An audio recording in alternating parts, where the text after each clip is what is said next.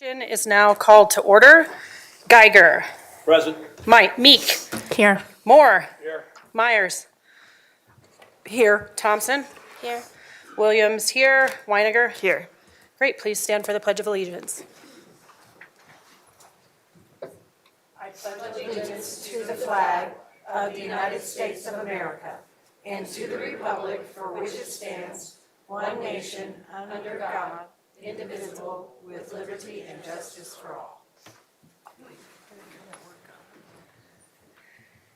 All right, moving into item number 4, the DCSD Spotlight. Superintendent Kane. Okay, thank you very much. Good evening, everyone. April is National Library Month. We are excited to have this opportunity to recognize some of our incredible school library staff this evening. We have 5 librarians, 2 library assistants who have received the Highly Effective Schools Through Libraries designation from the Colorado Department of Education. The Highly Effective Schools Through Libraries designation is a credentialing program that recognizes outstanding library programs and school library professionals, and it also provides guidance in school librarianship best practice. Okay, so to start, I'd like to have Tracy King, our director of the District Library Media Center, to come up front and help me with these recognitions. Before we start naming names, Tracy, would you like to share a few words about the importance of this designation? Sure. Earning a HESL credential and receiving recognition at the state level serves as a powerful testament to the exceptional work our librarians are doing in their schools. This achievement not only highlights their contributions to student learning, but also underscores the vital role libraries play in creating inclusive spaces where students feel valued, supported, and seen. I want to thank the administrators who have championed their library staff in pursuing this important recognition. Their support is instrumental in elevating the profile of school libraries across our district. I'm really proud of these ladies because it's a lot of work to apply and achieve this. Thank you, Tracy. Thank you, Tracy. Okay, so let's start with elementary schools. I would like to have the following people come up from Gold Rush Elementary School. Gail Golish, librarian. She has earned the Hetzel credential. Dr. Jenny Brown, principal. And Kristen Drury, executive director of schools. So let's clap for Gold Rush. And for Gail. And I'd also like to invite Northeast Elementary School to come up and join us. Melissa Confar, librarian. Melissa also earned this credential. And Lara Bennett, principal. Congratulations.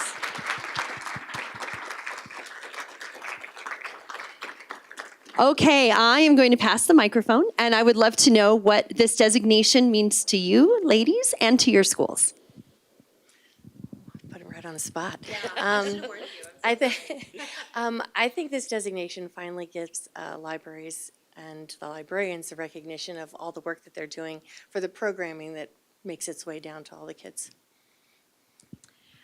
I would just add, our library is really the heart of our school, and we love to come together there, both students, staff, and parents.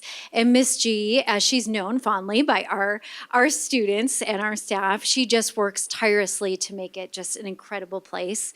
The kids love coming down there. I see that as the principal all the time, and I really hear about it as the parent. And she does just an incredible, incredible job. She also brings all of our families together for our book fairs, and they just love volunteering and being a part of our space. So we just love Miss G and all the great things she does for us.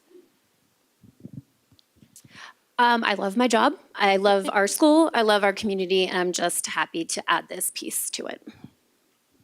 And there's so much that I want to say about Melissa, and I'm going to do that right now because I don't think I tell her often enough how much we appreciate everything that she's done. So we get real creative at Northeast because she is part-time librarian, but we've also expanded into the role, and she has a special for our kiddos where she does some research skills, so we call it library and communication. She has invited authors to come in for author visits. She's done a community book study. She's worked tirelessly to expand our collection, and we just couldn't be more proud to bestow this honor upon you this evening. Thank you. And Director Thompson would like to give you your certificates, and we'll do a quick photo.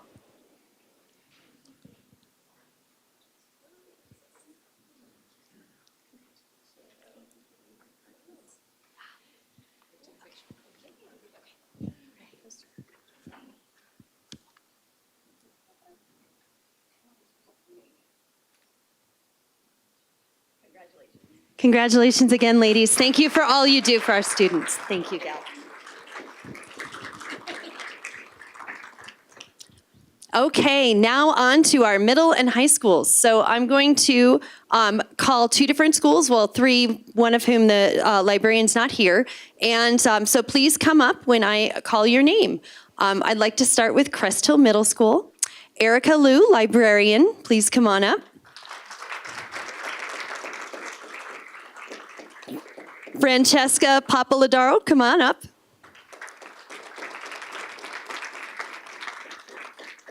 Francesca is the principal, and John Gutierrez, executive director of schools. And then from Castleview High School, we'd like to have Abby Bay, library assistant, come on up. And two from Castleview High School, and Jillian Blake, library assistant.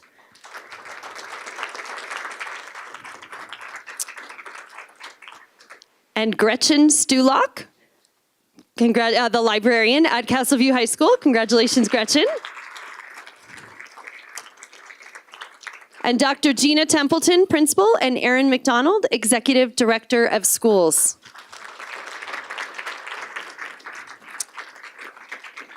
Not with us this evening is Gina Bernacci, the librarian from Highlands Ranch High School, and she has also earned this designation.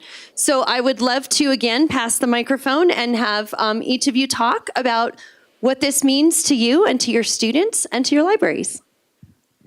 So this award is a chance to honor some of the work I've done, but also all that secret librarian work that goes on to build community, to build curiosity, and to innovate so that we can integrate all the wonderful literacy and information skills across the school into our space and just have kids being seen. So it means a lot. She's being very modest right now. Erica Liu is the reason that we have won this award. Her work has been tireless. She has made the library a destination. And so in middle school, that's a thing, because in elementary school, we all love to be at the library. In middle school, that's a little harder. They're not as avid readers as we all wish that they all were. And Erica has changed that.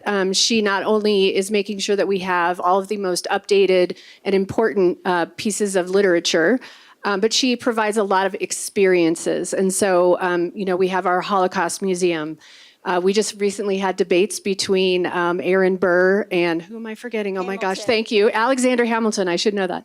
And the kids just, they want to spend time there. She has lunch bunch groups that spend time there, Battle of the Books. She makes sure that she talks to every student about what are their interests, what does she need to bring to the library to get them excited to read, and just keep engaging in all of the literacy that we can possibly get out of our middle schoolers. She's amazing. She's changed everything in our library system at Crest Hill, so we cannot thank you enough. She's a treasure.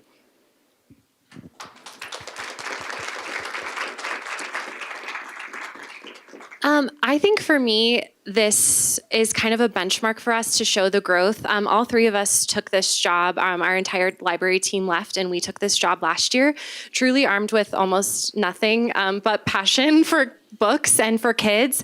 And I think I'm biased, but I think that we are the dream team. And I really do. We work so well together. We're so passionate. And I think for me, it's a benchmark of our growth of how far we've come in the last less than 2 years of the things we've learned and the things we've built and the things we've wanted to do and will continue to do. So I think, it's for me, it's of a lot of things, but I think it's growth of how far we've come and what we've done.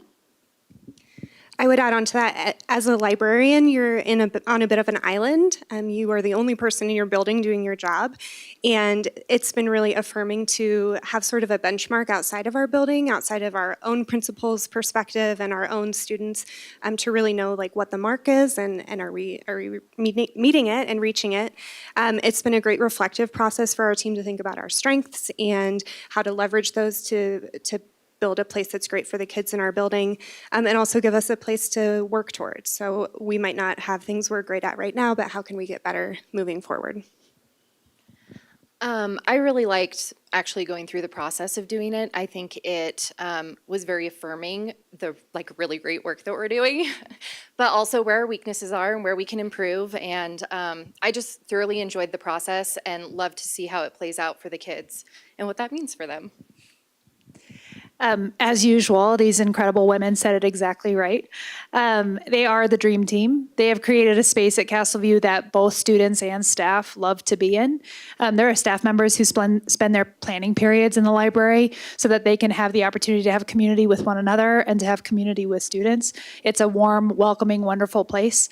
They work really, really hard to creatively make sure that every student finds a book that they will love to read. They ask staff to create recommendations. They have students make recommendations to one another. It's incredible.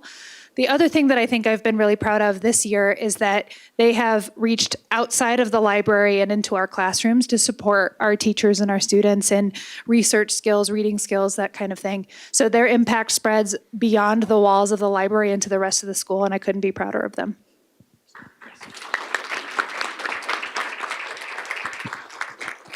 Okay, Directors Geiger and Moore are here with your certificates, and then we're going to try to do a photo, preferably where you don't have the light right in your eyes, Miss McDonald. So, okay.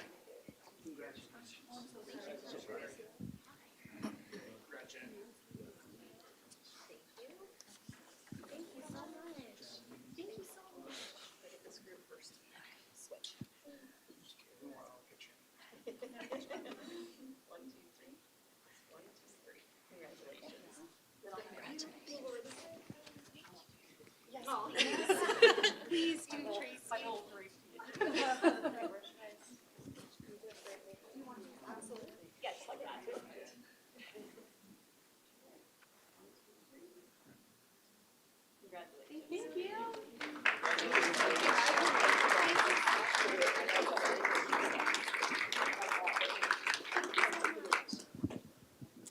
I should have said, and that concludes recognitions for tonight.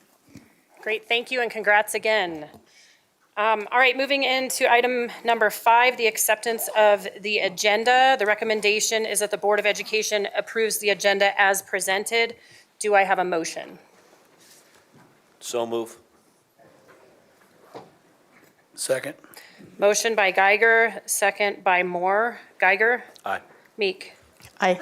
Moore? Aye. Myers? Aye. Thompson? Aye. Williams, aye. Weiniger? Aye. Passes 7-0. On to the superintendent updates. Okay, thank you very much. We do have some updates as it's been a little while since we met last. Last week, the Daniels Fund released the names of their 2025 scholarship winners, and I'm really excited to share that 3 of the scholarship recipients are from our high schools. So we have Dylan Munt from Chaparral High School, Tavia Reading from Mountain Vista High School, and Cora Yoon from Chaparral High School. So we plan to recognize these students at a future board meeting, and we're really proud of them. Legend High School Unified was recently recognized as a National Unified Champion School. Only 600 in the country were selected out of 10,000 teams, and only 4 were in Colorado. And Legend was one of those 4, so way to go, Titans Unified. Last week, Vail High School hosted the first ever formal event for our DCSD Bridge students. It was called A Night Under the Stars, and for our public who may not know, our Bridge students are our 18 to 21-year-old significantly impacted kids. Over 160 students, staff, and student volunteers attended. Thank you to the community for helping make this possible. Our Bridge students were able to receive free formal wear from Clover's Closet, and there was no charge to attend the event thanks to a grant from Developmental Pathways and a week-long Star Wars-themed fundraiser at Vail. There were also many event sponsors, and it was just a magical evening for our Bridge students. Congratulations again to our 2025 Apple Award winners and to all the nominees and representatives. I'd like to thank our directors for attending this important event, and thank you again to the Foundation for Douglas County Schools for hosting such an incredible evening. This year's award winners were Classified Employee of the Year, Deb Stewart, an education assistant for severe needs in Cimarron Middle School. The Department Employee of the Year, Meg Dyke, Literacy Specialist Team Lead. Elementary Educator of the Year was Ann Burke, a 5th grade teacher from Fox Creek Elementary. And Secondary Educator of the Year, Laura Engelmeyer, Special Education Teacher for Severe Needs at Sagewood Middle School. And then finally, the District Administrator of the Year was Andy Abner, the principal of Rock Canyon High School. Congratulations to all of the winners. We are so proud of all of our amazing teachers and staff in our school district. Congratulations to Tom Breesky, Athletic Director at Rock Canyon High School. Tom was named the 5A High School Athletic Director of the Year for the state of Colorado. And congratulations to Mark Sikora, Athletic Director at Mountain Ridge Middle School. Mark was named the Middle School Athletic Director of the Year for the state of Colorado. So Douglas County swept. We will be sure to recognize both of these gentlemen at a future board meeting. I had the privilege of visiting the new senior center in Highlands Ranch, along with our Director of Activities and Athletics, Derek Cheney. We talked to the senior center members about what's happening in our district and signed up even more residents for our new DCSD Gold Card program. Our Gold Card program, for those who are not aware, is for our senior citizens so that they have free passes to a lot of our athletic and activities events and can get really engaged in our school district. We're so appreciative of everything our seniors bring to the table. We have distributed over 700 gold cards since the beginning of 2025. There is a lot to celebrate in April. April 2nd was Paraprofessionals Appreciation Day. This week is National Assistant Principals Week. After School Professional Appreciation Week, so that is our base staff, is April 21st through 25th. Our Public School Volunteer Week, so that is all of our amazing engaged families, is April 21st through 25th. School Bus Driver Appreciation Day is April 22nd. Administrative Professionals Appreciation Day is April 23rd. April is also National School Library Month, which we were able to just celebrate in such a special way this evening. It is Autism Acceptance Month, National Occupational Therapy Month, and Child Abuse Awareness Month. State testing is beginning in our schools this week. I was able to send a letter out earlier in the week, really encouraging our families to participate in state testing for the sake of their students and for the sake of our schools being able to continuously get better. And as the Board of Education knows, I know you all have been anxious to write your own letter, and so that is on your consent agenda. DCSD Language and Cultural Equity Celebration event takes place on Thursday, April 17th from 5:30 to 7:30 at the Legacy campus. And then finally, join us for our final Parent University of the school year. This takes place on Wednesday, April 23rd at 5:30 p.m. The topic is Family, School, and Community Partnerships. And that concludes tonight's updates. Thank you. Thank you. All right, moving into item number 7, public comment. Tonight, 3 minutes will be allowed for each speaker. Please remain respectful and address the board rather than guests or staff in the room. Please also keep comments appropriate for a K-12 audience. And one last request, please speak into the mic, so you might have to lower or lift up so that we can hear you. We will start with, hold.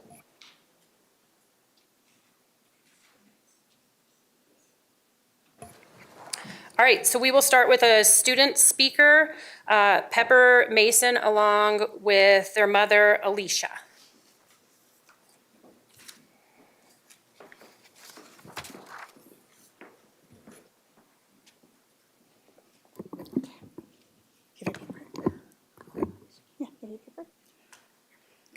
Hi. Good evening, board members. Thank you for your time this evening. My name is Alicia Mason. I am mother of a DCSD student and a resident of the Crystal Valley community in Castle Rock. In fact, my house backs up to a property voted on by this board on January 28th. When I was purchasing my home, I researched this property. The town and development map said it was being held for a future middle school, which was very exciting because Crystal Valley is a huge community of families with no current dedicated or local schools.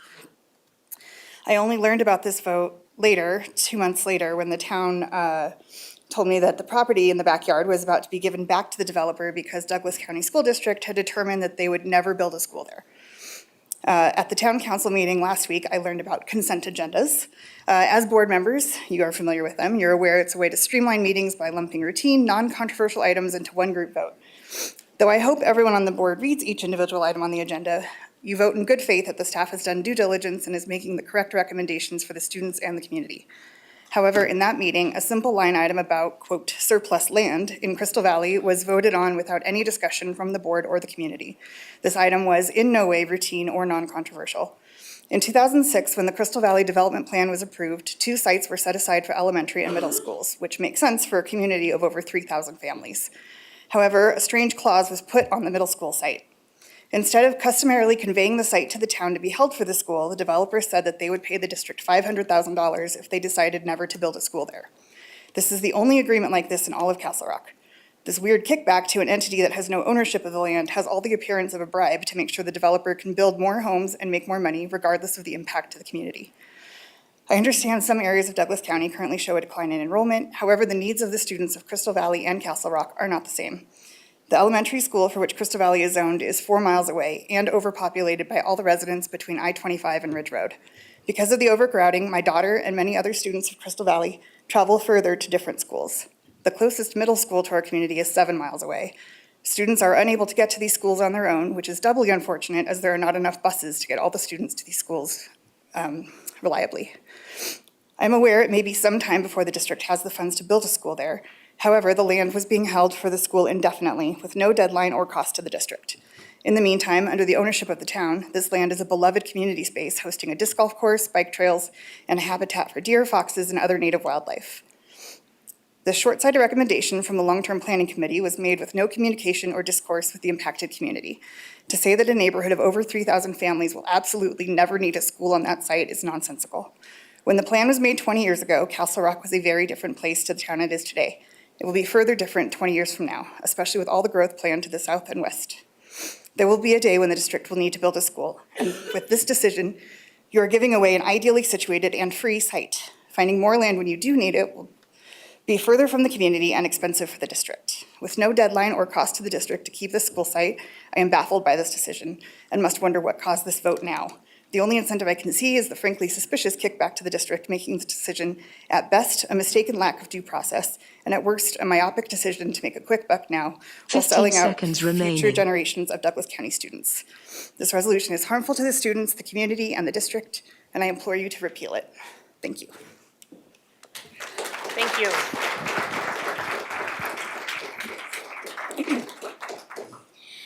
My name is Pepper Mason, and I am a student in Douglas County School District. And I think you should build a school there because I really want a school that you can bike or walk to, and I bet a lot of other kids want to as well, but instead have to drive 10 or 20 minutes to school. You should keep the land because it's free, there's no deadline, and Crystal Valley will need a school in the future. Thank you. Thank you, Pepper. Thank you. All right, we are going to move to our remote speakers. We'll start with Allison Grimm, Jennifer Peiniger, and then Greg Spitzenberger. Allison, are you there? Yes, I am. Great, go ahead. Thank you. I'm speaking today about a visit the group Grandparents for Kids made to Prairie Crossing Elementary School last week. Pictures of grandparents reading to students were posted on the Prairie Crossing Facebook page, which included a picture of board member Becky Myers posing with some of the grandparents, as well as a link to the group's Facebook page. I believe the principal that this may have been an oversight from the school to allow this group in to speak with students, not necessarily knowing their background or political agenda. It's more difficult to believe the response Erin Kane gave me in email that this was not a political visit, only caring grandparents reading to their children's class. She told me allowing these people in increases trust in the community and resulted in the bond and MLO passing last year. I also voted for the bond and MLO, but this situation is reducing my trust in the school district to provide a well-rounded public education free from the political agenda of others in the community. I still have questions that remain unanswered that I will send to the entire board, which are as follows. Who was responsible for scheduling this group? Becky says it is a coincidence that she was there at the same time, but she has previously participated in politically motivated events hosted by this group at other venues.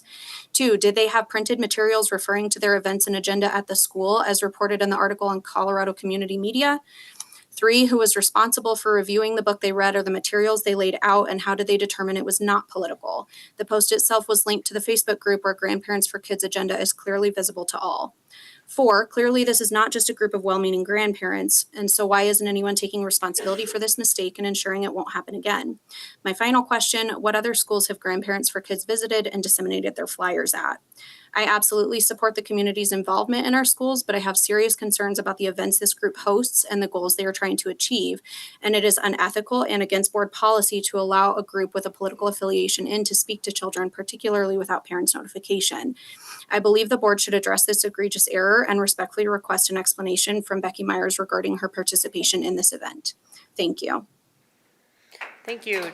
Jennifer Peiniger, and then Greg Spitzenberger and Mary Beth Tullis. Jennifer, are you there? Yes, can you hear me? Yes, we can. Go ahead. Okay, members of the board. It has come to the attention of parents in the district that Becky Myers and other members of her political organization, Grandparents for Kids, were invited into classrooms at Prairie Crossing Elementary for a story time where they read a Christian nationalist propaganda book called Why America Matters. This book's subtitle within the book says that it is a children's book about the Judeo-Christian values of America and its founding and the importance of the 4 pillars of the American Cornerstone Institute: faith, liberty, community, life. It goes on to say, quote, God lives in us through our faith, shining brightly our own way. Unseen, yet we know he's there, and faith matters every day. Then, quote, the most precious pillar, life, God's finest blessing of all. Without life, nothing matters from the big to very small. Our lives matter from the start before any breath we take. Care for one another's health, protect life, for goodness sake, unquote. This particular page includes an illustration of a doctor and a pregnant woman wearing a cross necklace. So not only is this book overtly promoting a specific religion, but a set of anti-abortion beliefs to public school children, which is both highly inappropriate and illegal.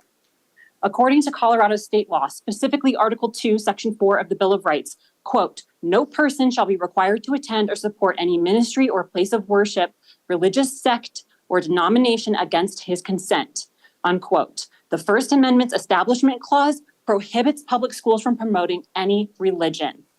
I emailed all of you, including Superintendent Erin Kane, about my concerns, and I only received a reply from Becky, who threatened to sue me for defamation because I pointed out that her organization is aligned with hate groups, which is a fact. Other parents received the same scripted reply from Erin, stating that she will continue to allow Becky to leverage her position on the board to come into classrooms and promote her religious beliefs without parents' knowledge, permission, or consent. Let me be perfectly clear. If the district plans to allow these visits to continue, there are many parents of various faiths who are prepared to collectively take legal action against Becky Myers, Erin Kane, and Douglas County School District.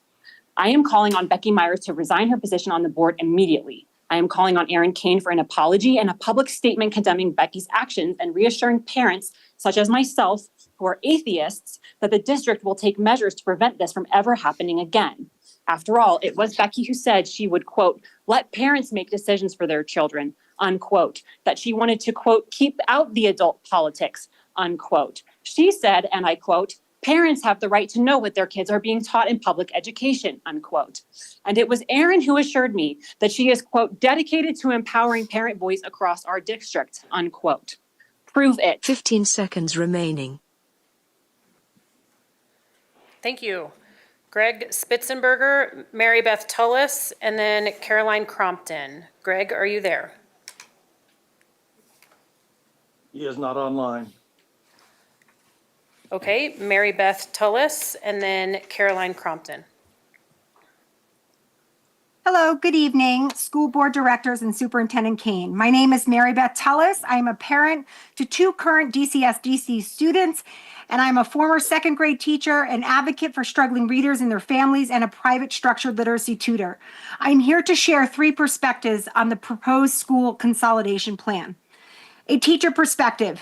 In the lovely town of Highlands Ranch, nestled in a picturesque neighborhood with sprawling open spaces and rolling hills, stands the charming Heritage Elementary School where I have been teaching for years.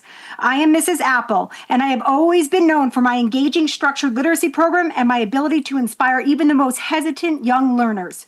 However, recent changes have cast a shadow over my once bright spirit. The decision to merge schools, made to cut cost, has brought an influx of students and a mountain of paperwork into my already lively classroom, stretching my resources and patience to the brink. I find myself overwhelmed by a sea of responsibilities, juggling lesson plans, endless meetings, and the emotional needs of my young students. My days blur into nights spent preparing activities, while my weekends are consumed by the demands of new curriculum requirements. The balance I once maintained between my teaching career and personal life has crumbled, leaving me too exhausted to enjoy my favorite hobbies or spend time with my family. The joy I once felt in teaching is overshadowed by a sense of overwhelm and burnout. Here's a student perspective. I loved my school with its art-filled hallways and a playground where I spent countless recesses swinging and laughing with my friends.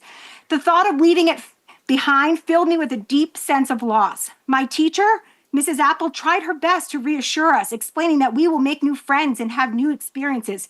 But to me, it felt like losing a piece of my childhood. A parent perspective. As a concerned parent, the prospect of school consolidation brings a whirlwind of uncertainties and anxieties about its impact on our family. The idea of merging schools might initially seem like a practical solution for budget constraints and resource optimization, but I worry about the potential disruptions it could cause to my child's education and school environment. Transitioning to a larger, unfamiliar school could mean larger class sizes, a loss of a close-knit community feeling that our current school provides. I'm also concerned about the consolidation and how it might affect quality of education, with teachers potentially being stretched even further than they already are, and personalized attention becoming a rarity. Moreover, the emotional and social adjustments required for my child to adapt to a new setting weigh heavily on my mind. As a parent, I want to ensure that any changes ultimately serve the best interests of all 15 seconds remaining. I'm heartbroken for Heritage families, students, teachers, and other staff providers. And I'll leave you with my favorite quote. Education is the most powerful weapon which you can use to change the world. Nelson Mandela. Thank you. Caroline Crompton, Chantel Drury, and Sarah Beth Swanson. Caroline is not online. All right. Chantel Drury, Sarah Beth Swanson, and then John Evans. Hi, this is Chantel. Can you hear me? Yes, we can. Go ahead. Good evening, members of the board. The next several speakers are going to go into detail about the following undeniable facts that clearly show why Saddle Ranch Elementary is the best choice to be consolidated into. You'll hear the deep impact on our SSN students, and I will highlight some other important metrics. Regarding land and field space, Saddle Ranch and El Dorado both sit on the same 10 acres.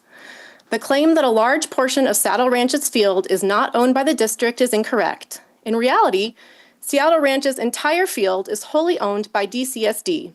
It also does not include the Ty McDowell baseball field, which sits separately. This is a key distinction that has been misunderstood or possibly misrepresented. Saddle Ranch has 66,000 square feet of open, usable field space. That's 18,000 square feet more than El Dorado. This extra space matters as it allows for outdoor activities, future expansion, and flexibility that El Dorado simply does not have. In fact, if El Dorado were to expand, it would take away from the very limited outdoor space it already has. A quick visit to both campuses shows the difference. Saddle Ranch feels open, spacious, and full of potential, while El Dorado is boxed in by housing, hills, and roads with virtually no room to grow. Now let's talk about parking. Saddle Ranch has 18,000 square feet available for a parking expansion. That's a huge accessibility advantage. El Dorado does not have any room for additional parking, and that limitation has real implications for school operations and future use. Saddle Ranch also has more street-adjacent parking. Then there's the playground space. Saddle Ranch has a larger 32,000 square foot updated wraparound playground, which is 11,000 square feet larger than El Dorado's. It's designed to support multiple age groups playing at the same time. El Dorado's playground is very outdated and isn't age appropriate for all children. Again, Saddle Ranch has multiple options for expansion. There is an existing 5,000 square foot area ready for development, and the mobile area already has one mobile removed. The remaining mobile is used only for storage, so construction could begin immediately with minimal disruption. Saddle Ranch's layout, topography, and open space allow for smart and strategic expansion that doesn't compromise outdoor play or learning space. El Dorado simply doesn't have these options. It's restricted by geography and existing infrastructure. Any attempt to expand would come at the cost of outdoor space or require expensive workarounds. These numbers and facts cannot be ignored. This is not an equitable situation. 15 seconds The remaining. space, the flexibility, the infrastructure, and the potential at Saddle Ranch far outweigh what El Dorado can offer. Saddle Ranch is the clear and undisputed choice for our kids' future. Thank you. Thank you. Sarah Beth Swanson, and then John Evans. Can you hear me? We can, go ahead. Hi, my name is Sarah Swanson. I have 4 young children, including a son, Noah, who has Down syndrome, in the Significant Support Needs Program, SSN, feeding into Thunder Ridge. I also work with vulnerable populations as a physician in the community. Our family endured the closure of our neighborhood SSN program at Coyote Creek just last year. Prior to that, the second closest program at Stone Mountain was also closed. We made the hard decision to uproot our entire family to attend Saddle Ranch for the SSN program this very year. Now, this third closest SSN site, Saddle Ranch, is being proposed for closure.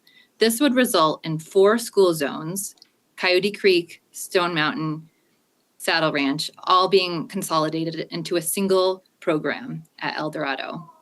A group of us SSN parents have growing concerns on whether our children were adequately considered in this consolidation. When we asked district leaders for a copy of SSN-specific data or analysis that supported this proposal, we were told that such information is still being compiled. Saddle Ranch already is near district capacity numbers in their SSN program alone, making it unclear how it will combine with another large program at El Dorado while remaining at legal limits. Furthermore, the choice of building did not seem to take the SSN program into consideration. Saddle Ranch is the much better equipped facility for SSN students, especially a proposed large program. Our family directly compared Saddle Ranch and El Dorado when forced to choose an alternative school last year.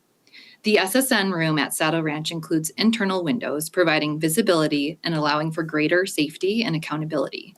El Dorado's SSN room has no windows at all, either external or internal.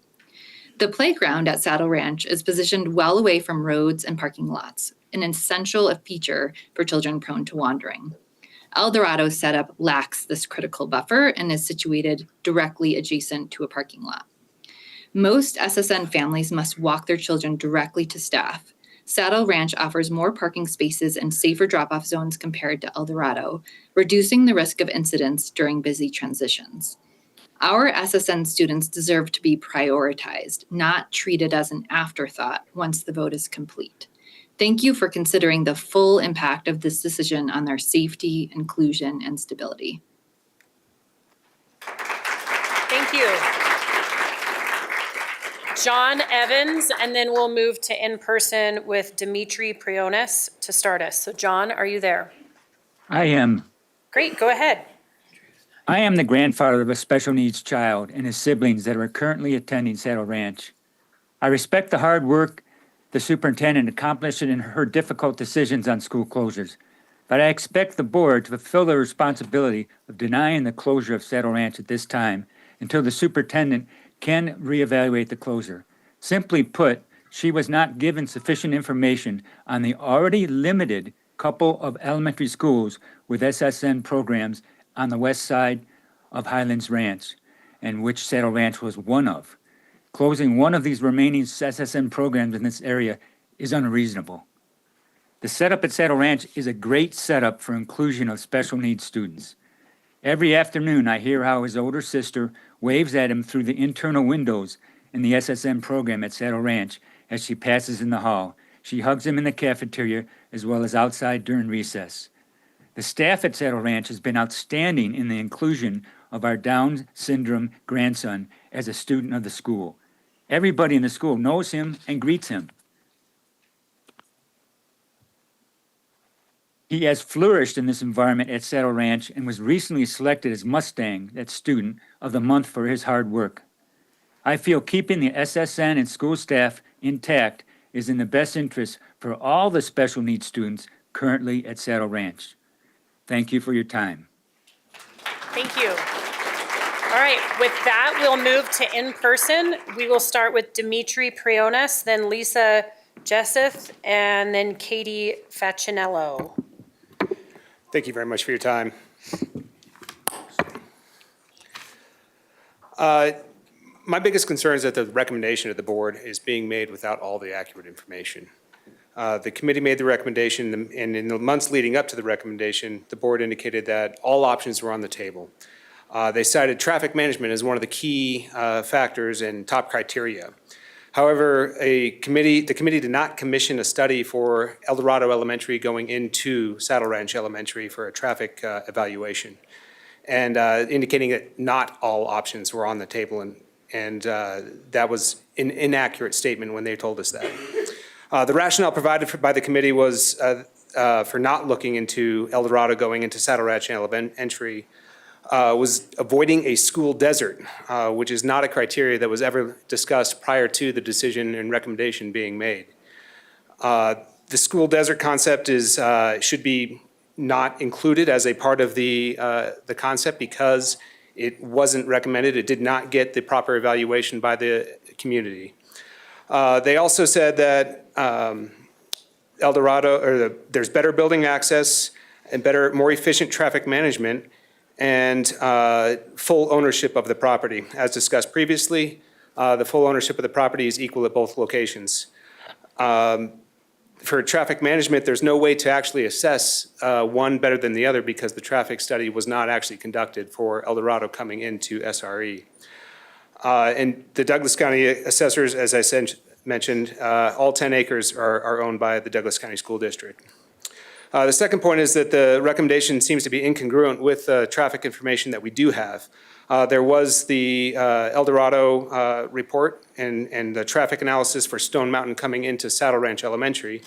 There are 2 drop-off points for Saddle Ranch, whereas 1 for El Dorado. The access to El Dorado Elementary goes through the neighborhoods and is accessed through only a couple of roads, and you have to go back out onto Kendrick Castillo Way. Whereas Saddle Ranch Elementary has more access through to Wildcat Parkway or Wildcat Reserve Parkway and Broadway. Also, the El Dorado the Stone Mountain into Saddle Ranch Elementary report indicated that Saddle Ranch has historical records demonstrating that Saddle Ranch can handle the increased traffic load if it were merged with another school. All the traffic report for El Dorado Elementary provided no evidence that it can handle the increased traffic load, also citing that it is a current problem and 15 seconds remaining. It will become a bigger problem with more traffic, especially with majority of the additional students arriving by car. They also suggested a mitigation that was also in the same report found to be unreasonable. Thank you. Thank you. Lisa Jesseth, I hope I got that right. Sorry. Good job. Like you said, my name is Lisa Jesseth, and I'm a parent of 2 Saddle Ranch Elementary students. I'm also a K-12 graduate of Douglas County. I actually had Mrs. Myers as a teacher. I would like to ask the board, whom is elected as representative officials for your district, to reject the recommendation for consolidation for Saddle Ranch Elementary into El Dorado Elementary. A large amount of data was sent out to all of you guys via email and will be on your desk shortly. I will highlight one area in which the criteria voted and approved in February was not. It's not been used and creates negligence. The notion that the final decision came down to not wanting to create a school desert. Gross negligence is obvious here as it was not part of the criteria in the first place, making this recommendation unacceptable. We use rubrics and criteria for all students in Douglas County K through 12, and if this recommendation were to be graded on that criteria, they would receive an F. Failing is not something we in Douglas County want to be known for. Additionally, if school deserts were something that superintendent wanted to avoid, why is she closing Acres Green? That makes a school desert for sure. We as Saddle Ranch parents ask you to reject this and delay the decision until all angles can be addressed individually and properly. Thank you. Thank you. Katie Faccinello? Faccinello. Close. It's like fashion and gender. That's And what then I tell Drew kids. Hayes will be after Katie. Go ahead. Hi, my name's Katie Fascinello. I live at 997 English Sparrow Trail, a few blocks, more like one block from Saddle Ranch Elementary School. My kids have gone there since preschool, now first and third, and I have grown up in Highlands Ranch, lived here since I was 17 and chose to raise my family here because I love it here. I love Highlands Ranch. I love what we stand for. I love everything about the school district, that we valued small class sizes, that we valued small schools, that we valued walkable communities. And it was so frustrating to me when I first learned about this problem, as well as the solution 2 years ago. And I dedicated myself to paying more attention to the decisions that you're faced with here today. I'm so sorry that you're faced with these decisions because frankly, I feel like you are dealing with a problem that county commissioners and the powers that be in our county that drive growth have left you with by not thinking thoughtfully about schools along with growth and how we raise our families.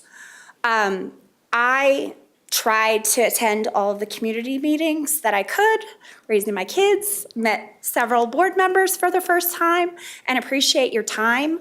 And I would encourage you to dig deeper here and pause. I feel like attending all of the meetings, we were told as parents, more information will come. All things are on the table. We're looking at criteria. And then when criteria was finally announced, in March of this year, that was the first time we could really start to make solid decisions and ask solid questions. And then the last week or two, I'm so proud of our parents and community for digging deep into the data that our district failed to do and put together an amazing data-driven list of questions. We would be so open and expressed so much sentiment to welcome in El Dorado because we value community. One of the criteria, which was supposed to be among the decision-making data points, is preservation of community. I want to share with you that just by releasing this recommendation, you've already fractured us. So many parents are running to Stone Mountain because it's so much more convenient, and it's actually the more walkable solution for kids like my kids that are closest to the school. Lastly, I just want to kind of leave you with a reminder. I'm so glad that it was brought up that it's Child Abuse Prevention Month. Social connections are a protective factor, and you are robbing us of that by kind of ripping apart our community. Thank you. Thank you. Drew Hayes, and then we have a group of principals that are going to come speak. So Drew, and then a stellar group of principals. I know they left. I actually just wanted to start off and say thanks also to the librarians. As a husband of someone who got a master's in reading education, I'm well aware of the merits of making sure that kids make the transition from learning to read to reading to learn.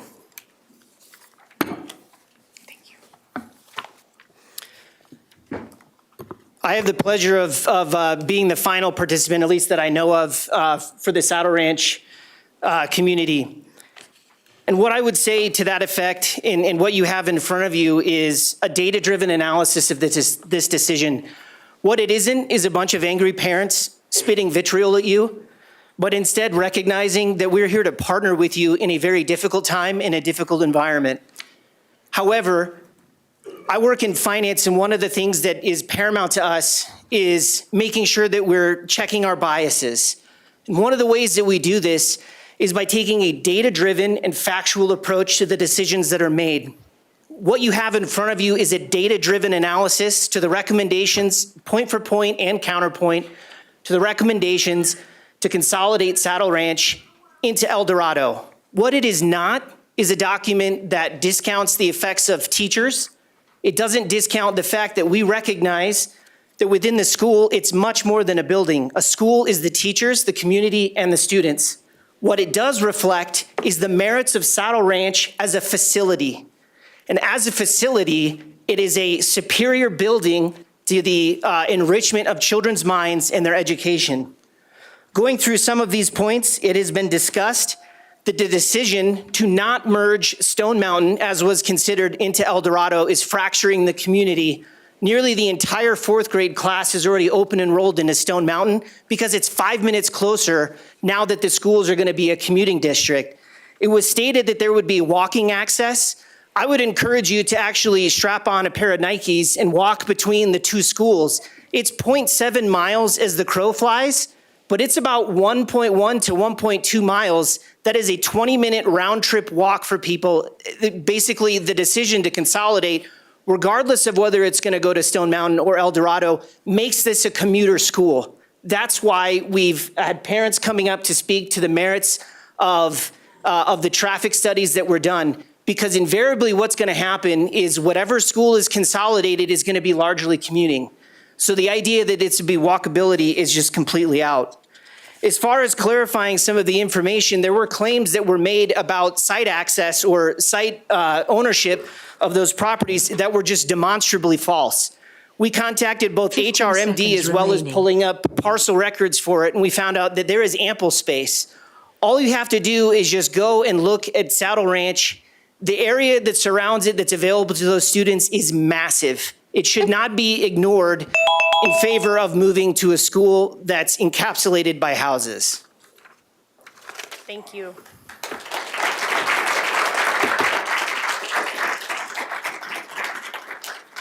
All right, we have a group of principals.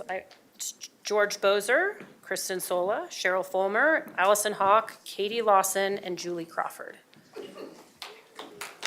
Hi, Board.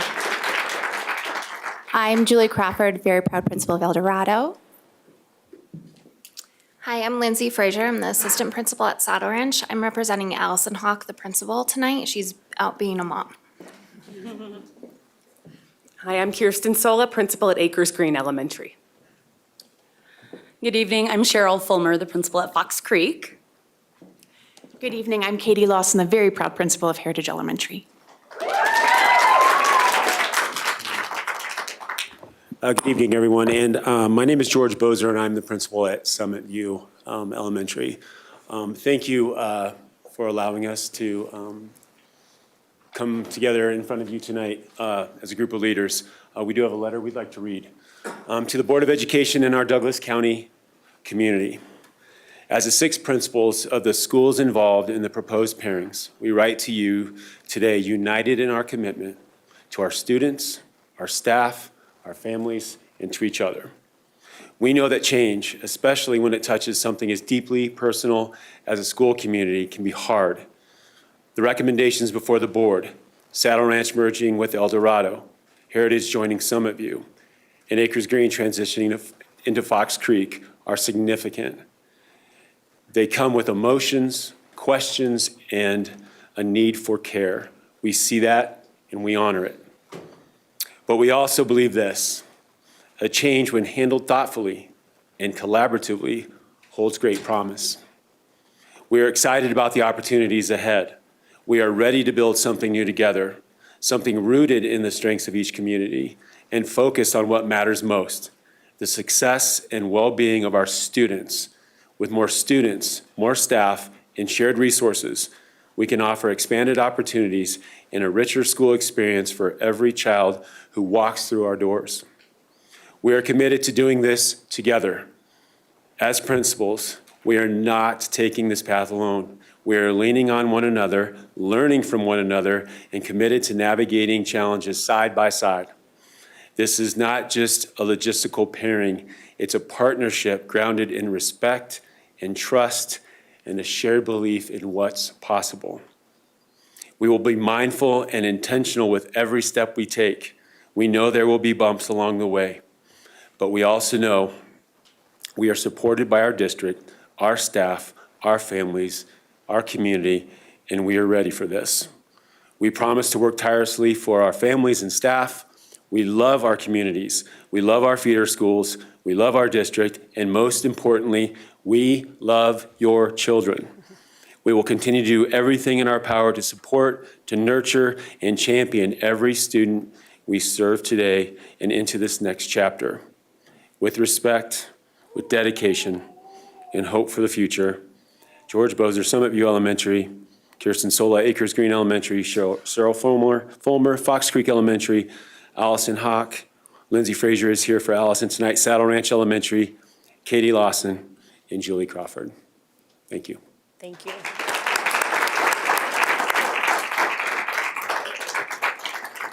All right, then we have Jen Iverson, Joe Cavassini, and Elise Blazevich. Jen Iverson.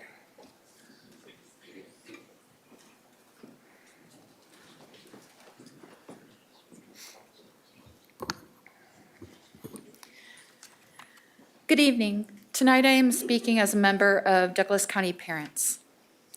Douglas County Parents values transparency, equity, and ideological neutrality in our public schools. The recent visit to Prairie Crossing Elementary by members of the organization Grandparents for Kids, who read Why America Matters by Dr. Ben Carson, has raised serious questions. Not because students were read to by grandparents, but because of how this visit was arranged, how policies were applied, and what kind of precedent it sets. While promoted as a friendly visit by grandparents, this was in fact a coordinated event by an advocacy group with a well-documented public agenda. Grandparents for Kids has made repeated public comments at these board meetings in support of book bans, opposition to AP African American Studies, and against LGBTQ inclusive policies. These are not neutral positions, and yet this group was welcomed into the school with promotional materials, social media praise, and a board member posing for photos. Although this book is promoted as patriotic, it is actually a book indoctrinating nationalism, the Christian religion, and a pro-life stance. Under the U.S. Constitution, public schools cannot promote or advance any particular religion, and they must respect the individual religious beliefs of students and staff. The question is, are we applying our visitor and volunteer policies fairly and consistently? Are we ensuring that families are informed when advocacy groups enter our classrooms? DCSD's own board policies, including GP 1.8, prohibits board members from showing favoritism or influencing school operations without process. Yet here we have Director Myers appearing in photos with known political advocacy organization. If we truly want to keep politics out of the classroom, then we must do so for all ideologies, not just the ones that align with those in power. I urge the board to investigate this incident, clarify the policy was or wasn't followed, talk about it during a meeting, and commit to fair, transparent standards moving forward for every student and every family who has diverse experiences within this Douglas County School District. Thank you. Thank you. Joe Cavassini, Elise Blazevich, and then Callie Wolf.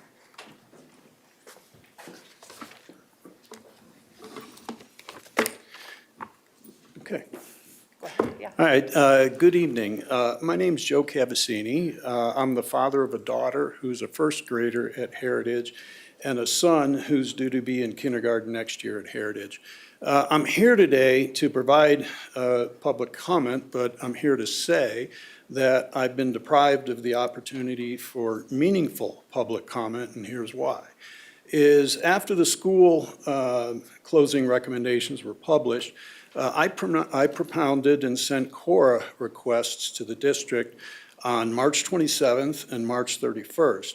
And although CORA assumes 3 days to be reasonable under the statute to respond to CORA requests, here we are 12 days later after my original requests and 8 days after my supplemental requests, and I don't have responses. Now, having said that, my requests are very comprehensive, they're very detailed, and they go far beyond the documents that the district has posed and continues to post on its website. However, what I've asked for is very relevant to the discussion regarding the school closure recommendations. So after I sent my requests, I offered to Mr. Colella the opportunity to have a dialogue, have a discussion, talk about what documents were not on the website, and what documents were not responsive to my requests. And the reality is I spent an hour and 16 minutes on the phone with Mr. Colella last Thursday the 3rd, 56 minutes collectively, 2 calls on the 4th on Friday, and then yesterday another hour and 28 minutes. And the bottom line is I got an email from Mr. Colella today indicating that he hopes to have responses or some responses to me tomorrow, but there may be additional clarifications. The bottom line is I timely served CORA requests that gave the district ample time to provide responsive documents based on the 3 days that CORA considers reasonable to respond to a CORA's request. I don't have those documents. I needed those documents today. I'll need those documents to review before the board votes on the school consolidation recommendations. So accordingly, I'm here today formally asking the board to postpone the vote until I have the opportunity to meaningfully comment once I receive the 15 seconds responses to my CORA requests. So thank you for your time. And once again, I ask the board to postpone the vote on the CORA requests until my CORA requests are satisfied. Thank you. Elise Blazevich, Callie Wolf, and then Laura Spitzenberger. Hi, good evening, and thank you. I am a parent of 2 students at Heritage Elementary, and I'm here tonight to speak about the many questions that have been raised about the proposed consolidation. You all have received numerous emails from me outlining the concerns. I'm not going to rehash all of those. 3 minutes just isn't enough, but want to acknowledge that I've had thoughtful conversations with Superintendent Kane, Steve Colella, as well as our principal and assistant principal, as well as meaningful interactions via email with board members. Really implore you to ask those questions and dig into the data. There's a lot here that doesn't make sense. I want to call attention to a couple of discrepancies tonight that just paint an example of the list of many. We as a community understand that a key reason cited for the pairing of Heritage into Summit View is that Summit View has 5,000 square feet extra and 2 extra acres. But according to the county assessor records, Summit View is actually 1,000 square feet smaller than Heritage and sits on 9.96 acres, not the 11.81 acres that's listed on the district website. Additionally, both schools reportedly have 22 classrooms, yet Summit View's capacity is listed at 718 compared to 562 at Heritage. These inconsistencies matter to the school district and to our families, so I urge you to scrutinize the data closely. We also respectfully disagree with the claim that no other pairings in this feeder make sense. For example, Sand Creek borders both Summit View and Heritage and has the highest number of projected empty seats in the feeder, yet it appears not to have been considered. There isn't any data on those pairings on the website, and we believe that with modest boundary adjustments, that consolidation could better meet district goals while minimizing disruption. I also want to emphasize some of the concerns around traffic. The memorandum that was provided of traffic at Summit View is not a traffic study. It lacks modeling, it lacks observation in peak hours, pedestrian safety review in an area that's already shared by a middle and high school. And without clear data and mitigation plans, our families can't just be expected to trust that our kids' safety and the traffic has been accounted for. We're not afraid of change. We're just asking that the change be thoughtful, transparent, child-centered, and collaborative. So we respectfully request that the board have a dedicated meeting with Heritage families, that the board 15 delay the seconds remaining. 22nd vote, and that if a delay is not possible, that you consider a conditional approval on 5 years of busing support for families in the new Copper Mesa boundary, defined traffic mitigation strategies, and transparent spending plans for the $20 million bond, detailing how those funds are allocated across the 3 merged campuses. Please don't rubber stamp this vote. Thank you. Callie Wolf, Laura Spitzenberger, and then Nathan Anabali.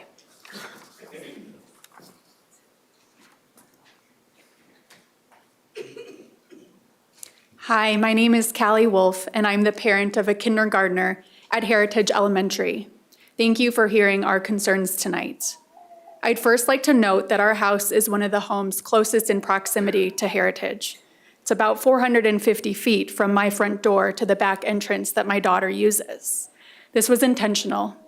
We bought our home knowing that it would one day be convenient to be located behind such a top-performing elementary school, one that 33.6% of students open enroll to.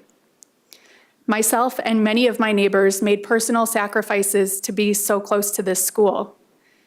Heritage is nestled into our neighborhood, being directly adjacent to 21 houses, as I show on those Google Map forms, only separated by homeowner fences. It isn't just in the heart of our neighborhood, it is the heart of our neighborhood. I've watched families gather and play before and after school over the past years.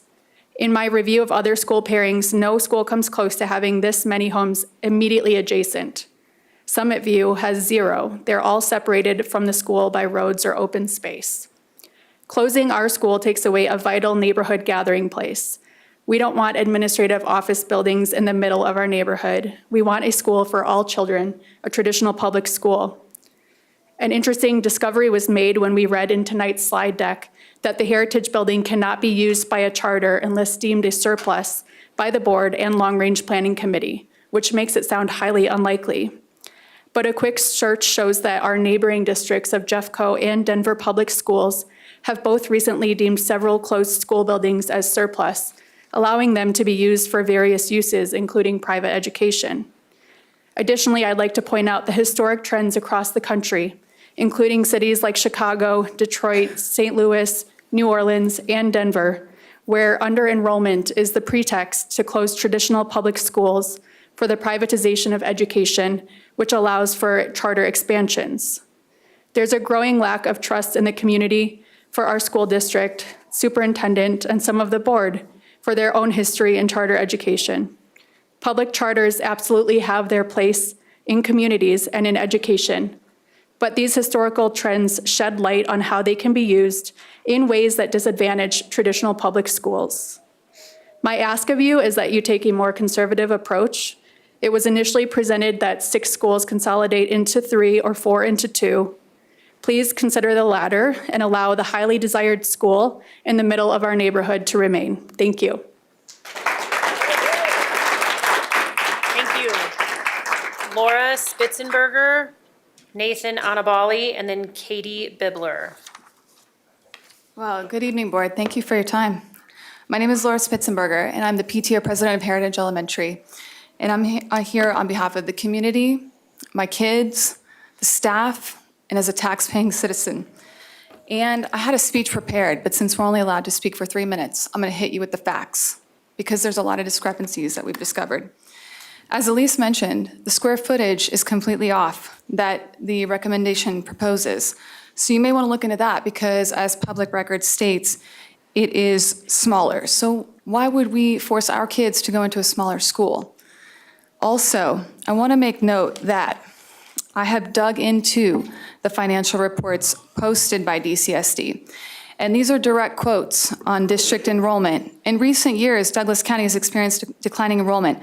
The combined effects of lower birth rates, increasing home prices, and COVID-19 had lingering effects as parents began making different educational choices for their families.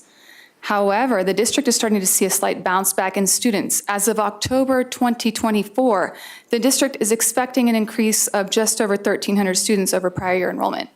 So then why are they saying that enrollment is declining? And my second point on the financial report that's listed for public knowledge, with the positive additions to the 24-25 funding and the strategic use of $3.8 million of fund balance, the district aims to strategically reinvest within schools and departments. The largest budget priority for 24-25 of over half the total budget increase is to continue to invest in DCSD employees with the goal to be able to recruit, retain, develop, and reward the best employees for the students. How will we do that when we merge schools and we lay off half of them? Why would they want to stay with us? Also, I would like to note the primary emphasis on school allocation changes for 24-25 was set aside increased funding for small schools and maintaining site-level flexibility and special programming for schools to maintain existing academic programming with potential declining enrollment. So again, I ask you, why would we do this? Look into the facts, look into the discrepancies before you vote yes on this. I urge you to vote no. I also want to make note that when I was looking at the financial analysis, property taxes are at an all-time high, obviously. Last year alone, we are looking at $475 million, 48% of taxpayer income. Where is that money going? I mean, the district needs to answer for that, correct? 15 seconds remaining. So, all right, since we ran through that so quick, and I'm a woman of faith, I will leave you with this. One day you will meet your maker, and you have to account for all that you've done here. Can you say that you were proud? Can you say you did everything that you could? Thank you. Nathan Annabali, Katie Bibler, and then Kelly Mayer.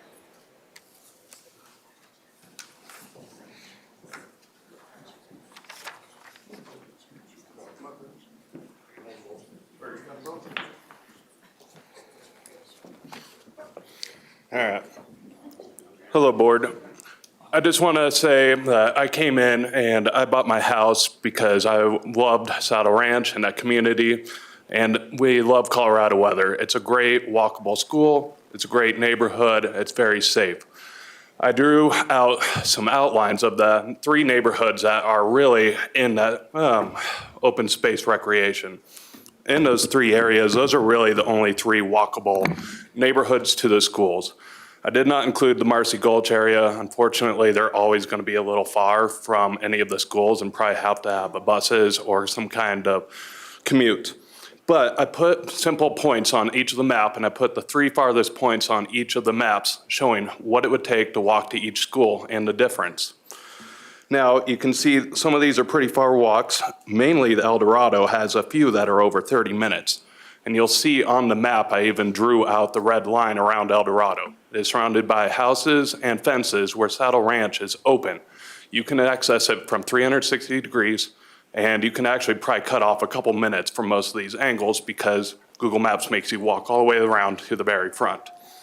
So if a parent is walking to a school back and forth twice a day and did it for 180 days, I know that won't happen, but if you measured that out, that's 45 hours extra that the parent needs to walk.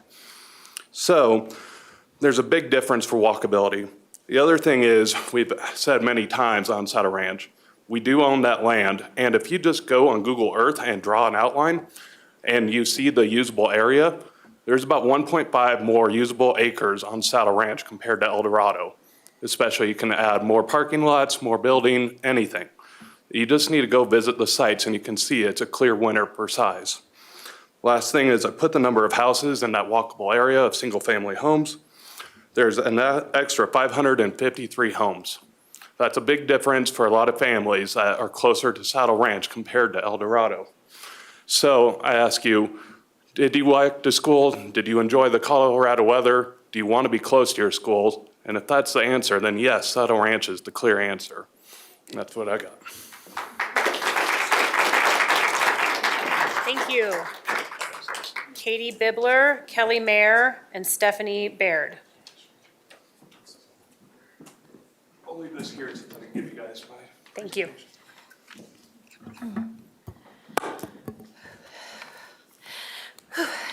Good evening. I'm Katie Bibler. I'm a Heritage Elementary parent. And I'm tired, but it must be said, the trust is gone. I voted for most of you because I thought you stood for truth, goodness, and integrity in public education. I watched countless hours of these board meetings and followed the Corey Wise, Aaron Kane drama, secret meetings, secret retreats, questions about qualifications and campaign contributions swept under the rug. It was disheartening. I was mad at myself for buying into your campaign promises of kids first. I attended most of the growth and development community meetings in person and virtually. I thought the meetings would be more like a conversation, a group of parents brainstorming. But instead, with every question answered, myself and others became frustrated and jaded. Few of the answers were clear. I often couldn't even remember what the question asked was. It was circular reasoning and buzzwords jumbled together to appear like an answer. At the end of that first meeting, a mom I'd never met looked around at us exasperated and said, "Do they think we're stupid?" Yeah, that's how it felt. In many, if not all meetings I attended, Steve would state their plan is to keep the school communities together. Yet in the March 24th email, it noted minor boundary adjustments, and we learned 120 students were no longer zoned to Heritage. The official plan says this pairing keeps at least 70% of current student groups together. 70%, when was that part of the criteria? This was another breach of trust, and it affects a large group of our families. You say they may open enroll but won't provide a bus. And if they choose to stay with Heritage, then their neighborhood community will no longer be their school community. This plan takes that away from them, and it's shameful. I would love for y'all to surprise me in a good way after this meeting. Please approach the situation with truth, goodness, and integrity. Make sure the information you're given is accurate and stick up for every child. Thank you. Thank you. Kelly Mayer, Stephanie Baird, and then Krista Gilstrap. Good evening, Board Directors and Superintendent Kane. My name is Kelly Mayer, and I am speaking for the organization Douglas County Parents.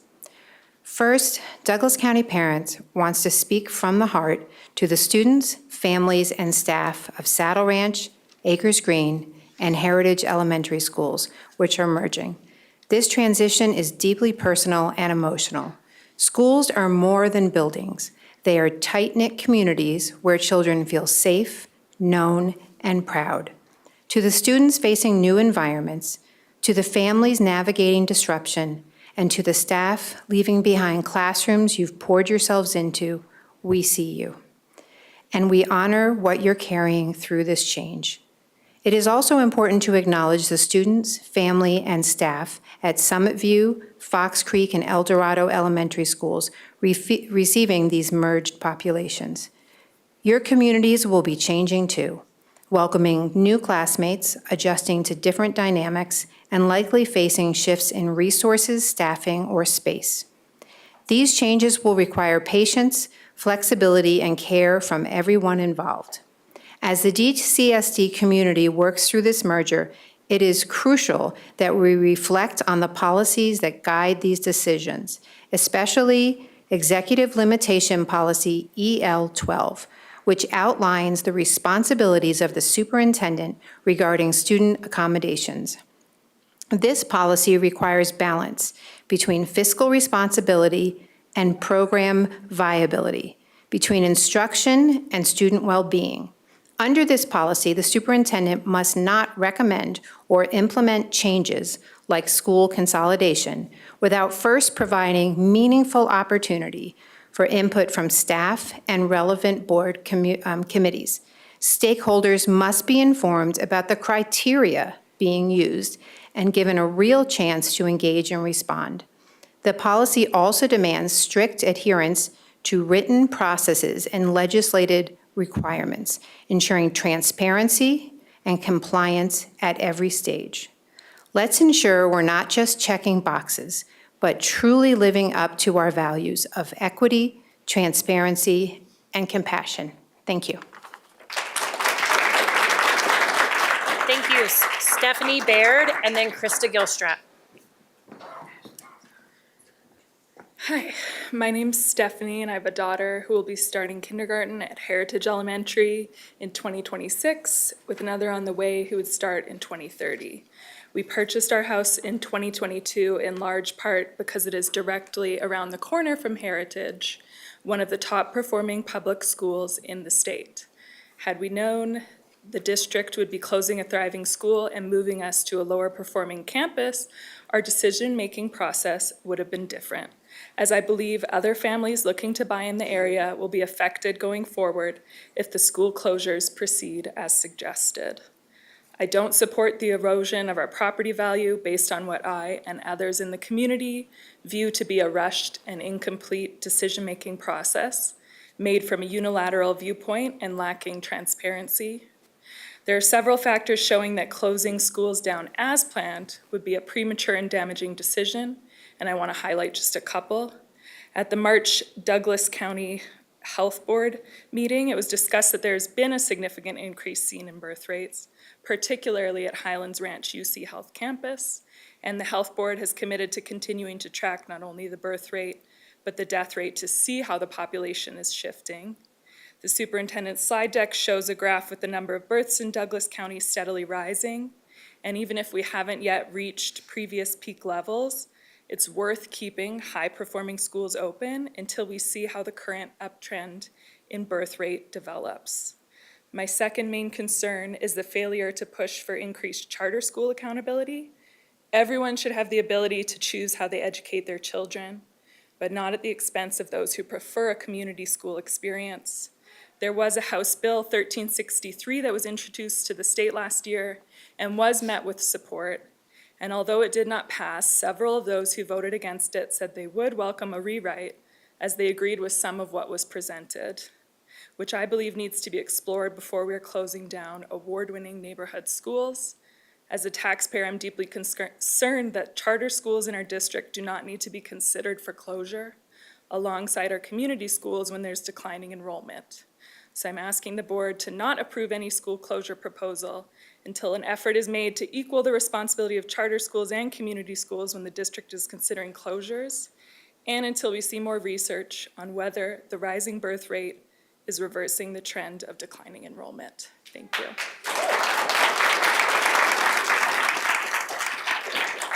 Krista Gilstrap.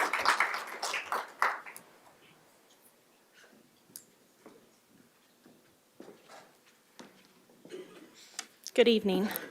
My name is Krista Gilstrap. I'm the mother of 4 Douglas County students in Highlands Ranch. I have served on the school accountability committees at my kids' school since 2013.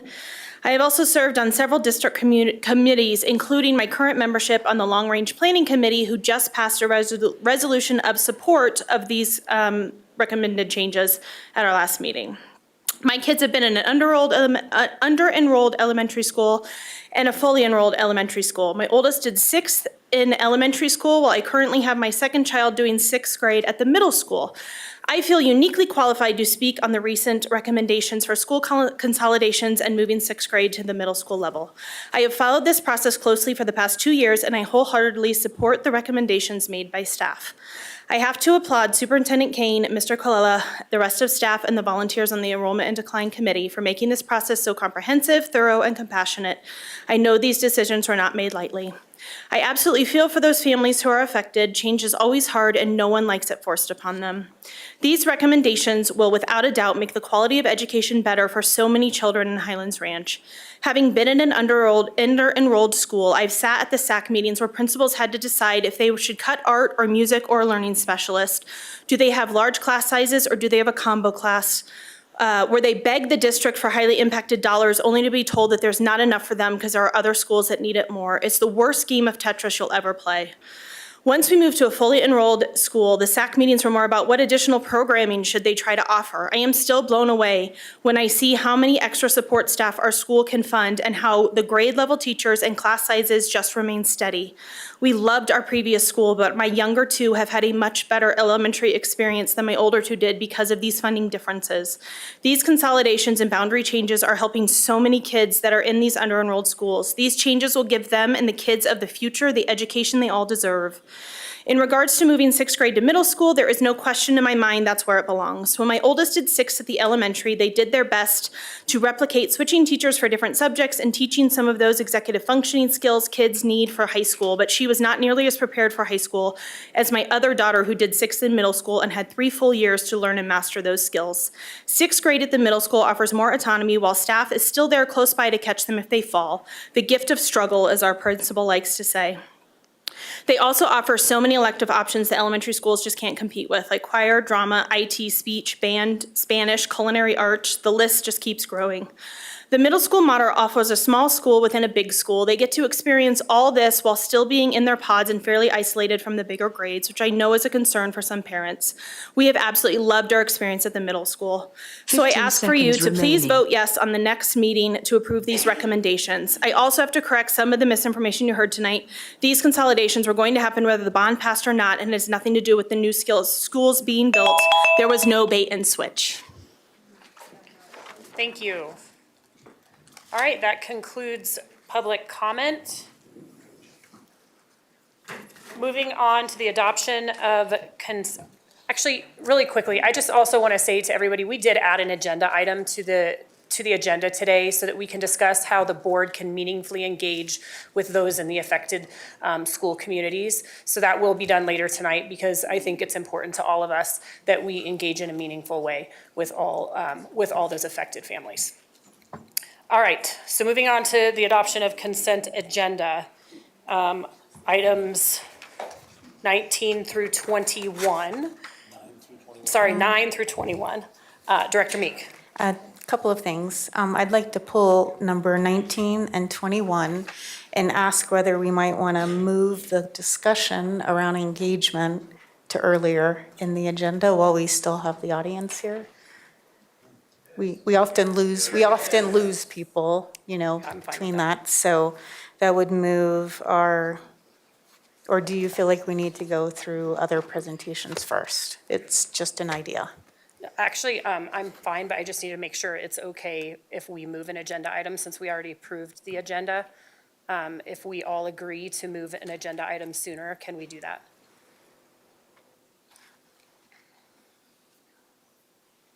Make motion to move those agenda items with a board vote. That should be fine. Great.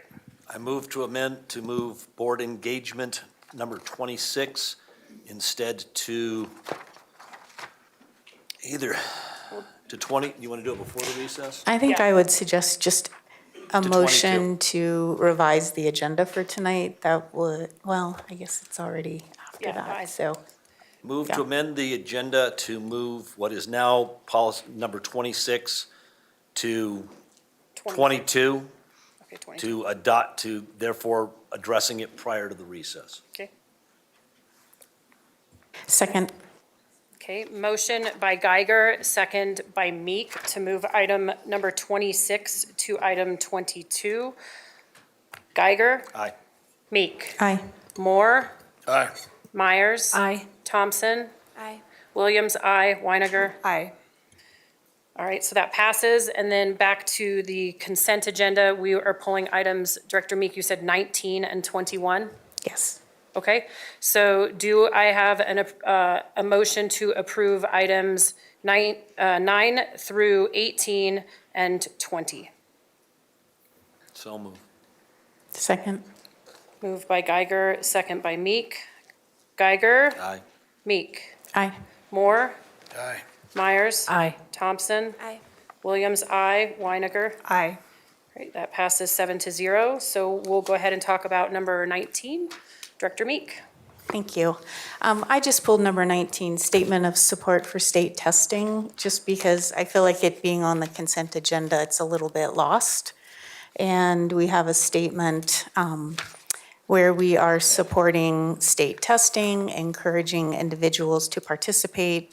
And by discussing it like this and having a separate vote, I feel like it gives it the attention that it deserves. I also have a suggested edit to it. I was SAC chair for Thunder Ridge High School about 10 years ago when when testing became a little more controversial. And I know this statement is trying to encourage families to participate in testing, and it's really important for accountability purposes. The idea that I had for an amendment, though, is that at the same time that, I mean, I've been an advocate for it, I wonder if we'd like to add a statement after, if you go to the last paragraph, it states, "We encourage all students to participate in state testing to ensure we have the most accurate and comprehensive understanding of student learning."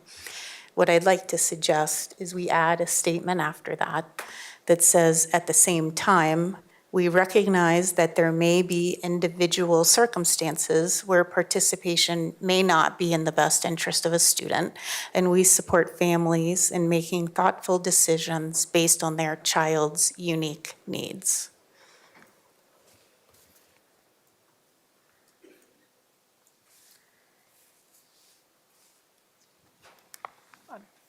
Director Thompson. Thank you, Director Meek, for that suggested edit. I would like to add to that. I think that it's great that, we're in a position where we're demonstrating support of the information that, the school district receives, because this helps inform our processes, it helps with accountability, et cetera. I think on top of encouraging students, though, that it would be best to kindly request students to engage. I think that, buy-in from those that are actually taking the test is really important. And then by demonstrating that we are requesting their participation to help support the school district, I think is more appropriate.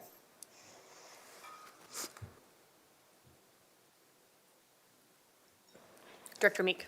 Yeah, what I'd like to understand, is it your recommendation that instead of we encourage all students, we kindly request all students? Okay.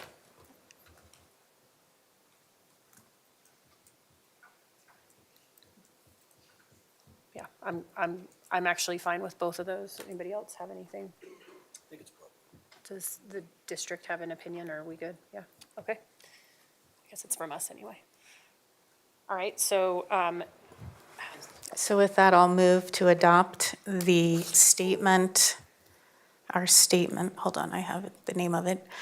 I move we adopt the statement of support for state testing with the amendments discussed. Second. motion by Meek, second by Geiger. Geiger? Aye. Meek? Aye. Moore? Aye. Myers? Aye. Thompson? Aye. Williams, aye. Weiniger? Aye. Great, that passes 7-0. And then item 21. Thank you. I promise I'm not belaboring anything. I'd really like to thank Director Weiniger for taking on this board self-assessment, since I was unable to, I wasn't comfortable with the language that I knew we needed to settle on, and since we were at an impasse. So Director Weiniger has rewritten the board self-evaluation for 1.4.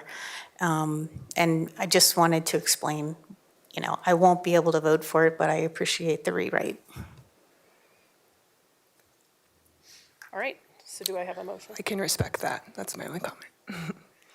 Do I have a motion regarding the approval of the Board of Education self-evaluation governance process 1.3 and 1.4, board president responsibilities and other board officers?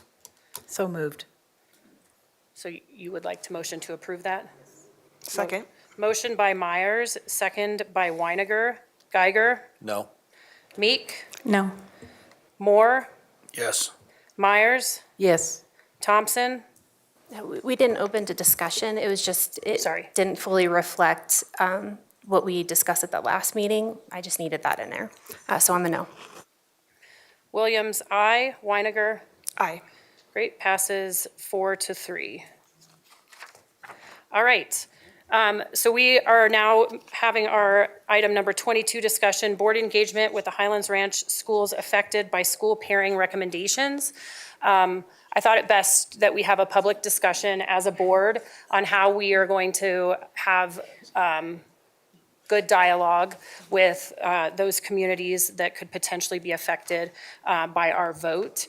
So there are a couple different options. We could hold a complete special meeting between now and the 22nd, where we could sit down and either just, it would be public comment and then maybe some discussion, or the second option is the district is already having meetings with those affected schools, and we could assign board directors to attend those meetings. Obviously, there are pros and cons to both, but just want to hear everyone else's opinion and see how we would like to move forward. Director Geiger. I thought a lot about this. Most of us have attended a lot of these meetings. I know that a number of us had visited a number of schools. But we need to do some more engagement. That's absolutely been made clear here. My problem, or my concern about a special board meeting is that this is not the best dialogue circumstance. I tend to think that we should, to the extent possible, attend the family engagement meetings that are previously scheduled. I know that not all of us can make all of those, but that each one of those should be noticed as a potential board meeting, that we do our best to get at least 3 or 4 people to each one, and then set aside time on the 22nd to report back, or potentially do board update reports for each of us to come back. I think each of the schools has expressed independent reasons why they believe their school should not be. I want to make it clear, I don't want to turn this into, now we bring in the other 3 schools and make them sing for their supper. Okay? I want to consider all 6 of those schools. And the others. There's other schools that are in the consideration. But to sit and listen thoughtfully to those communities, I think these should mostly be listening items, but we can respond as we choose. But I am more in favor of going out and meeting with each individual. I mean, anybody can show up, but each having an individual meeting regarding each of the 3 proposed consolidated schools. And we do what we can to get there. I know I've got a couple of conflicts, but I will make every one that I can. I think I can make one for every school. That seems to me, again, this is a one-way feed here. And I don't know that an additional board meeting is necessary if we're out there talking to the communities. That's just my way of saying it. I know, contrary to what some people may think, that the board members have put hundreds of hours into this. We're willing to put more in. I firmly agree. That's my thought. Thank you. Director Thompson? Yeah, could I have clarity on the format of the engagement sessions?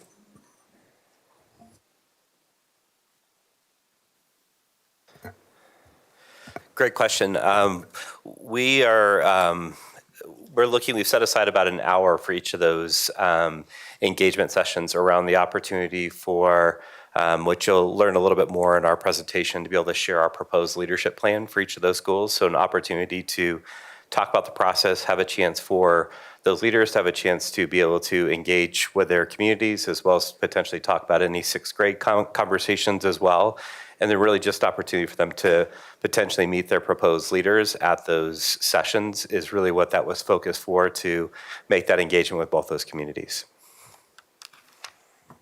Okay, so I agree with Director Geiger that however we move forward today, that we are being very thoughtful that this is an opportunity to be hearing. So what I'm hearing is an hour, but it really sounds like it's already kind of planned. There's going to be a lot of information sharing, which might limit the ability to hear. So I don't know if that means extending the time or whatever, but I just want to bring that up. That I second that. I would like it to be a listening session. Superintendent Kane. Something to consider in terms of extending the time is the number of meetings, since the meetings are being offered both in person and virtually. That's why they're sort of scheduled up against each other. So, but we're certainly more than happy to discuss any options that you all have. For the board, it's easy. We can split them up. Who is intended to appear from staff? That to me is the more concerning question. I know how much time the staff has put into these recommendations, how much time they spent before these recommendations. I want to be sure that we have staff that is able to attend these, to listen, to provide information. And if we need to reschedule some, then we can reschedule some. If they're back-to-back, can we divide it up? But I think it's important that we have appropriate resources there to listen to and to address questions. Yeah, I think I do worry that an hour is not going to be enough time for, because it was intended that that was going to be district time.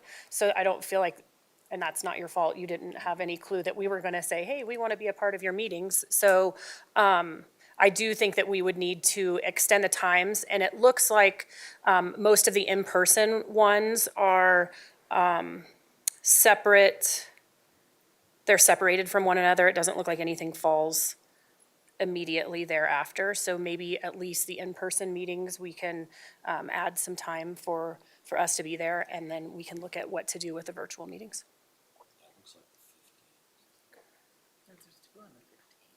Those are both virtual, I think.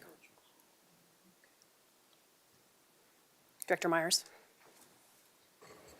I'm in agreement. I wasn't able to attend every engagement with the community, attended a few. We visited quite a few schools, so I'm open and willing to keep listening to the community at this point. Director Meek. Yeah, I concur. I think a public meeting where we're sitting and listening to people give us public comment and we don't respond is a very frustrating format for people. This is the least effective. And I think the other formats allow us to be there, to listen, to hear answers and responses and engage as needed. So that seems like the best format. Superintendent Kane. Yeah, we were just whispering over here. We're happy to add time to the in-person meetings, understanding that our principals might not be able to stay for the whole time, because a lot of this was, of course, around the schedules of our leaders. So, but from a district staff standpoint, we're certainly happy to add time. Yeah, I think that would be great. I think that's, I'm getting, yes. So if we can just add some time to the end of those meetings, and whoever needs to leave is more than able to leave, but at least we could have some board engagement at those times. And then I think the best thing for us to do, Renee, is to make sure that we notice all of them publicly. Just assume that more than 2 of us will be at every single one of them, so that that's public as well. Director Meek. And the turnaround is very, very short to host these meetings, so it might be important to list out the dates and times at this point. Okay. Superintendent Kane. Yeah, sure. So for Acres Green into Fox Creek, the in-person meeting is Wednesday, April 9th from 5:30 p.m. now until 7 p.m. or whatever we need at Crest Hill Middle School. The virtual meeting is Wednesday, April 16th from 5:30 p.m. to 6:30 p.m. The Saddle Ranch into El Dorado, the in-person meeting is Thursday, April 10th from 5:30 p.m. now until 7 or 7:30 at Ranch View Middle School. And then Tuesday, April 15th is the virtual meeting from 5:15 until 6:15 or a little later if we need that as well. And then Heritage into Summit View is Monday, April 14th 5:30 to whenever at Mountain Ridge Middle School, and the virtual is Tuesday, April 15th, starting at 6:35 p.m. Great, thank you.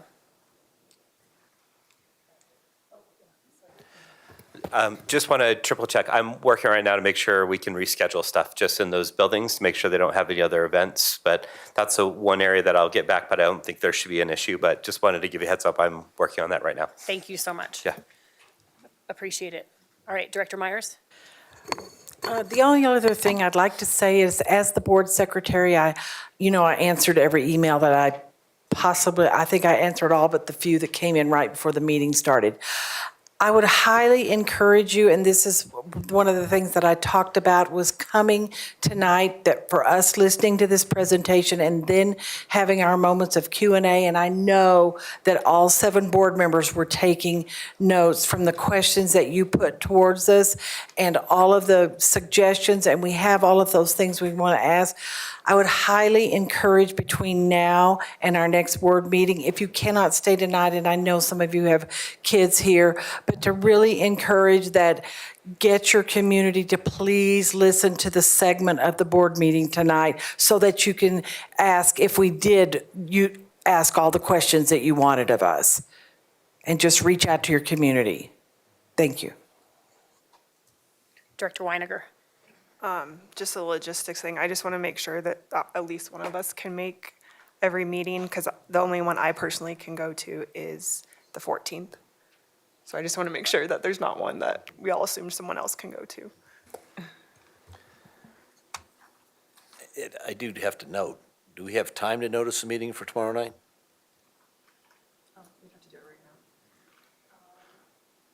No. So only 2 of us can go tomorrow night. I'm available tomorrow. I'm available for all of them, so I will plan to attend. I'll cancel some stuff. I'll be there tomorrow night. I was going to say, I could, Okay. You okay, Becky? I met with those 2 schools a great deal. okay. They'd be So probably best if you heard from them. Director Myers and Director Meek will be there tomorrow, simply because we can't notice it in time to make that happen. I think is it 24 hours? And we're about 15 minutes past that, so. Well, an hour and a half past, but No, well, if they didn't show up till 6:30. yeah. Yeah, an hour and a half. All right, so, and then I think you said you can make all of them, Director Meek, and I can make definitely the ones on the 10th and the 14th. So I think we'll have representation at all of the meetings. Okay. Director Meek. The next Monday does overlap with our SAG practice, or Student Accountability Group, but I think if you can go, Director Myers, and maybe we can look for other people that can fill in for me. But I'd like to attend the community meeting. Okay. All right, so it looks like we have representation at all meetings, with Director Myers and Director Meek being the only ones that will be there at the Acres Green Fox Creek meeting tomorrow night. But other than that, we will have representation at all the other meetings. So anything else? We're good on that one? No. All right, great. We'll move into item number 23, the approval of minutes. The recommendation is that the Board of Education approves the minutes from the regular meeting held on March 4th and the special meeting from March 4th. Do I have a motion to approve the meeting's minutes listed? Move to adopt. Second. Motion by Geiger, second by Thompson. Geiger? Aye. Meek? Aye. Moore? Aye. Myers? Aye. Thompson? Aye. Williams, aye. Weiniger? Aye. That passes 7-0. All right, we are going to move into a recess. It's 6:47. We'll come back at 7:02.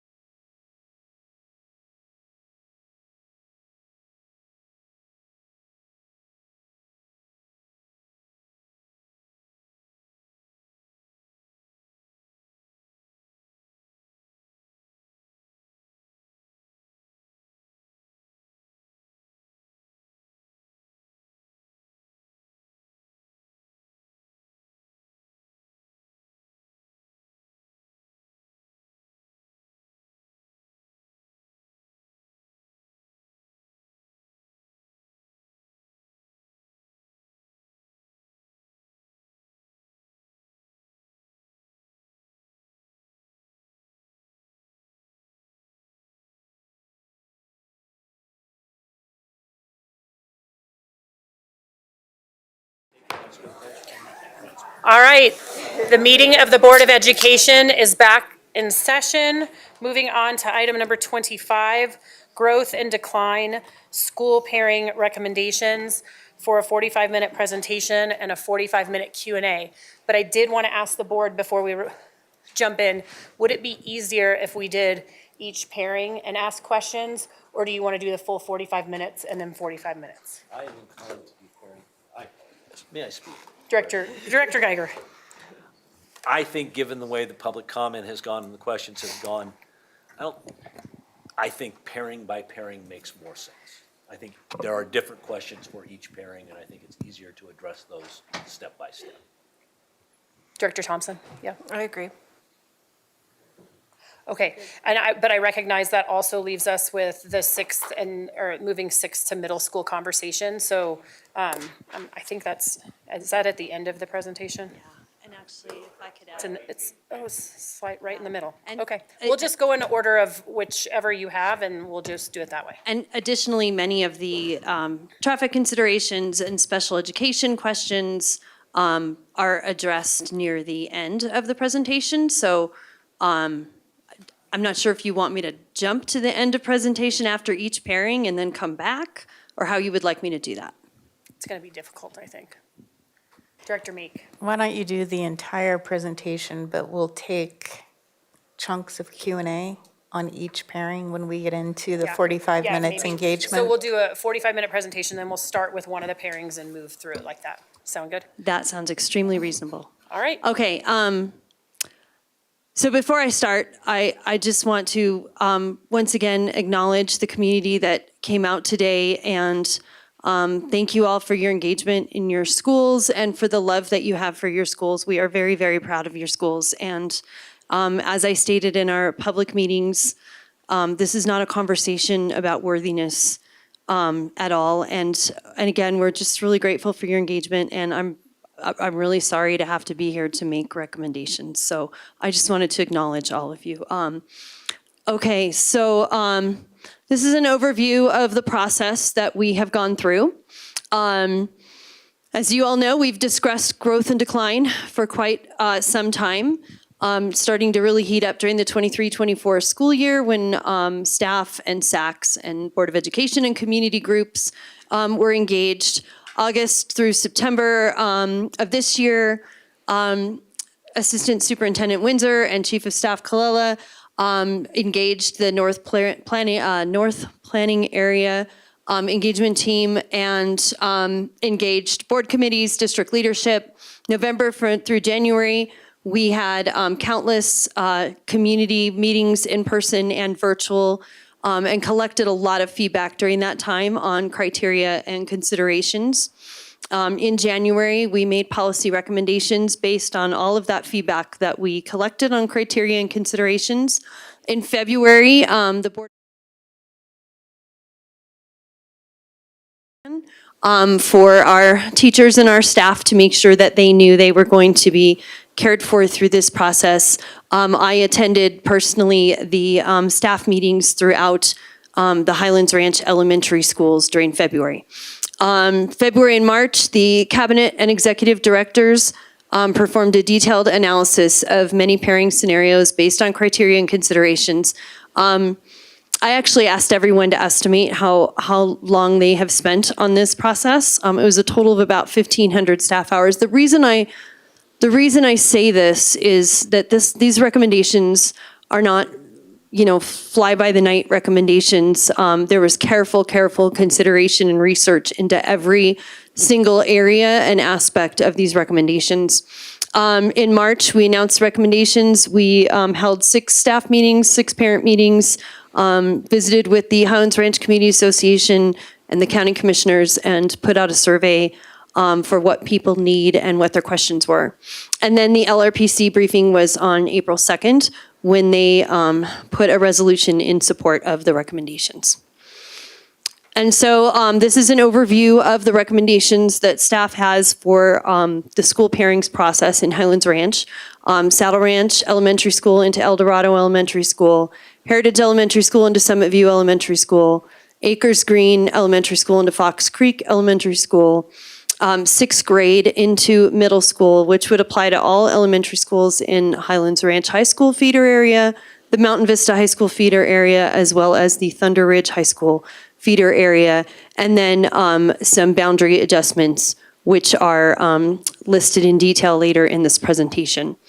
So I'm going to do an overview of each pairing, and then I will be handing it over to various members of my team to address various topics. So the overview of Saddle Ranch into El Dorado was 95% cohort preservation. We did have some minor boundary adjustments north of Kendrick Castillo Way. And actually, we're recommending that boundary be adjusted to Northridge, which is a different feeder. We tried to really avoid messing with feeder integrity, but this was one that was just so obviously it needed to be corrected. The increased enrollment at El Dorado would be within capacity. The traffic mitigation will be minimal, and our chief operating officer will talk to that. Projected 2030 enrollment would be about 452 students. And this pairing does keep our elementary schools more evenly distributed throughout Highlands Ranch, has more efficient traffic management, better access to El Dorado, full control of the property, which, again, our chief operating officer will talk to. And so what does this mean for students? It means current fifth graders would stay at Saddle Ranch for sixth grade. Current fourth graders would stay at Saddle Ranch for fifth grade, and then transition to Ranch View Middle School for sixth grade. Current third graders and under would stay at Saddle Ranch next school year and move to El Dorado for the fall of 2026. And of course, we have open enrollment priority for all families impacted by these decisions.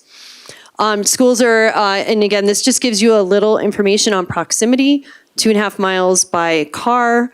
And then there's some open space that makes it walkable. Now, anytime we pair schools, of course, it's not going to be fully walkable for both school communities, but we definitely looked at that. We looked at major roads and pedestrian safety. One bus route would be added for students living in general south and east of Saddle Ranch. We have been asked by the Saddle Ranch community to look really carefully at the path, the walking paths that go from sort of the Saddle Ranch side of the creek over to the El Dorado side, and so we will be doing that. Transportation fees are waived for 2 years for all impacted families, those that are changing schools. And then building use in general, it says the same on all 3 slides. I will talk about building use. Thankfully, we do not have 16 buildings on our hands. We would have 3. And we definitely have district purposes for those 3 buildings and would have no plans to declare them as surplus. Saddle Ranch and elementary student programming. And again, the benefits of pairing are listed in all 3 areas, which ensure the sustainability of full-time special teachers to support a well-rounded curriculum. We'd be able to, those schools would be able to have expanded specials programming, would be able to have, based on what the community needs, if they want STEM or instrumental music, those are things that, are now on the table that aren't on the table for really, really small schools. Maintain consistent student support services. This is always a big challenge too. We just met librarians tonight. Academic intervention and mental health services. Integrating our significant support needs programs while maintaining the effective needs program at El Dorado Elementary.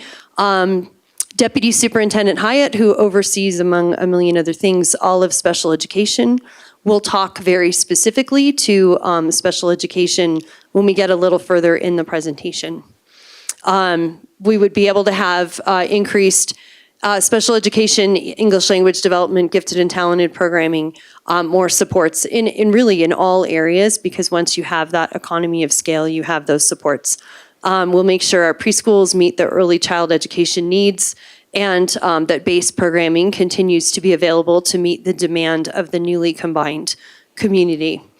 And And then just a little bit about engagement opportunities. So we will have upcoming engagement opportunities for both staff and for the community. And so those meetings are listed here on this slide. And as I said, when we get further in the presentation, we'll be able to talk more specifically about special education, traffic, and other questions that have come up tonight. And of course, I know you all have a list, so we'll make sure that we answer them. Heritage into Summit View, it's a 70% student cohort preservation with the homes that are on the south side of Wildcat Parkway being boundaried into Copper Mesa.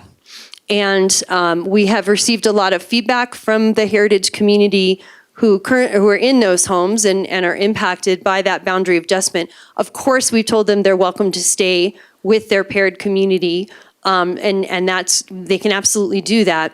The request that the Heritage community has made would be for busing consideration, at least for some period of time, to continue to offer a bus for the community that wants to go to the newly paired school from that area. It would have eliminated a bus route, as most of that area can walk to Copper Mesa Elementary, but it is something that we are talking about with our transportation folks and that we want to try to accommodate as best we possibly can. So more information on that should be out this week, but we definitely have heard that request and understand that request. Projected 2030 enrollment is 430 students.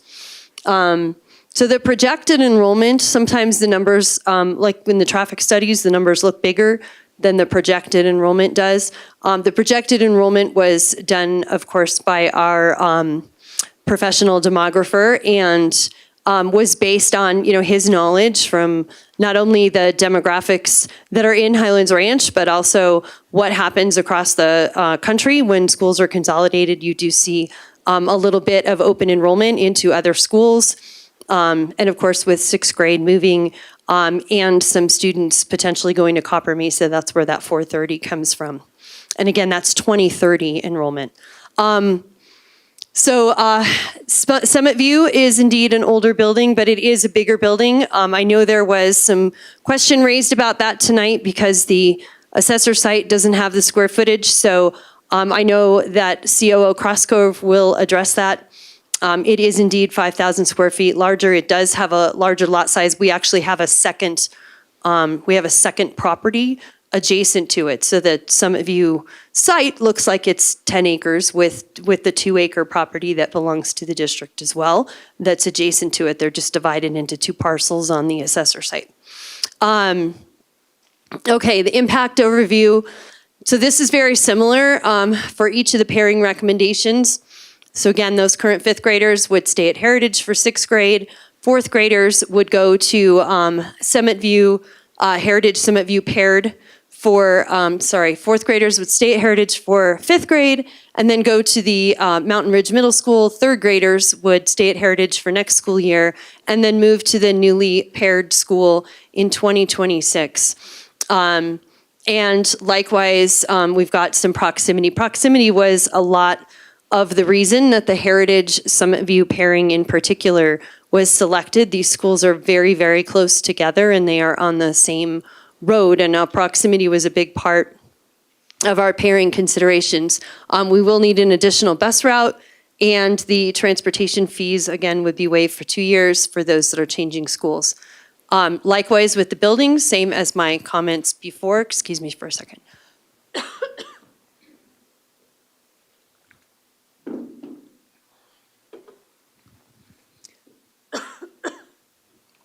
Okay, the same benefits for students are presented in all 3 pairing situations. Anytime we have those economy of scales, we're able to better accommodate all of the students and have that ability to have robust programming and robust staffing. It is worth pointing out that Summit View Elementary is currently an expeditionary learning spirit school. And so as those paired communities talk to each other about what they want, it is our hope that each of the communities will think about what it is that they love about their school and their school community, and that leadership team will be able to keep the greatest things that people love about their schools as they think about that paired community. Of course, I'm choking right as I'm presenting. I'm so sorry. Okay, and then again, these are the engagement opportunities for Heritage and Summit View families. Okay, the last recommendation is Acres Green into Fox Creek Elementary. This would be a 95% cohort preservation. There are some minor boundary adjustments affecting the Millstone and Carriage Club communities. There will be some traffic improvements needed, and the 2030 enrollment was projected to be 493. And this has to do with the age and condition of the buildings. And we couldn't pair it with Eagle Ridge because Eagle Ridge is currently absorbing a lot of Lone Tree. When we look at boundaries, and this goes actually on both ends of Highlands Ranch, for elementary at 50 and 51, it will be another opportunity and an opportunity to really engage with the long-range planning community and looking at those boundaries on the edges so we can work to shore up as much as we can to keep our schools sustainable going forward.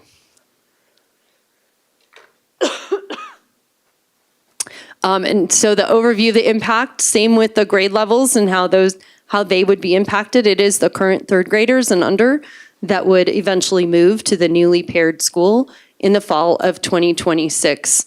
In terms of traffic and transportation, the communities are in reasonably close proximity, although not as close as the other pairings, 2.4 miles by car. 3 additional bus routes will be needed for students that are currently walking to Acres Green. And transportation fees will be waived for 2 years for impacted families. And again, I'll talk about building use in general at the end. Same benefits, the same significant benefits for students that come from having a larger school community and having all of those opportunities. And before I move on from this slide, I just want to tell a story real quick, but I'm sorry that I'm choking.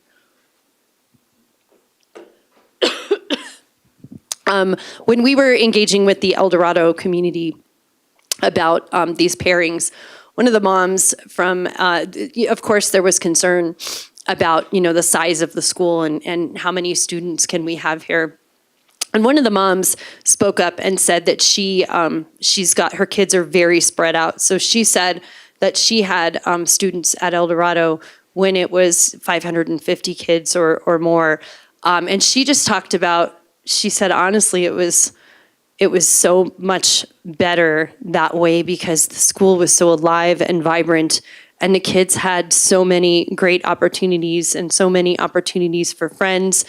She just had a really interesting perspective, having been through kind of that larger school environment and a really small school environment in the same building over the course of 15 years. Okay.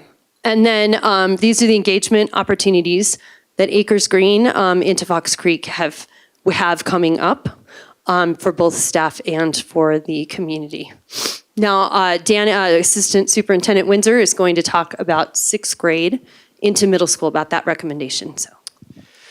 Thank you, Superintendent Kane. 6th grade into middle school is pretty near and dear to my heart. As a former middle school principal that had a year after I joined that staff, 6th grade was actually happening, actually just prior to me. And so I've had a chance to see it a couple different lights. One, as a principal, but I was also the first 6th grade class in Cherry Creek School District when middle schoolers, 6th graders were going as middle schoolers. So I still remember that feeling of, oh my gosh, I'm going into this much larger building, I'm gonna get lost feeling. And one of the things as a previous counselor from a mental health perspective, and as a former principal, was just thinking about how do we take care of our 6th graders as they transition into middle school. And a big part of this conversation around making sure we take care of our kids is also taking care of our families in that transition. And something that's really unique to Douglas County that sometimes I don't know if we talk as much about, but I know is near and dear to our hearts, our middle school leaders, is this idea of the middle school teaming model. There's really 2 different models, I think, when you get into grades 6 through 8, and that's really a middle school teaming model or you have junior high model.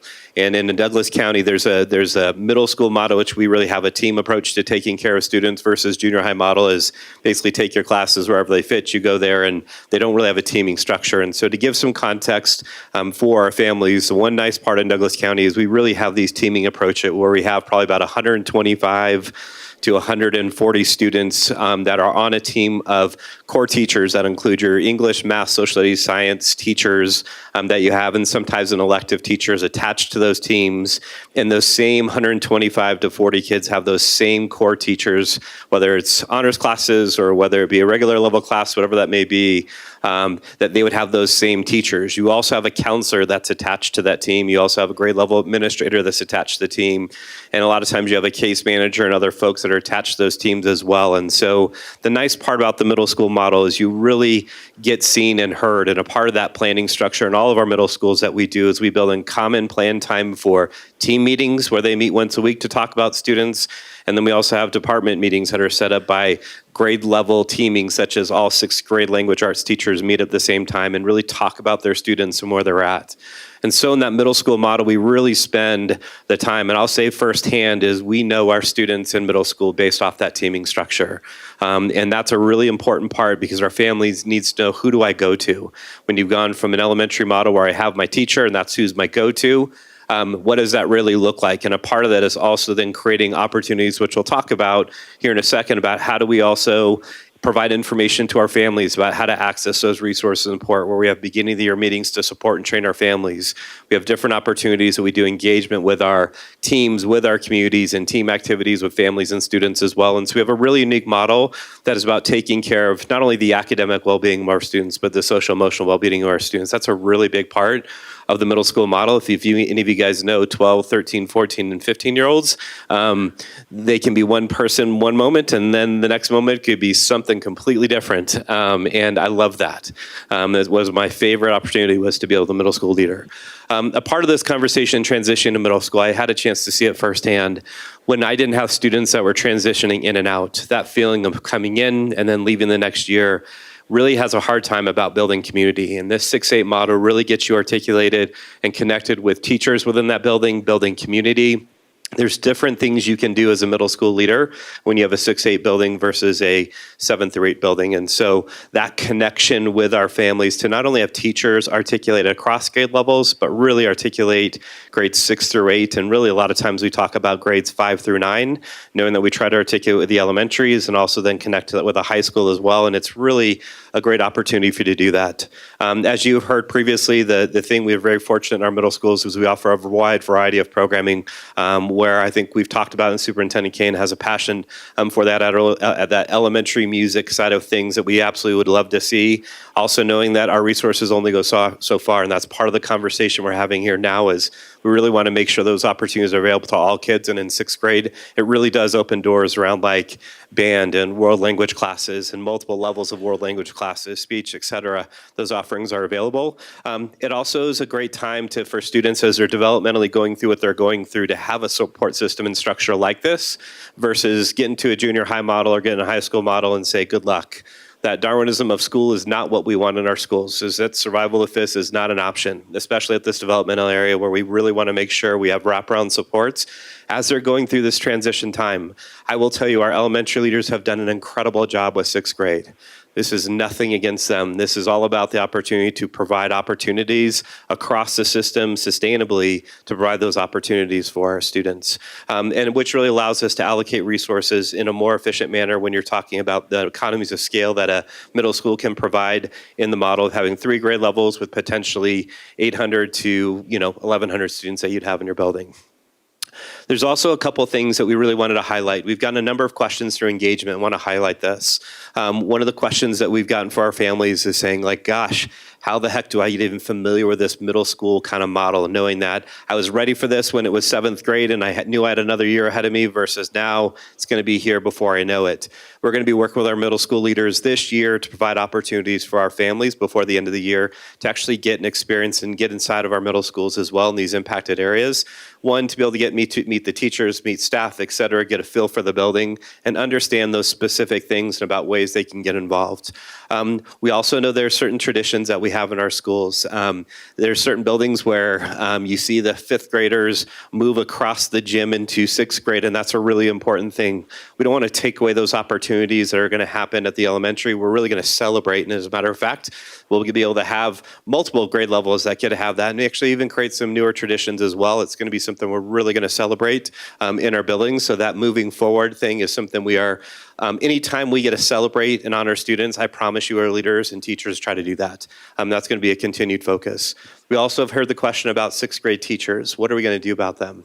We want to make sure that we invest and meet with our sixth grade teachers to make sure they do have that priority hiring status and honor about what do they want. We don't want to make any assumptions that they may want to go to middle school, and some may really want to, and some may say, I'm just going to go look at fourth and fifth grade and go to those intermediate grades. And so we will spend time to take care of them from a licensure standpoint.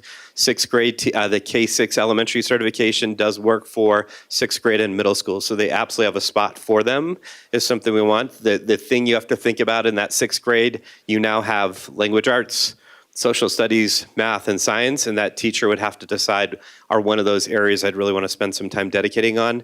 When I was at Sagewood prior to, we had all of our sixth grade teachers were actually elementary teachers that found an area they really wanted to dig into, and I can tell you they were phenomenal firsthand.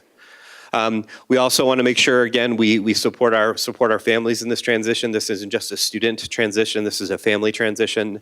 A big part in our district we want to talk about is we want to have community schools. This is about making sure our community feels like they're part of the schools. We heard the drop-off pickup. I will tell you as a leader, that was my greatest fear, and we absolutely want to make sure we provide opportunities to invite our families in our school, participate in our schools. And the nice part about our middle schools, there's a number of opportunities to make sure that we can intentionally reach out and make sure they're a part of that process, as well as activities and athletics and leadership opportunities, et cetera, that our students get involved in, that automatically, as you know, as parents, when the student gets involved, you're coming with them, and we want to make sure we are building that opportunity in. We also want to make sure I'll clarify outdoor ed. I've probably heard this multiple times, and I've been threatened in multiple ways. And I will say that, does this live in fifth or sixth grade? And I'm going to give the answer, it depends. There's some elementaries that absolutely want to keep it in fifth grade, and there's some elementaries like, you're more than welcome to have that in sixth grade. And so the reality is we absolutely make sure outdoor ed happens. By feeder, we'll make sure we identify that for our families, so they're very clear. It's a great experience for our students. I've had a chance to go on outdoor adventures on 5 different times as well, and I'm not sure if they enjoyed it more than I did. It was a ton of fun to be able to enjoy those activities with them. The new beginnings piece, and wondering what that means, really we provide opportunities at the beginning of the school year to invite our families in to walk a schedule, meet the teachers, see what the experience looks like, who are my resources, what are my supports, and we build that in the beginning of the school year prior to school beginning, so our families have the opportunity to engage and get familiar with the building as well as the students too. And then the other part, which we've talked about, are student leadership and activities and athletic opportunities. As you know, the research that's out there is that the more a student is directly involved in school, the likelihood of them succeeding in school is that much greater. A big part of the middle school level and all of our levels about trying to get our students connected to schools. There are different opportunities that we can provide in middle school, such as middle school athletics and different activities that are offered by different more sponsors and potentially coaching opportunities. The more sixth graders we have in those areas, the more opportunities we can provide for our students. And so just wanted to make sure we provided some of those opportunities around that as well. Thank you. Okay, a little bit about boundary adjustments. Okay, so for the Thunder Ridge feeder area, that is that little area that we're proposing move from El Dorado to Northridge. And you can see today that area impacts 9 students. And again, all of those families can stay with their cohort should they choose to. On the Mountain Vista feeder side, this is where we recommend that the areas that are on the south side of Wildcat Parkway be zoned into Copper Mesa Elementary. And this is where we're looking at transportation considerations. And if we can provide transportation for some kind of transition period for the current heritage families in those areas that want to stay with their heritage cohort. So we are looking at that, but for the long run, you know, if you think about 8 years from now, 10 years from now, this will help sustain it will help sustain Copper Mesa in addition to the Heritage Summit View pairing. And then on the Highlands Ranch High School feeder side, again, these are pretty minor. Millstone would move from Fox Creek to Wildcat Mountain. Again, that is a feeder change, but it is very, very small, and it's made much more sense. You can see how close it is to Wildcat Mountain. And then also the Carriage Club is proposed to move from Acres Green to the Eagle Ridge area. And these maps can be seen. I just put this link up here so that people can go look at the maps a little more closely if they would like. All right, and Chief of Staff Kalila is going to talk a little bit about the engagement that we had after the pairing announcement and the survey that resulted. Good evening, directors. Consistent with what we've done at least over the last year, as the pairing announcement or recommendations for pairings went out, we wanted to gauge where people were at, get a sense for any heartburn they had, any questions they had otherwise, and the survey was one way to do that. The survey that we sent out went to all families and staff of all 16 schools, again through that March 24th notification. There's a QR code present in the presentations to staff. There was a slide deck. And the results say will be. The results have been published on the Growth and Decline webpage.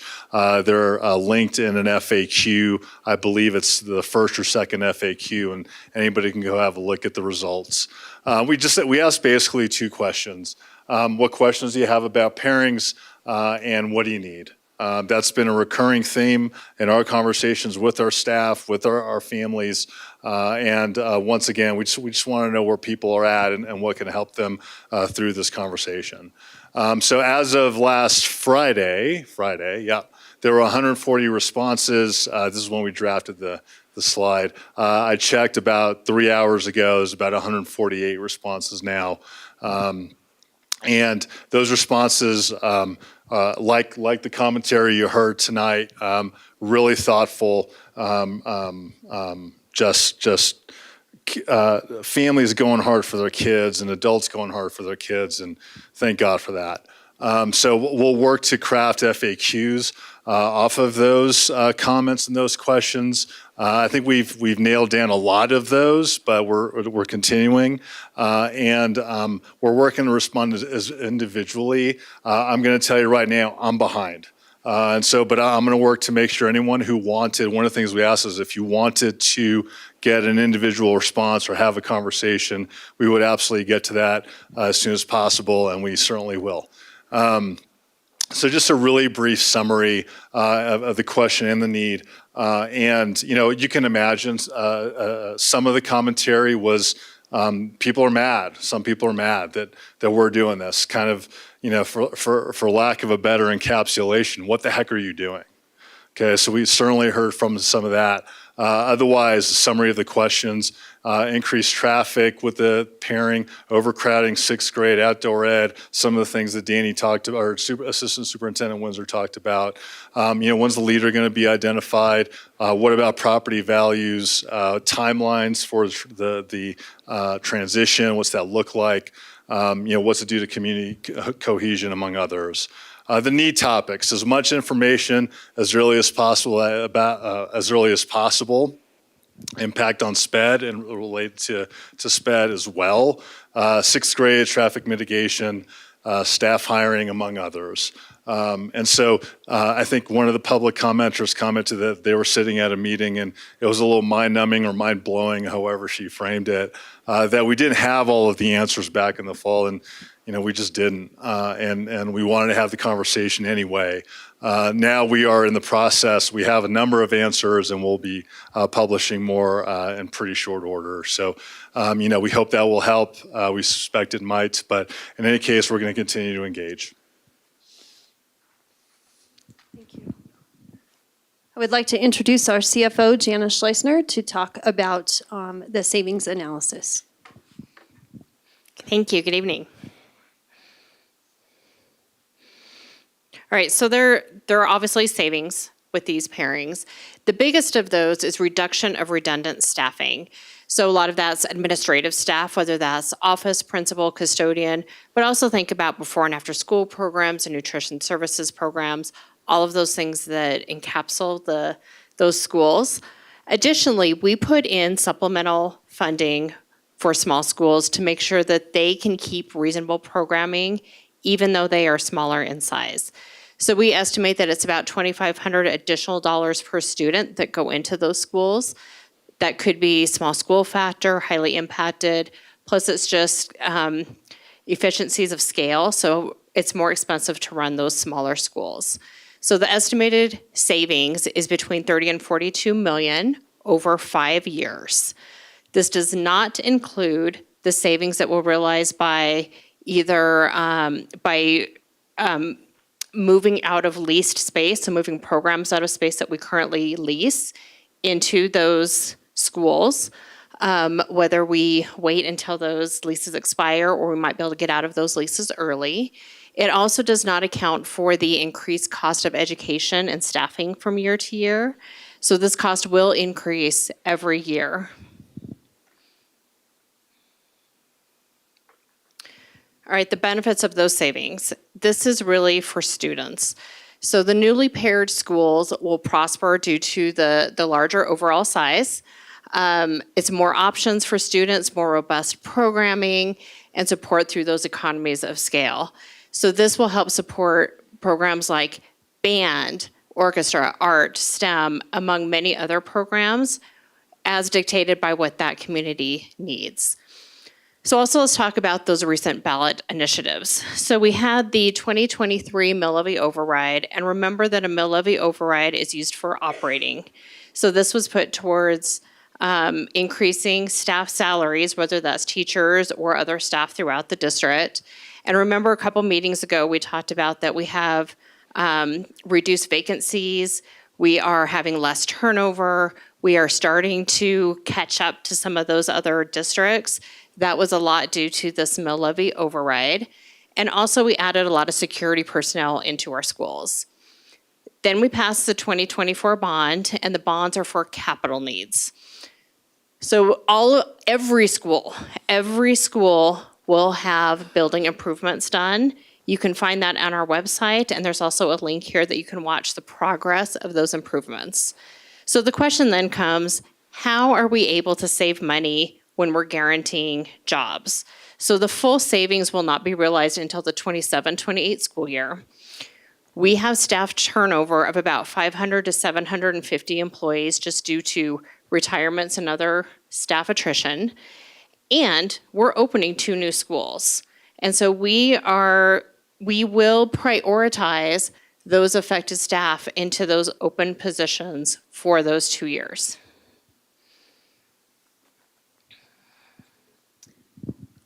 I'm going to keep you up here for just a minute, CFO Schleissner. So I do want to address something that came up at public comment, which was a very valid point, which was the property taxes that we in Douglas County are paying towards schools and everything else just went up significantly. So where did all of that money go?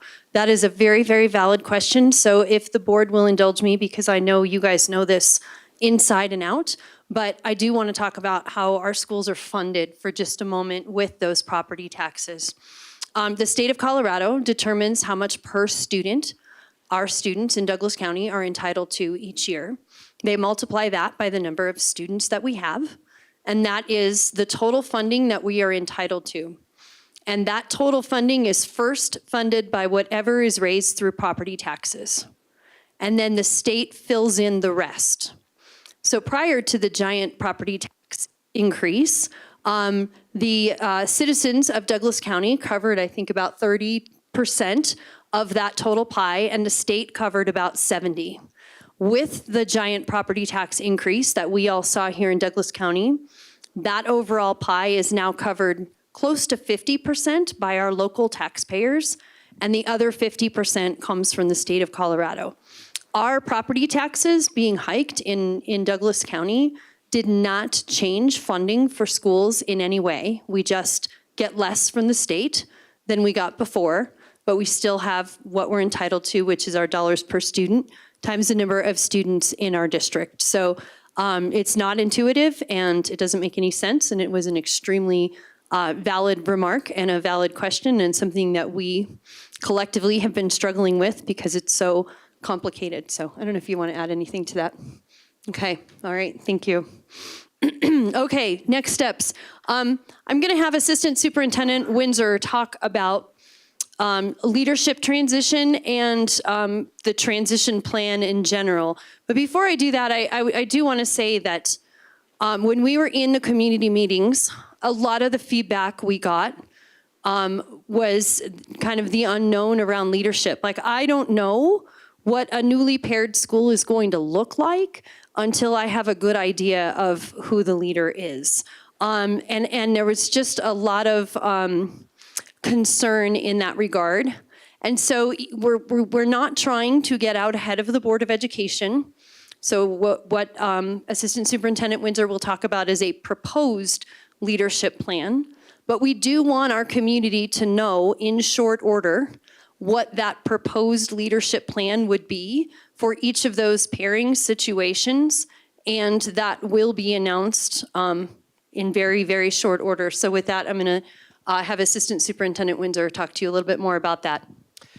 Thank you, Superintendent Kane. You took my first couple of bullet points, which was perfect, exactly where I want to go. That was a perfect transition. Thank you. So part of this conversation is we really did hear from our community about how important it is. And it's been a conversation that I will say has resonated from day one with myself, with our Executive Director of Schools, with our Superintendent, about how do we make sure that we get a leadership plan out there. A big caveat to that conversation is the first bullet point, and that really is twofold.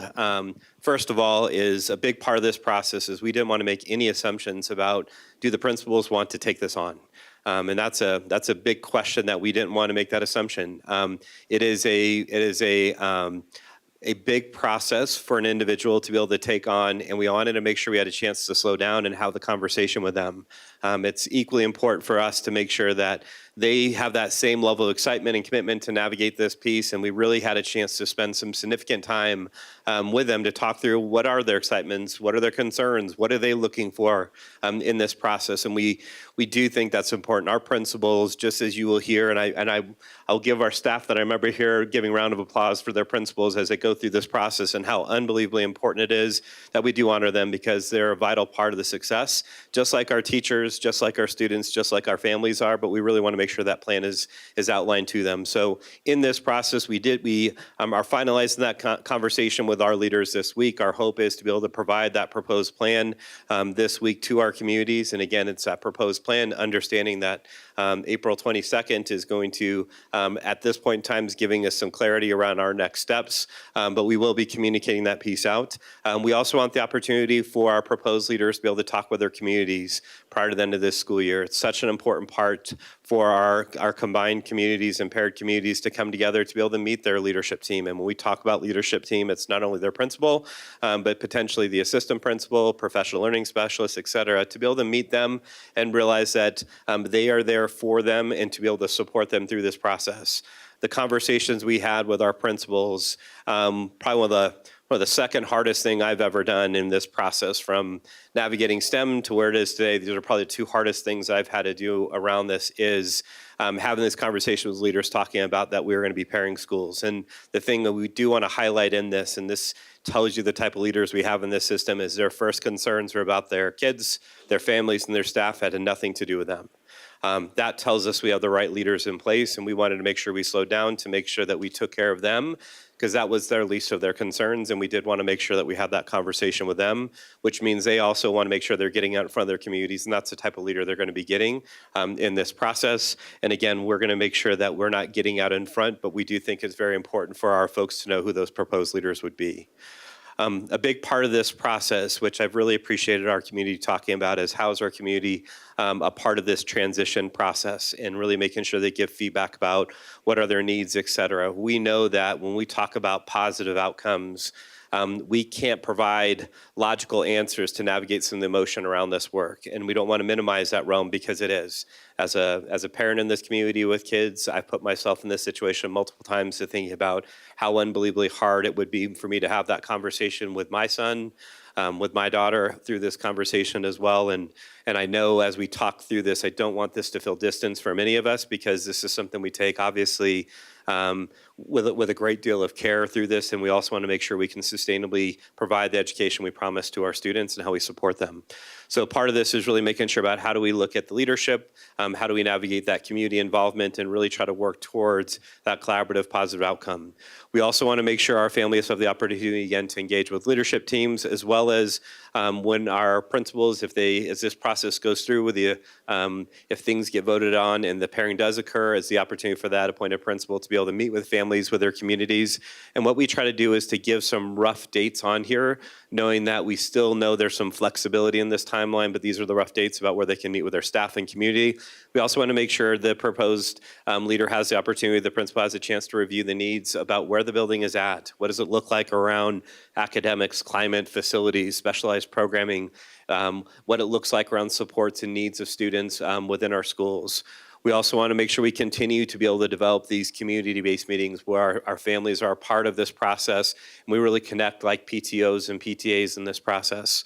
We also want to make sure that we're collaborating with our staff. I can tell you our leaders right now are trying to find ways to be able to pair our staffs together and start building that community, or at least have the desire, bless you, have that desire to make sure that they're partnering with them. We also want to make sure our staff has the support they need around aligning curriculum and resources, evaluating those needs, as well as address logical things such as, transportation, student safety, traffic safety, food service, a lot of those things we need to navigate, but also make sure we're proactively communicating and setting our structure of where our families know they should go to get the information as we go through that, not only the growth and decline page, but what does that look specifically for their paired school.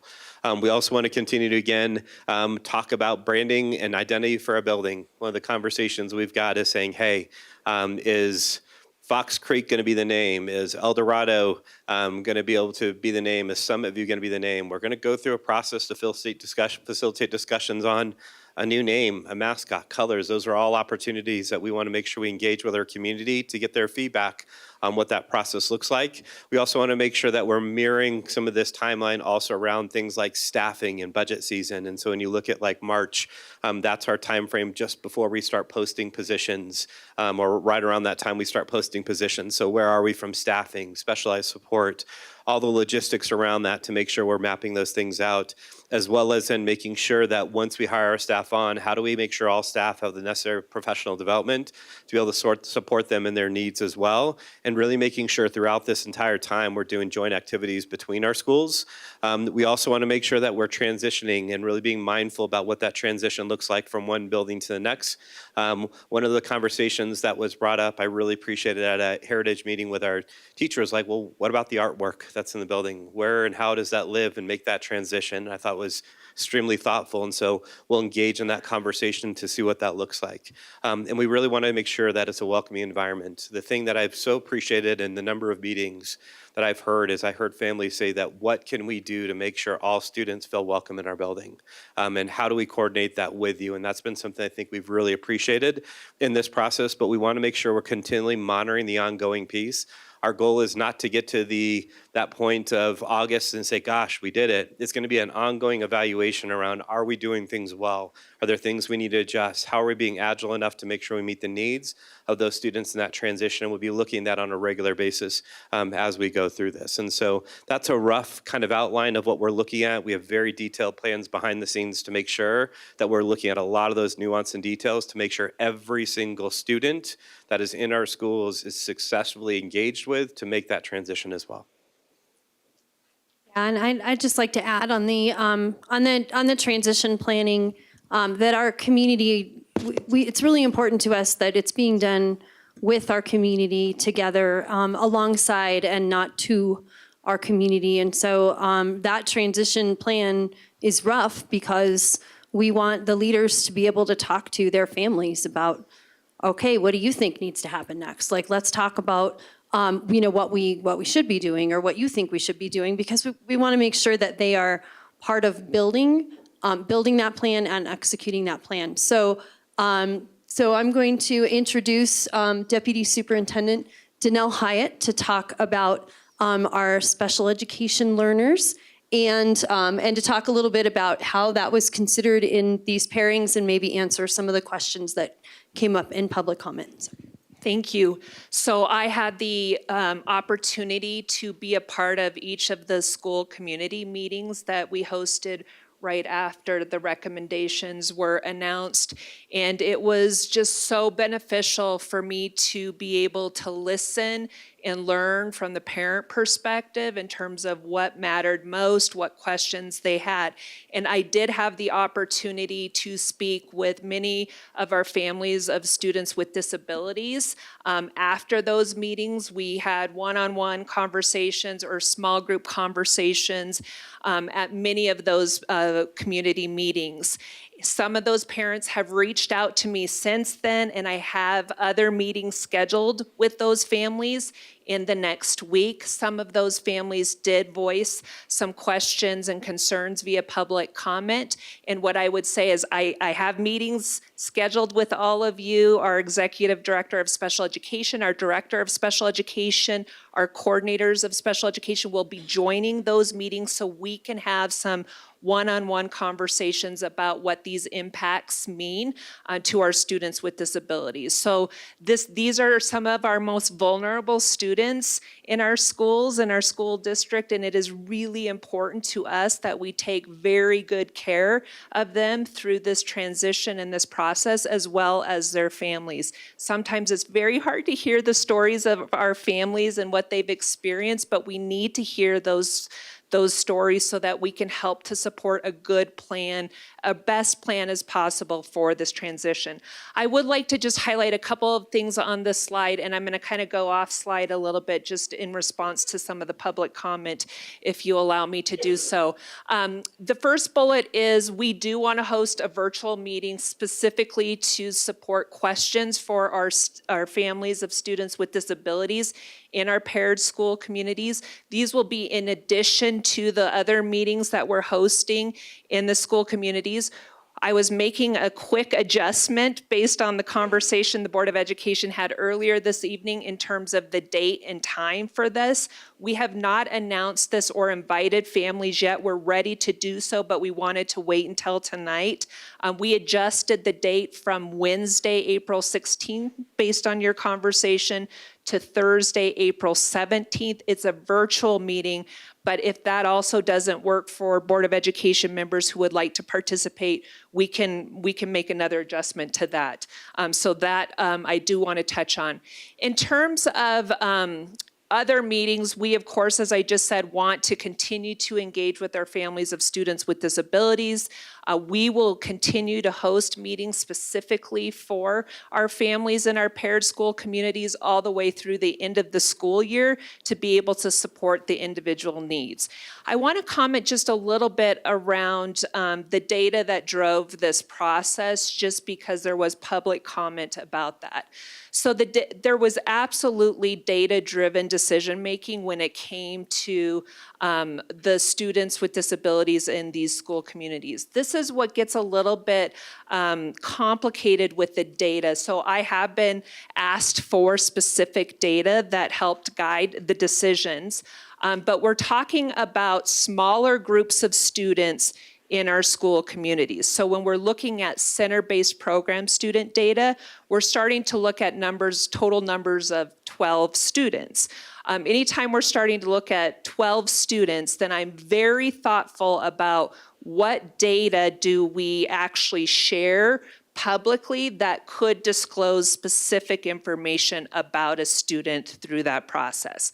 And so what I did ask was for a little bit of time to reformat the data that we used in this process so that when we do share it and as it becomes public, that we avoid anything that could become personally identifiable in the data set. So the data sets we use when we're looking at students with disabilities contain much more information beyond just student name, IDs, but we're talking about disability, least restrictive environment, special transportation, special education paraprofessional support, lines of enrollment, homeschool, all those things. As soon as we start sharing that data, then I just am very, very thoughtful and highly conscientious based on learning from Mr. Reynolds and our legal team. We just really have to avoid anything that could become identifiable in terms of that small student data set. So it's not that we didn't have data, it's just we have to reformat the data that we used through this decision-making process.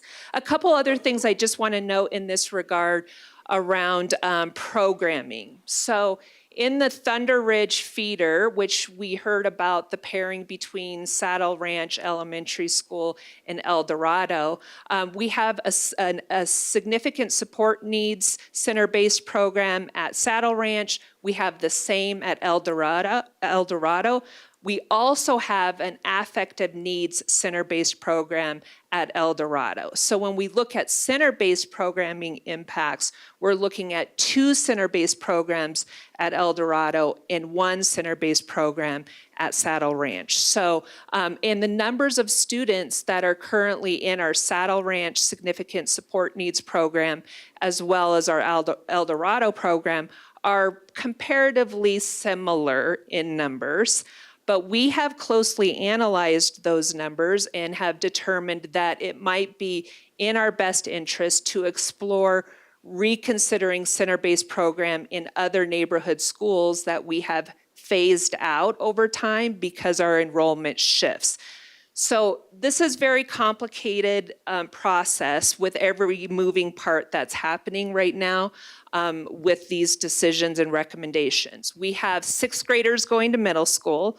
So we have adjusting caseloads of students in center-based programs 2 years out that we have to consider because they will be transitioning to the middle schools. We also have 2 new elementary schools coming into the Highlands Ranch region in 3 years. Each of those schools, I'm a part of the design teams in those schools. We are designing them for multiple center-based programs. So that might allow possibility for new programming in different areas based on our need.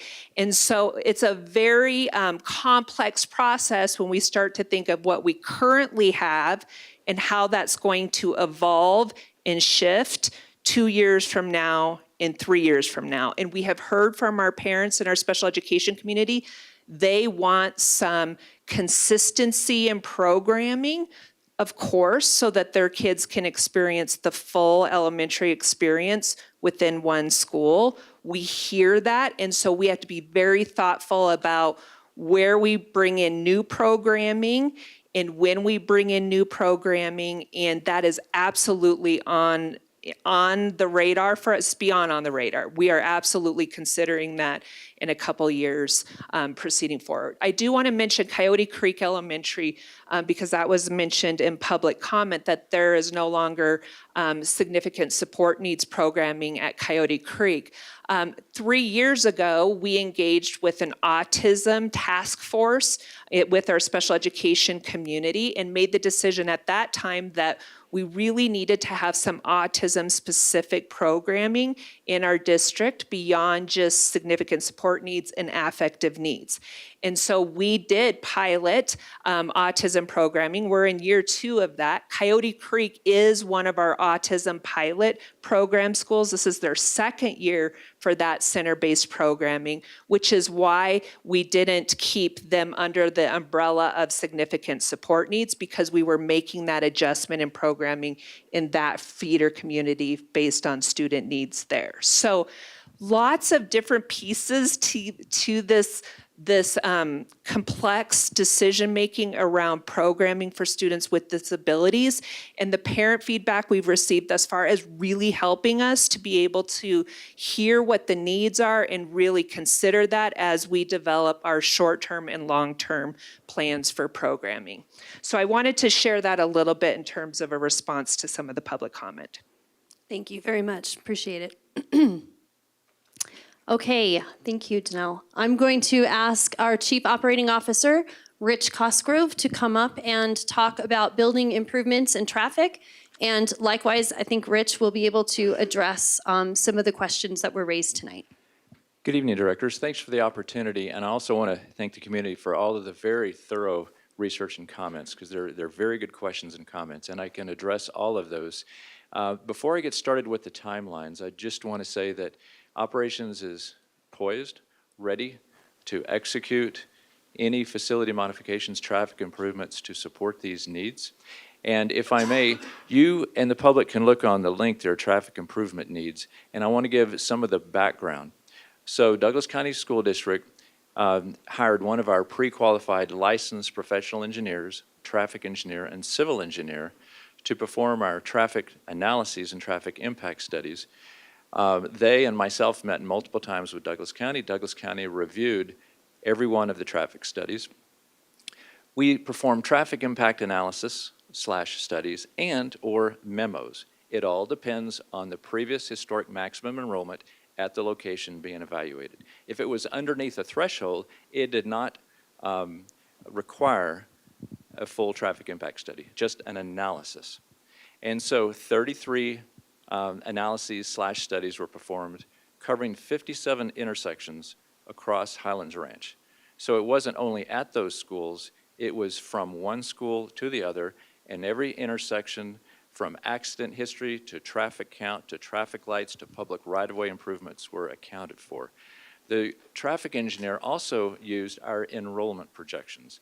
The enrollment projections are very conservative for traffic planning. They do not account for boundary changes, which will reduce the resulting impact on the school, and they do not count for any additional open enrollment from the pairings. So it's very conservative worst-case planning from a safety perspective. Every traffic engineer noted in these studies also that there's two prongs to every study or analysis. One was the current conditions. We want to correct the current conditions in addition to any potential conditions that may be exacerbated with the pairings. And as a result of that, in general, for example, the 6th grade into middle schools, Crest Hill, Mountain Ridge Middle, there will be less students than have been there before. Ranch View Middle School is right at the ideal program capacity of the building and what has been there before. With that said, to correct the current problems as well as potential problems, we want to construct a right turn only lane going into the parking lot at Crest Hill. We want to widen the entrance between Thunder Ridge High School and Ranch View, one extra lane. And for Mountain Ridge and Mountain Vista High School, we have experienced concern from the community and our school staff, and we want to reconfigure the whole on-site parking and queuing for those two joint schools. And those are things that resulted, those are recommendations that we fully intend to implement with 6th grade going into middle school. For the school pairings, there were no traffic improvements recommended or needed at El Dorado. Again, because of the resulting student population. And those were based on our enrollment projections before accounting for open enrollment, additions, and boundary changes. For Summit View, it was basically changing the location of the school indicators, flashers, and signs further away from the school to catch that traffic earlier, as well as partnering with Douglas County Sheriff for speed enforcement along Summit View. And for Fox Creek, it was signage and markings on Collegiate Drive to have a shared westbound lane so we could let traffic through as well as turn into the parking lot. Every traffic analysis included on-site traffic counts, as well as survey from the principals to determine what challenges they currently have, as well as the full analysis. And all of that is on the link that is forthcoming. Every file will be on there. As far as building improvements, there is capacity available. Basically, one of the points for traffic for Summit View is there are 2 Douglas County parcels that comprise that school site. One of them is 9.9 acres. The one to the south that covers that south parking lot is almost 2 acres. So It's 11.8 acres for those two combined. Douglas County School District owns both of those adjacent parcels. That's the only site that I know of that we actually have two parcels for one school site, Douglas County School District parcels. So the total is 12 acres. Also, the records for Douglas County on the assessor's page reflects the early 90s original building construction of 50,700 feet. It does not include the addition that was performed by the district in prior bonds in the early 2000s.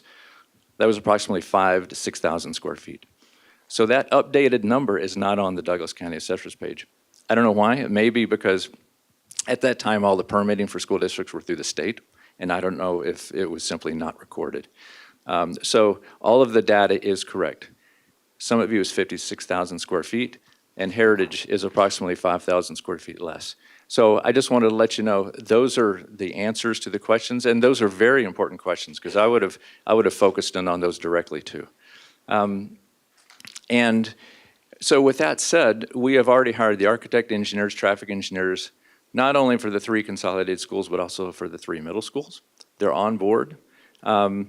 The contractors will be hired this month and next month, and we will be bringing those to the Board of Education for approval.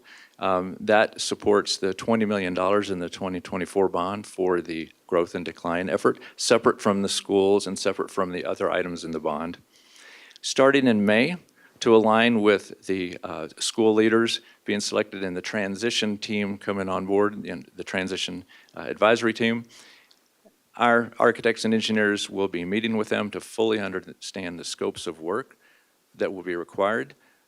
And by the end of December, designs and permitting will be complete, and we have 10 weeks to tenant finish those schools and provide modifications.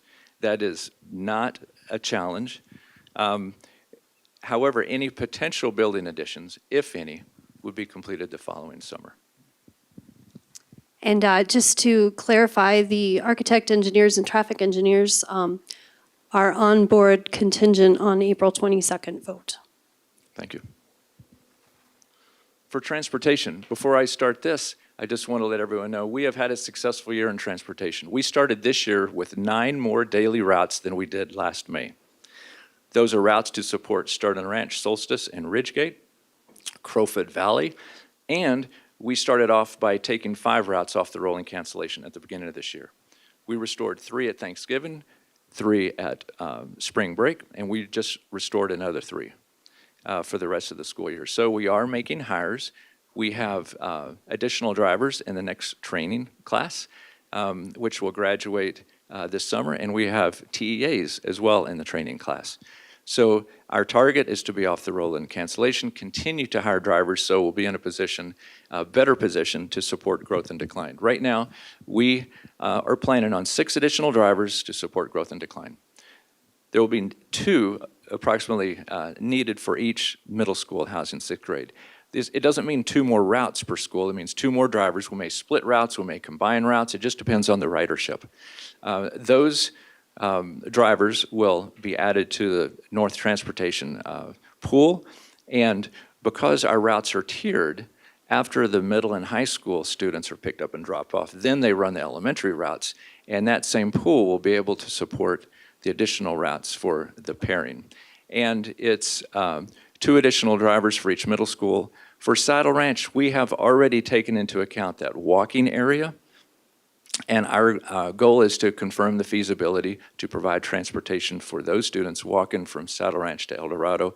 For Heritage, 1 additional bus route in general on the southeast side of Heritage and below Wildcat. However, there could certainly be efficiencies gained with the boundary change, and also the ability, we are looking at the feasibility of providing transitional transportation for those students. For Acres Green, the impact there is we had 120 students that live in the 1-mile radius from Acres Green. That's 3 buses. We plan for a 77-passenger bus, 50 students a bus, because sometimes it fluctuates based on season and how many students actually ride of the eligible students. As Superintendent Kane said, we would waive bus fees for 2 years for the impacted communities. And again, that last bullet, We are actively researching the feasibility to, in essence, double bus from communities that are boundaried.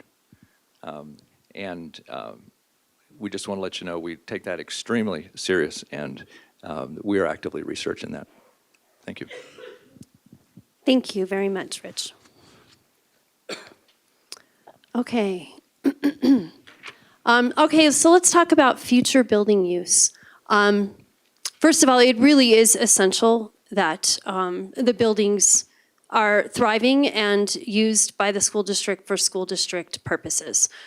We are committed to that because, again, we need to get out of a lot of leases that we are in, and we have student needs. We have student-based needs throughout our district. So we are committed to making sure that those buildings have student purposes. We are also committed to working with the various communities when talking about what those purposes may be. And so again, we spend about $1 million a year in leases, and our long-term goal is to move out of lease space. We do have to have at least 51% of the buildings occupied by actual educational programming, and that is for sure our plan. And so the timeline. Fall of 2025, we will engage with conversations with programs that are currently occupying leased space, including leadership, staff, and families. We will also engage with the families around the impacted schools to kind of assess their needs and their thoughts on what they would like to see in terms of the building purpose. In the fall of 2025, staff will recommend relocating programming into buildings. I'm sorry, that really should say spring of 2026. We will recommend relocating programming into Highlands Ranch to the Board of Education with feedback from the Long Range Planning Committee, including a transition plan and timeline. Those buildings will continue to be maintained. They will continue to be available for community use. And so all of those things are important and are part of our overall plan to make sure that those are still thriving buildings that serve students. Staffing impact.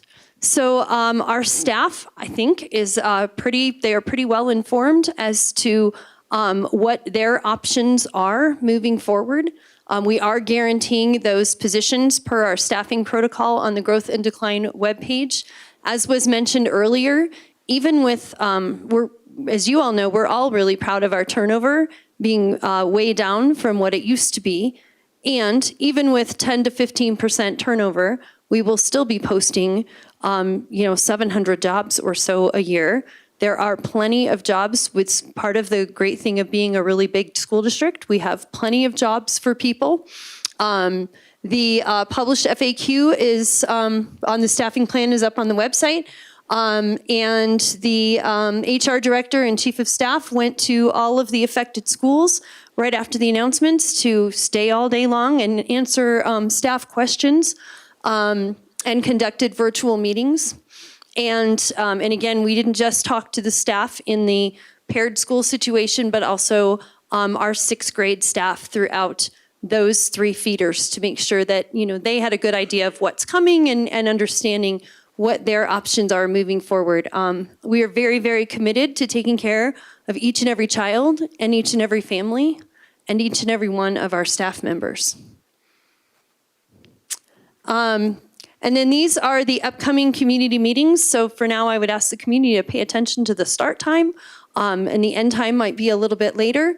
So these are our upcoming meetings. This isn't in what you all have, but I just put it up here for convenience for our families and those who are watching. This is posted on the Growth and Decline webpage when these meetings are occurring. Next steps, and then we can take questions by pairing. I know you have a lot of detailed questions, and we will answer them to the best of our ability. April 2nd, well, really next week, this week and next week, we have community meetings. April 22nd is the next board meeting. April through August would be transition planning, which Assistant Superintendent Windsor talked about. And then, of course, the school year 25-26 would be a status quo school year with school year 26-27 being when the pairings actually take effect, along with the middle school changes. So with that, all of us are here to answer your detailed questions. Well, first, thank you very much. I know that a lot of work has gone into this, and I could certainly hog the mic tonight because I've gotten the same questions, but I won't do that. I would like to start, I think, with Summit View and Heritage. So if we can start there. And then, but first I'd like a quick, one of the common themes between all of the pairings was about class size and what that's going to look like. Yeah. Thank you for the question. It is a conversation we've had at each of our engagement meetings. One of the concerns that came up is if we pair schools, we're going to get larger class sizes. I can tell you in our system, based off of schools that have 450 students or 550 students, that idea of class sizes, we actually have a recommended kind of class size as we look at primary classrooms, which is kind of that K2 aspect, and our intermediate classrooms, which is that grades 3 through 5 aspect. And so if a school gets bigger, it actually is sometimes easier for you actually to have smaller class sizes because you actually have more students. And so on average, kind of what we look at in our primary grades is between basically 18 students and 22 students typically is what we really shoot for. It's not always exact to that piece, but that's really roughly the range. And then as we get into our intermediate class sizes, it's kind of that 23 to 26, maybe 27 as you go through it. I mean, to give people context, as you get more students, you can actually create more sections. One of the challenges that we have right now is in some of our smaller schools, they basically run 2 sections. And if you have like an odd number, like 61 in grades in grade 1 in that realm, you don't want to run a first grade classes at 30. But if you have multiple class sizes, multiple sections, you can sometimes spread that out and run them a little bit at different sizes and kind of accommodate that a little bit more. And so for us as a system, we have schools in our system that are 700 that we have for elementary, and their class sizes are still within that range as well too. So larger schools actually doesn't mean larger class size. They still utilize our same model in that class size model in those 18 to 22 and that 23 to 27-ish. Again, there's a few, sometimes there's few nuances in this big of a system, but for the most part, that's where they land. And actually, our data expert, our Chief Learning Services Officer, Matt Reynolds, will talk to us a little bit about the data set around staff ratio to students. Good evening. Thank you for the question. The nice thing about this situation is we can go back in history and look at each of these buildings when they had larger enrollment. So we can go back in history pre-pandemic 17, 18, when their enrollment was actually larger than the projected enrollment from 2030. And also we can look at the student to teacher ratio that's posted on CDE's website. So you can see that even though these schools were much, much larger back in those days, the ratio would fluctuate very similar to what Assistant Superintendent Windsor talked about. You can actually literally look at the data. That's available on CDE's website if you want to get a sense of what that ratio could potentially look like. And we have those numbers. I have them literally right here, looking back from 2012 all the way up to current status. Every single one of those buildings that we are pairing into, they actually had larger enrollment numbers than what we're pairing into them now in the past. Great. And then thank you for addressing, I don't see COO Cosgrove, but thank you for addressing the discrepancy on the square footage. My question is, how can we rectify that? So that it's correct at the county's office? Well, we'll certainly follow up with the county. In our master capital plan, we do have the correct square footage. So we will follow up on that note. Okay. And then I think Director Moore, you had your hand up. Okay, so Summit View, Director Geiger. Yeah. Excuse me, I'm having the same problem. Superintendent did. Part of the reason that we have a lower cohort transfer in Heritage Summit View is, of course, that we're trying to move about 100 kids to Copper Mesa, which, by the way, helps with if that goes on over the long term, that helps with Copper Mesa, which is a declining enrollment in school as well. Was that, I assume that was part of the consideration of that transfer? Yes, that was part of the consideration. And also when you're looking long-term, driving across Wildcat Parkway is pretty dangerous. So, we tried to be really thoughtful about the road as well. But as you mentioned, over the long term, so even if the 102 students that are currently part of the Heritage community remain in the Heritage Summit View community as new families move in, they would likely have their kids go to Copper Mesa. And so over the long run, it would indeed sustain that school. Okay, now, and I understand, because I drive that road quite a bit, they're still having to cross Griggs.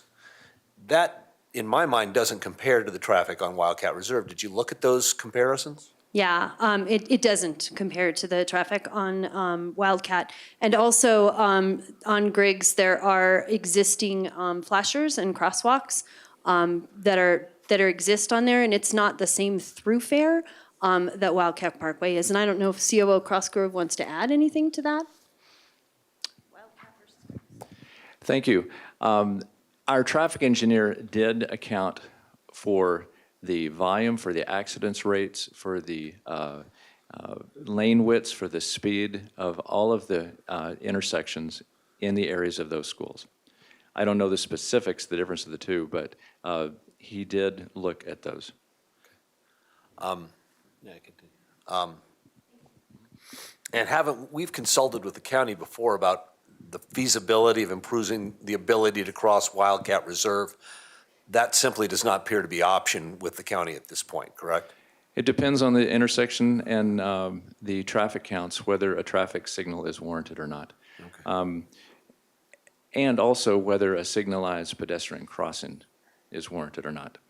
Okay. The county does have positions about, a fully intersected, intersection with 4 lights, with 4 crosswalks is safer than a signalized pedestrian crossing, absolutely. Right. And so they may or may not be warranted, it depends on the intersection. Okay, but that is more... And the distance to the next light. That is more a county decision than it is our decision, correct? Absolutely. As a matter of fact, that's 100% a county decision. Yes. Okay.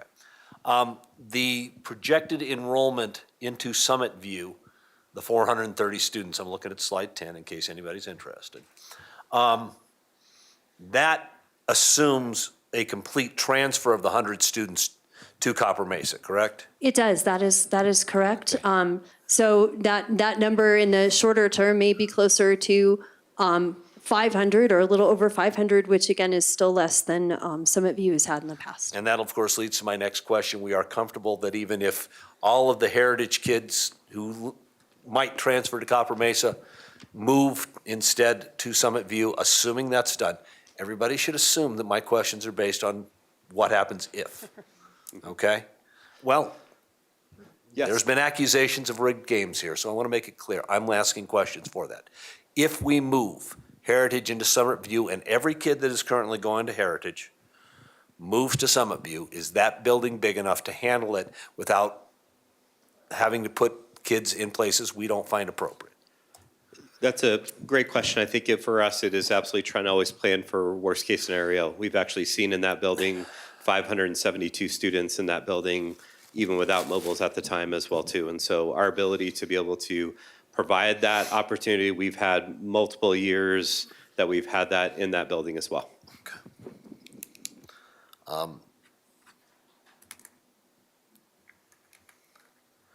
What criteria do we use in trying to evaluate whether or not we can provide transitional busing from the south of Wildcat Reserve parents to Summit View? How are we going to make that decision? What considerations would be required? Would we do, for example, questioning, some sort of polling of those parents about how many of them would use a bus? I assume a lot of those people are already driving because getting across Wildcat Reserve is hard.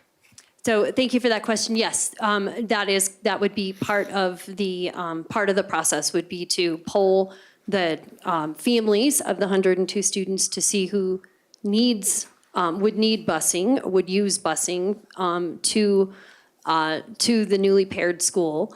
And then once we figure that out, we have to think about, how many routes is that going to take and how many drivers will that take? And how does that fit into the overall big picture? But I will tell you, and COO Cosgrove and I have talked about this, we're going to try really hard to get that done. We just need to figure out the real nitty-gritty specifics from our families. Rich, do you have anything to add? It gets down to the particular bus route. Can we add stops? What's the distance from the south of Wildcat to Summit View? And how does that impact the routes? And really, it's up to the eligible riders and how many families choose. And then it's literally how many seats we have on the buses in that area at that time. We consolidate routes throughout the whole year and change routes. And I wanted to ask a more general question. Do we generally keep track, or do we have a good idea at any of our elementary schools? How many kids walk, how many kids are dropped off? I mean, I know how many ride the bus.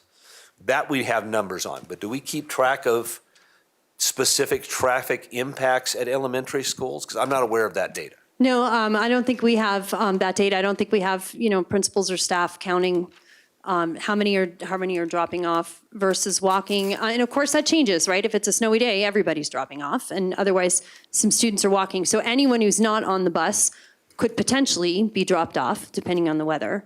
And so I think we do think about that. But just to make a comment generally to your question, Director Geiger, and I know the community has heard me say this as well. For those of you that have a long history with our school district, you will know that after the markets cratered in 2008 and then in 2009, education took 20% budget cuts. And one of the decisions that was made for a cost-saving measure at that time was to start charging a nominal bus fee for families to ride the bus. That then reduced the demand for busing by half, I would say.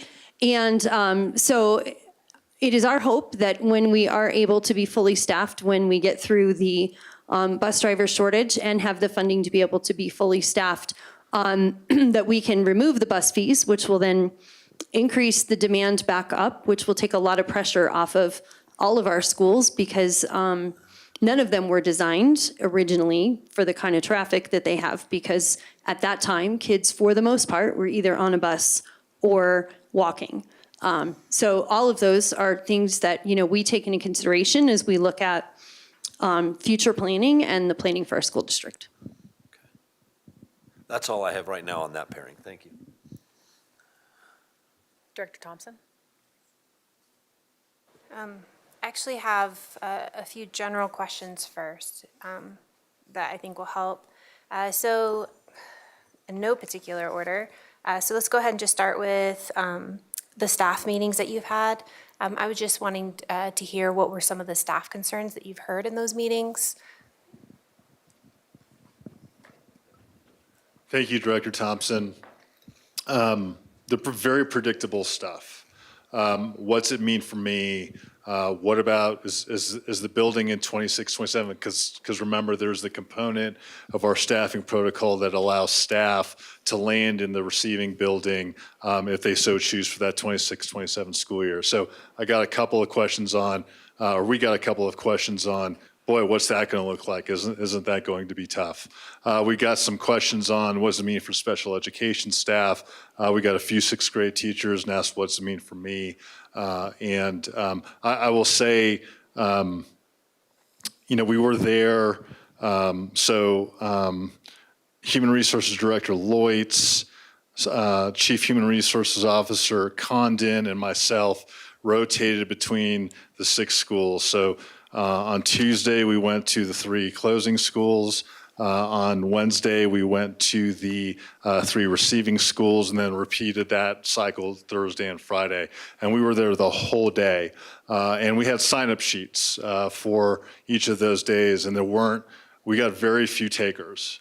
That may be because maybe folks are still processing, which is why we actually had that virtual meeting option a little bit later on.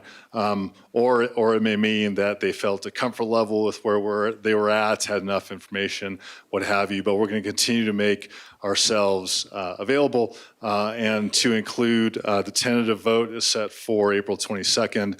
We actually have ready our HR consultants to head to every building after that day, 23rd through the end of that week, to further sit down and have conversations as needed. That's a very long answer to a simple question. Okay. The next question I have is looking at the transition plan, where are we engaging students in this process and how are we engaging them?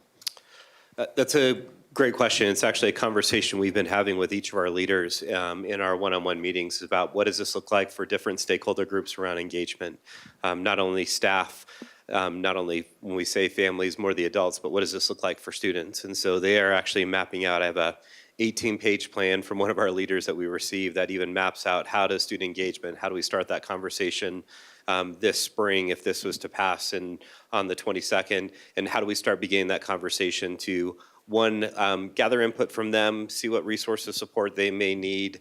Do they even know what their resources and support currently are in that process, not making the assumptions around that. But in our engagement plan as we work, I think part of the issue, part of things we wanted to share with you was the overview, general leadership kind of school transition plan, but then a very detailed plan that we're going to be working at very much at a site level that we would coordinate across all six pairings or the 3 pairings with the leaders, is what does that look like not only as far as in the 26-27 school year, but what does it look like this spring, but also throughout the school year and do joint activities where the students have a chance to be able to make connections. How do we gather their input on what some of those activities might be? What are some of the traditions that they hold near and dear to?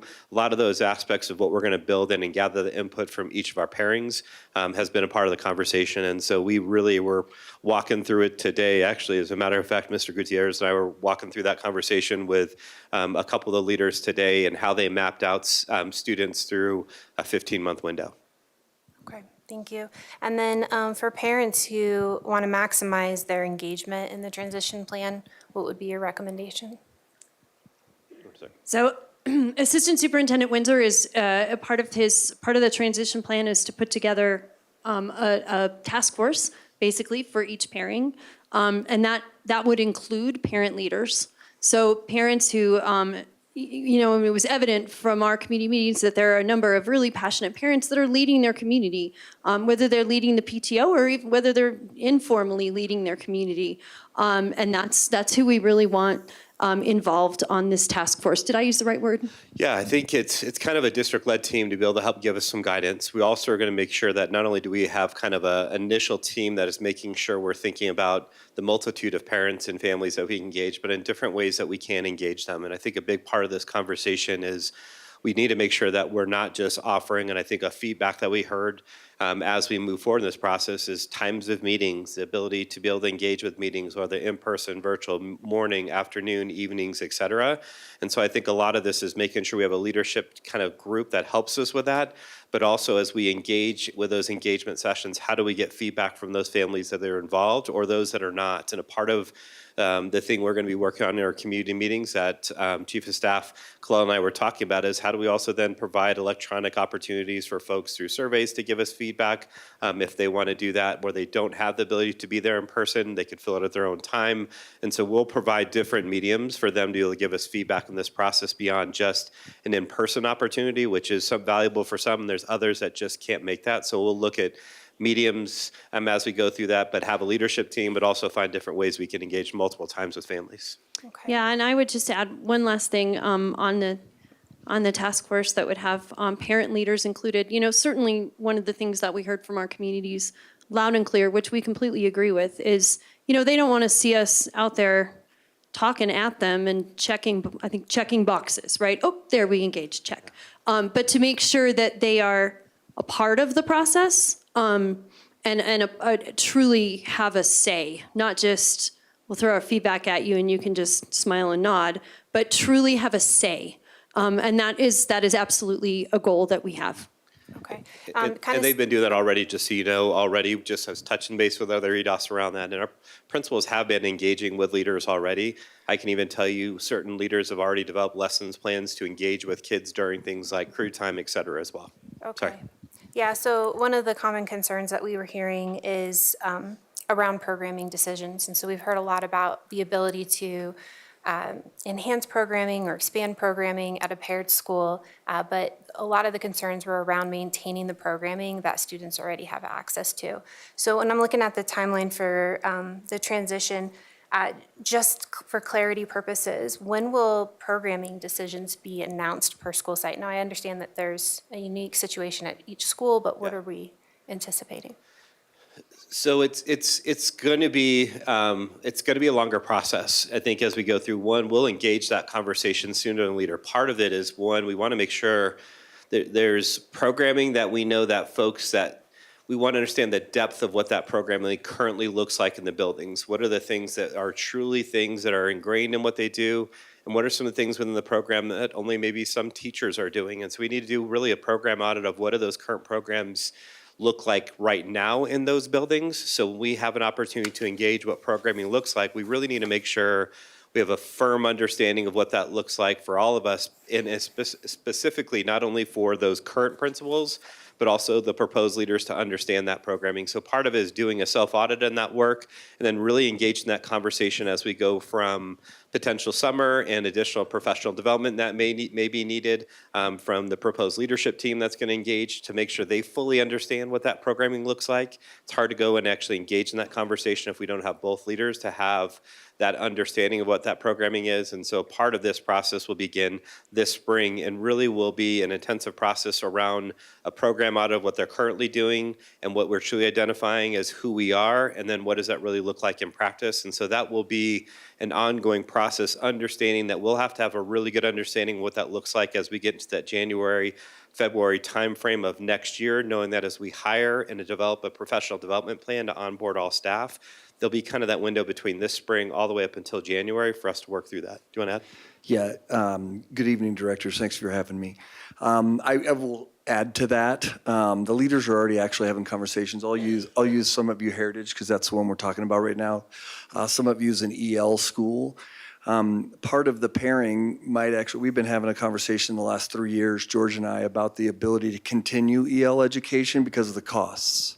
And so in pairing, now Heritage is also going to be able to bring over their flooding model, which has actually been highly successful in their success.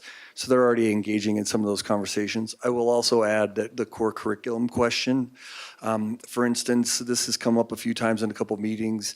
Both some of you and Heritage specifically, as well as Saddle Ranch and El Dorado, use the Wonders curriculum for reading and writing. They both are looking into SRSD. Some have started, some are piloting, as well as math. They both use the Envision curriculum at all 4 of those schools. So there is an alignment already that exists between them. They all use the PLC process. We're all engaging in professional learning communities. That's a strategic plan goal, and every single one of our schools that we are pairing here are all engaged in the same process. I'll be honest, some are better at it than others, but part of that partnership is to grow in that capacity too. Hope that answers that. Thank you.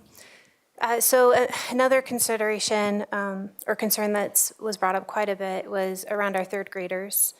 So we know that that's 3 schools in 3 years. And so what is our plan for supporting our third grade students? What do we know about students needing to switch schools 3 times back to back like that? So first, I just want to address that generally, and then Assistant Superintendent Windsor will address it from a student support standpoint. No matter what, whether we had moved 5th grade, whether we had moved 6th grade into middle school or not, when we paired schools, there was going to be a cohort of students that were in 3 schools in 3 years, regardless. And so certainly making sure that we support those students is a huge priority. And with that, I'm going to have Assistant Superintendent Windsor talk a little more to those details. I think there's a couple things. We don't want to make any assumptions on what that looks like for each student. We do want to make sure there's wraparound supports that we're considering. And so obviously as we work from one, making sure we take care of great teachers, because I think our teachers have the greatest connection, I think, to our students, and making sure, one, we are working hand in hand with our teachers to say, are you seeing additional supports? What are some push-in supports and activities we can do with our counselors that co-team and collaborate in third grade to be able to build strategies, support, understand who their resources are in that process. I think to a point that you brought up that I think is very important is we need to talk to our third grade students about what does this mean for them and have them try to articulate what that looks like and what do they need and work with our families to talk about what those needs are. This is a partnership, I think, with our families around providing those supports, and we want to make sure we are one, proactively providing those opportunities in meaningful ways with their teachers, as well as with their counselors, mental health, case managers, et cetera, in that process, but also making sure we're working with families to saying, are there needs that you're seeing? How do you give us feedback? What are those mechanisms they can give feedback? But we will absolutely work on with our students, which we have great lessons that we partner with our student support services team around that, and lessons that we can work through authentically with students throughout that process and not make it a one-time, okay, this is done. What's that ongoing support that we'll provide not only this spring, but also throughout the next year as well, and in the onboarding of what that looks like, knowing that when they transition to the new school, there are going to be some new faces that are going to be there for staff, and how do we proactively get them in front of our students as we make that transition, as well as for our families, and really making sure we provide opportunities for our families to get in to know who those resources are too. Thank you for that. As a mom of a third grader, you know, I think about that with my own son, and that's a hard one for me. Sorry, two more, and then I'll leave it for other board directors to be able to start answering or asking questions. There was comment about choice into heritage, and as well as parents choosing to enroll at Stone Mountain. I don't know if you guys have any of those numbers now, but it would be helpful to be able to see that at some point. What does that choice look like into heritage? Where is it coming from specifically? Like what areas are the choice like feeding in from? And then as well as what it's looking like with choice into Stone Mountain now.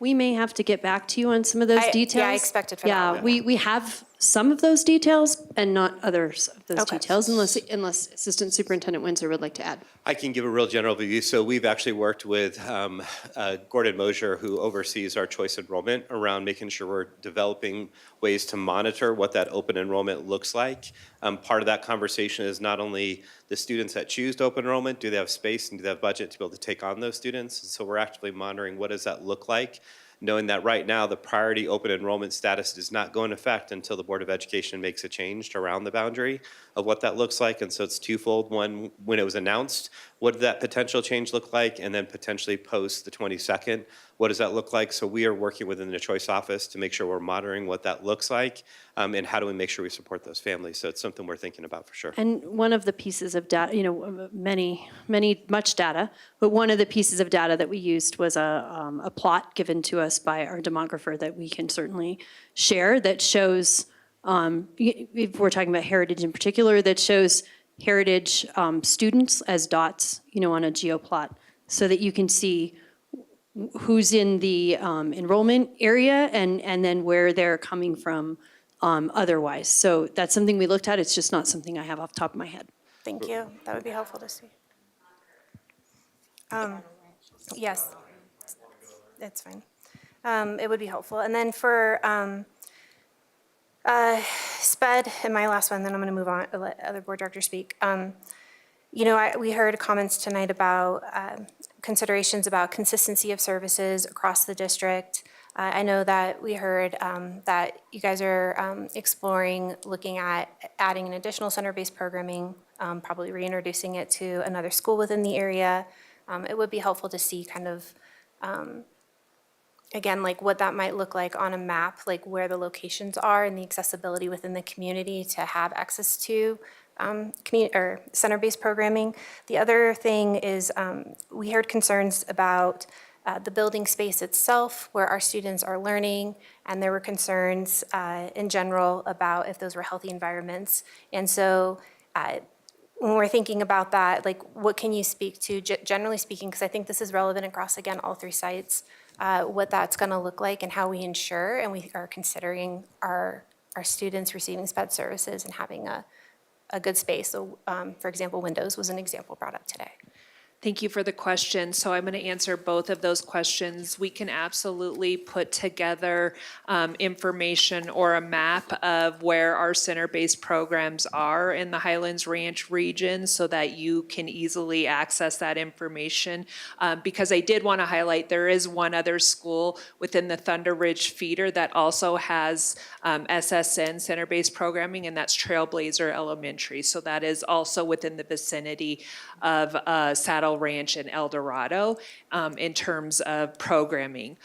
In terms of the space, we really have an opportunity as we bring in the new leaders or the leadership for those paired school communities to engage in how we're going to enhance the programming space for students with disabilities as well as for elective programming, et cetera. And if we need to add windows into different areas of space with some of our internal classrooms, we can absolutely do that so that it makes it a more welcoming and supportive environment. Those are all things we are really anxious to engage in those conversations about how the programming will be in that space, if it'll be a part of any new space that we're considering in terms of how we're allocating the money for those school communities and how we can enhance those spaces.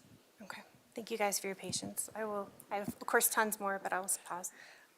Just a quick question, then I'll hand it over. But I think this is kind of across the board as well. If there's a parent who chooses to open enroll their kid into the potential future paired school, what happens with the even smaller enrollment that will be at the current school? Yeah, thank you for that, President Williams. That's a really great question. And we got that in the community meetings for sure. And then the question was, we're already small. Now you've just announced to everyone that we're going to be closing in a year and we're going to lose more students, and then we're going to be really small and our kids are going to lose a lot of programming in 25, 26. We have frozen the staffing levels for the schools that are being consolidated into another school. We've frozen those staffing levels so that even if there is an enrollment drop, the staffing will continue and stay consistent so that, we're not also dropping staff if there's an enrollment drop. And we are monitoring those numbers. We know exactly how many students, for example, in the Saddle Ranch community have open enrolled into Stone Mountain or, other areas. So we definitely have those numbers and are keeping an eye on it. And then the last question really is around open enrolling into the future paired school site and what that looks like. And that we're trying to be really thoughtful about that, as we also know that we're going to have some construction needs.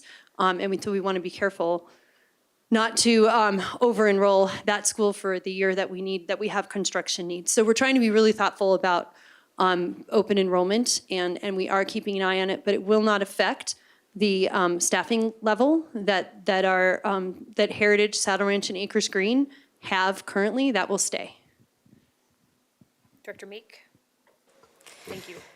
First off, thank you all so much for the presentation. It was really thorough and I think hit on many of the questions that have been coming in. And a huge thank you to our community for being passionate and asking questions and reading through all those personal stories that we received and really seeing how schools are way more than a building. It's an anchor for our communities, and that has all come through loud and clear.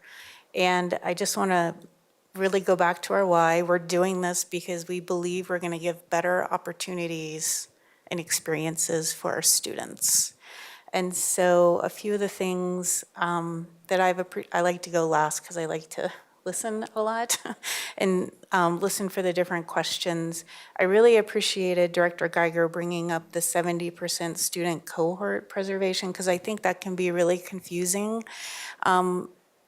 So as was explained, that deals with the proposed boundary changes. One of the questions that we've received has been, what about those schools that are not being paired, who won't have additional opportunities per se.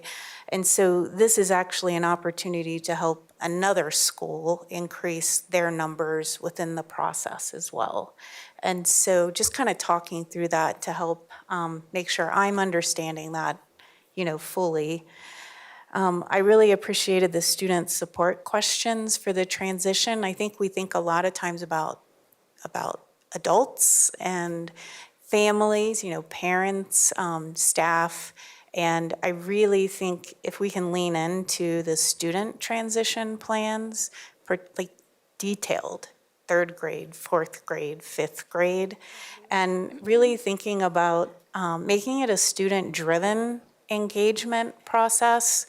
Again, if we could lean in on student voice in making decisions, my experience in working with communities that are somewhat, they have different perspectives that they're bringing to the table, when I have found that they kind of have challenges, when there's student voice in the room, parents, adults will listen to the students in making some of those really challenging conversations.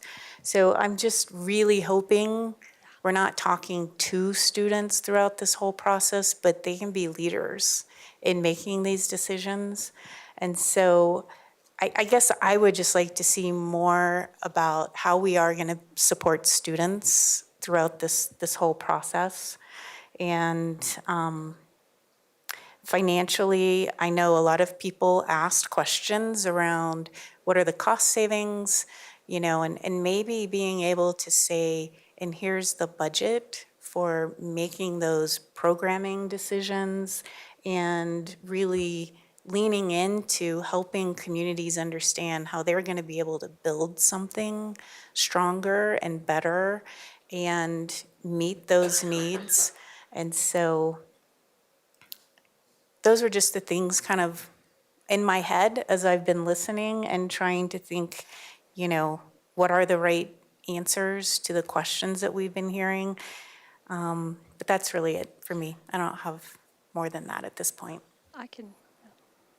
Yeah, thank you very much, Director Meek. Those were all very thoughtful. On the student question, and actually, our leaders are so student-focused. I mean, that's why they're beloved by their communities. They're incredibly student-focused. And even in the early on stages of they had just learned what the pairing recommendations were going to be. I mean, one of them told us that she couldn't sleep all night, so she stayed up doing lesson plans for every single grade level on how the students are going to be engaged in the process of the communities coming together. So the leaders are being incredibly thoughtful on engaging students and making them part of the process, from talking about things like the school name and the school mascot to what kind of programming they would like and what kind of support they need and all of those things. What do they love about their school, and how do we make sure that we keep what they love about their school? All of those things, our leaders have been working through a lot of that, and I think that in our community meetings,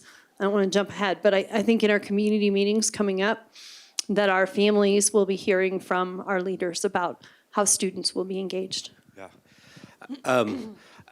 I'm trying to be careful how I say this, but I'm just going to be very transparent in this realm. Being an educator for 20 plus years, the thing that makes me wake up every day is to wake up to go be with kids. I can tell you that is absolutely what our leaders want to do. I want to take care of the adults who take care of our kids, but ultimately, if I ever want to go fill my bucket around things, it's being with students. Every conversation we've had with our leaders is about student focus and about student voice in this process. For us to identify effective leaders, if there's not student voice, you can't be an effective leader. Completely agree in that process. How do we systemically make sure that's the priority and it's forefront of the work that we're doing? Every decision, every engagement as we go through this is trying to provide a better sustainable experience for our students short-term and long-term, and how do we make sure that, one, they are provided a true comprehensive experience to help them matriculate to figure out who they are better, what passions they may have, and how do we continue to offer that at the rate that we need to. A lot of the focus that we've tried to work on from our mill-based work and trying to provide counselors at the elementary level around those additional layers of support for our students and our families. this work is completely grounded, and I don't want to lose sight of that focus, is it is about our students, understanding that absolutely our community is saying you're taking away the hub of what that looks like for us, and also ensuring that that hub could also look a whole lot different if we can't sustainably provide that piece, and piecemealing something together. Our community deserves better in that sense to provide that opportunity. And it absolutely is gut-wrenching in the sense as we work through this, because we have community members who love their community. If we didn't have that response, we wouldn't have impacting schools in this district. Director Meek. And this is more general as well. I'm losing days. At our last student advisory group meeting, we had roundtable discussions with high school students, and Director Geiger and I were able to hear directly from high school students around the sixth grade transition, asking them around attending middle school in sixth grade. And overwhelmingly, it was very positive in that their experience has been that they would highly recommend that change as well. So I just wanted to share that perspective. And if I may, Director Moore and I met with students at Renfrew Middle School, talking to 7th and 8th graders about it. And I would say their position pretty much universally was that 6th graders should also transition. That's been, a lot of things are disputable here. 6th to middle school, with very few exceptions. Every principal I've spoken to, middle school, high school, and elementary school, almost every kid I've spoken to has agreed that at 6th grade, I don't want to be the old guy who says about 6th graders are different now than they used to be, but agree that they are simply at a maturity level where moving 6th grade into middle school has a number of advantages. I find very few things that are almost universal. That one I'm finding across all cohorts. Director Myers. First of all, I want to thank you for the presentation tonight. I've read through everything. I'm just kind of one of those learners that I'd like to hear the presentation so I can really absorb it. I want to thank the community for coming out. I know it's a small representation, but I think it's a strong representation, and thank you. And I want to make sure before we start going into the meetings, and the first one being tomorrow right away, that we have those general questions answered and that you feel comfortable with what has been brought forward as far as staffing and boundaries and all of the general questions that we got. Even, never thought I'd say this, but a lot of information through your emails that you sent. So I want to thank you for that, so that when we start our engagement meetings tomorrow and through the next couple of weeks, that we really have you understand that we're here to help that transition go smooth. I'm really proud of this district. I feel like we've outperformed other districts around us, and I think they've done a thorough job. And I know this is an emotional, difficult time, and I told that in many of the emails that I sent back to you. But I want you to know that we really do care. And I mean, especially as an educator myself, knowing that I was at the peak of growth in Highlands Ranch, and then still having friends that worked there that was starting to experience that decline. This is not easy. So hopefully when we come and we start our next, whether it's virtual, I prefer in person, that you can bring your concerns and feel like you can talk to us, and that we can really help you through this transition period. Okay. No, I think we're going to move on to a Saddle Ranch El Dorado pairing. So I'm just going to ask, one of the questions that was brought up was around the capability that Saddle Ranch has for expansion. And so in that area, why was El Dorado chosen? You want to talk to either one of you El Dorados? So regarding this site, the Highlands Ranch Metro District owns the property literally from about the diamond of the ball field north. That is not on district property. We do irrigate it and do the general maintenance, but the Metro District does the site prep for the games and events and things like that. So we did not count that property in our school acreage because we don't own that property. And we don't have the unilateral authority to make changes on that property and even how we use it. So I hope that answers the question. That is on the Douglas County Assessor's page. You can see it, and you can see the line where that property crosses that ball field. And there, just to add to that, should it be necessary, I don't know that it will be, but should it be necessary, there is room to expand El Dorado onto what is currently the place where mobiles would go. Okay, and then around the special education, this is more a general question too, but just because it was brought up in public comment in regards to Saddle Ranch. Obviously, for our special needs students, having consistency with staff is very important. So how are we going to ensure that that is something that we're taking into consideration as we're moving kids and pairing them? Yes, so what has already been shared this evening is that in terms of the staffing plan, if staff in the paired school communities want to remain with their school in that transition year, they have the ability to do so. Now, staff also have to make decisions that they think are best for them in terms of their professional pathways, et cetera. If we're in a position, which we likely will be, of opening a center-based program in another school, we'd absolutely want to work with our staff around their interest in an opportunity like that, if it was something that they had interest in. So we want to, it's really an individual type circumstance to be able to kind of support stabilization with staff to the degree we can, but also recognize that staff are going to make decisions for themselves as well. Director Moore first.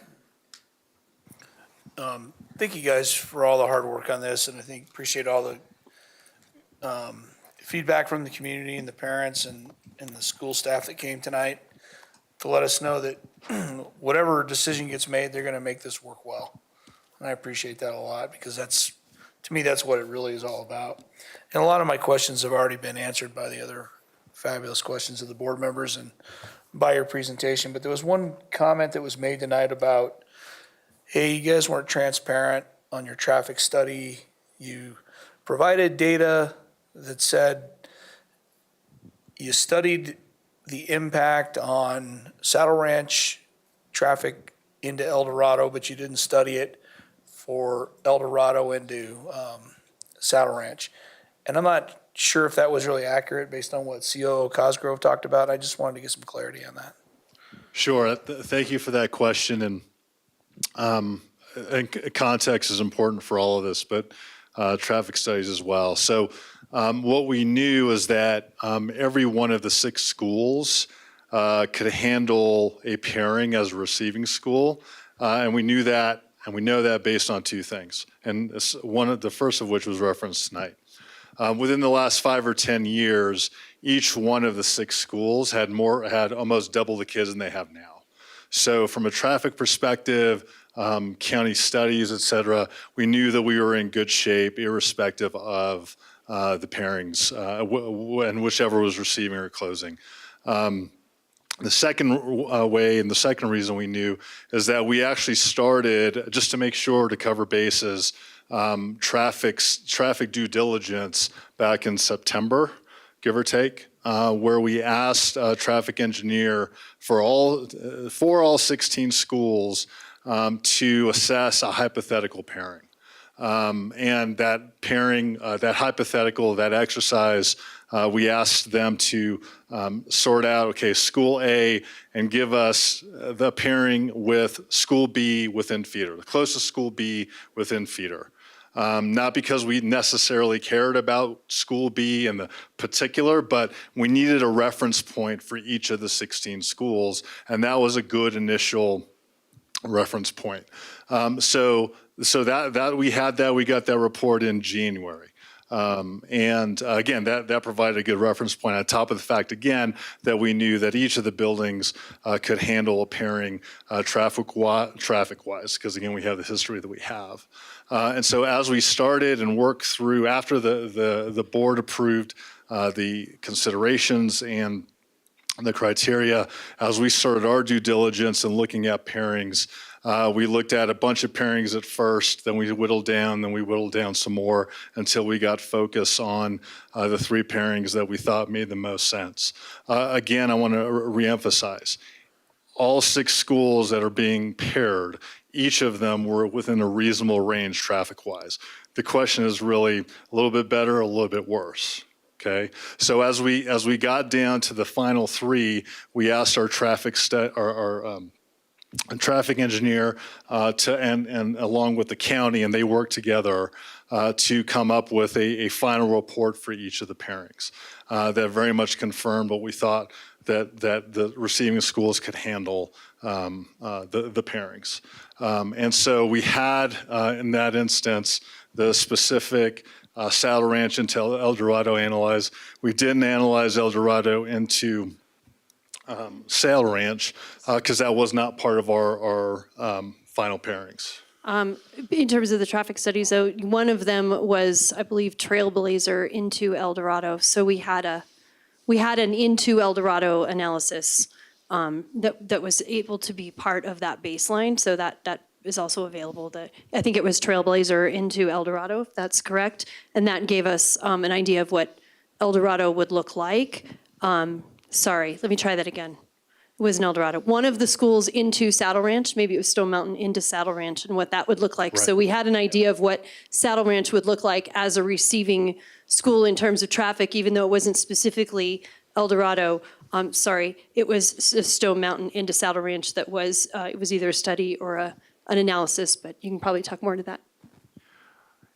Correct. So basically, starting in September, we had an approach that we coordinated with Douglas County, the closest school within feeder, to get a baseline for the receiving school, around that site. What is the traffic and what would have to be mitigated, if anything? But with that said, all of the surrounding areas and those 57 intersections were looked at, because those intersections are around the immediate area of those schools, to see what the impact is on there. So as Superintendent King correctly said, it was one of those initial scenarios was Stone Mountain into Saddle Ranch. And there were other scenarios too throughout the district. And from that overall student population entering the neighborhood of Saddle Ranch, staff knew that there were some traffic mitigations. Now again, overall, these aren't significant traffic mitigations for any of the sites. Well, because our traffic engineer in Douglas County, I mean, we are not having to add additional parking lots, additional bus loop. We're actually not having to add any flat work on any of our school sites. In the one public right-of-way at Crest Hill, we're going to make a right turn lane to address the current traffic and additional. And Mountain Ridge, Mountain Vista, we're addressing the current traffic as well as the additional, even though it's less than has been there before. And to address the current traffic at Thunder Ridge Ranch, I know as a parent, backing up all the way to Highlands Ranch Parkway years ago, we want to have 2 lanes going in that school to alleviate traffic. So as Chief of Staff Colella said, we had an idea of the impact for all of the 16 schools, and then once staff narrowed that down, then we re-engaged with the traffic engineer to run a specific analysis for those shortlisted pairings. And we took those back to Douglas County. And basically, how we've confirmed the traffic impacts is because Douglas County traffic engineers and their public works engineering staff worked with our engineer to confirm that meets all licensure and all safety requirements. I hope that answers your question. Director Weiniger. I just also want to echo that I could tell the staff has put a ton of work into this and was very purposeful in trying to make sure that they were as transparent and talking to the community as much as they could, and took this these considerations seriously. Thank you so much for all the planning you put into this presentation, because like the others, since we weren't involved when the recommendation came, it was one of those where you're like, I don't know any of these answers that people have. So I really appreciate this presentation. It helped bring a lot of clarity to questions I had. One question I feel like you might not have an answer to right now is around the $20 million from the bond that's going to help update the receiving schools. Because I know that with Saddle Ranch and El Dorado, they specifically talked about the playground, and they talked about how the special needs room has windows.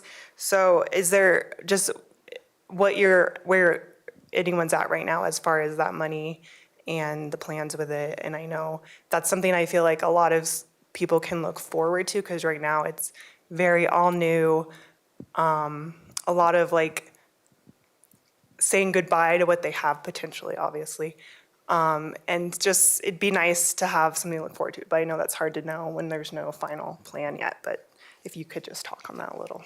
Sure. Yeah, thank you for the question. We have to do a thorough needs assessment, which includes input from the community as well as from the leaders to kind of do a needs assessment on each of the 3 pairings to then determine how to best allocate the $20 million. So, and we will absolutely be transparent about, you know, what that plan is for each of the 3 pairings and what it's going to cost, and how it'll be allocated. But we have to have a full needs assessment first. We have a partial one based on our analysis, but we need to have more thorough input from the community, from the staff, and then most especially from the leadership team that will land in the paired school. Thank you so much. Director Geiger, and then I'll go this way. Thank you. And I hadn't said in advance, thank you to the staff. We've been at this not just for 2 years. Director or Superintendent Keen and I first started discussing this issue at Northridge in 2017. And I've got to admit, it's a little bit frustrating for people to walk in after you've been working on it for 9 years and be told that you didn't think about things. But that said, I did appreciate, particularly the Saddle Ranch community has from the beginning engaged with us on an attempt to do a data-based circumstance. So there are a couple things that I want to address with them. How do we think about walkability? I mean, that was one of the issues. It's on our standards.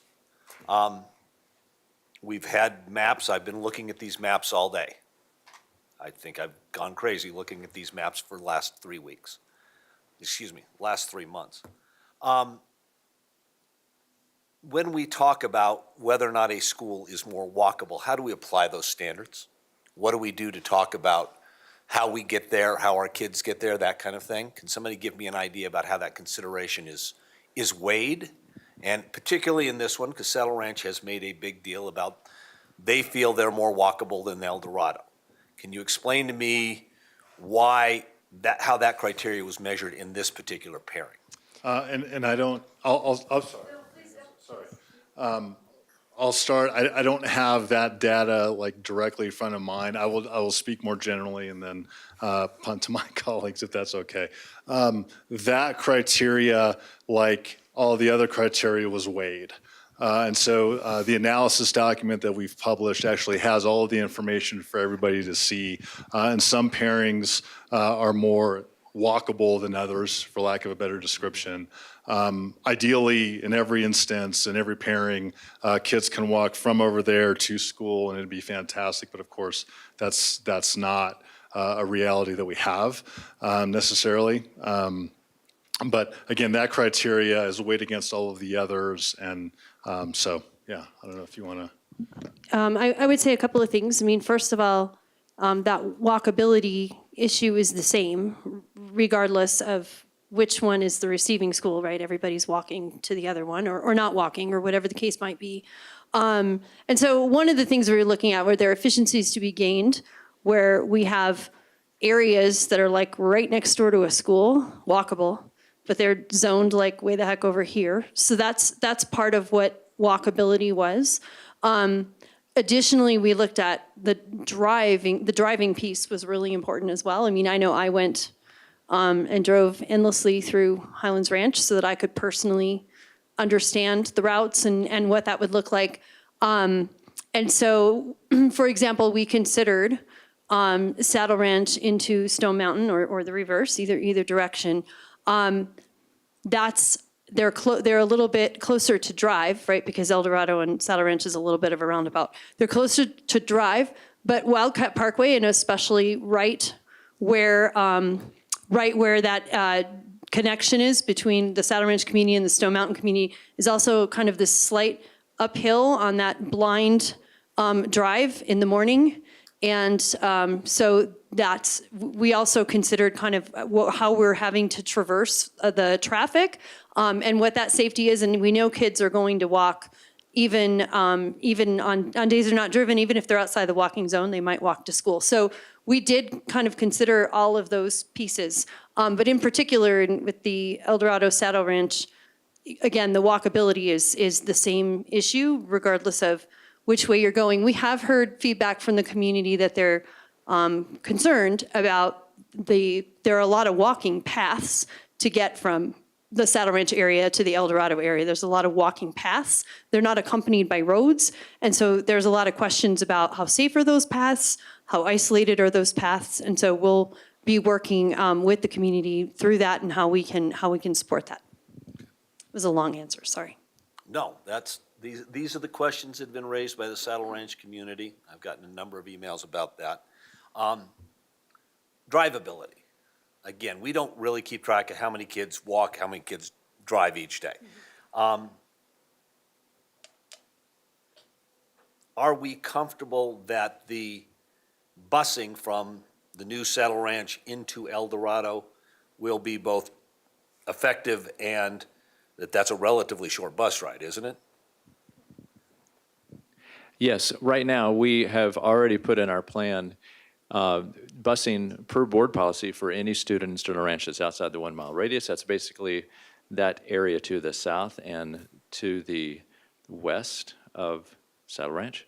Okay. But we are also exploring to expand that service to accommodate any students or families that don't want to walk across that path. We want to see what expansion we have.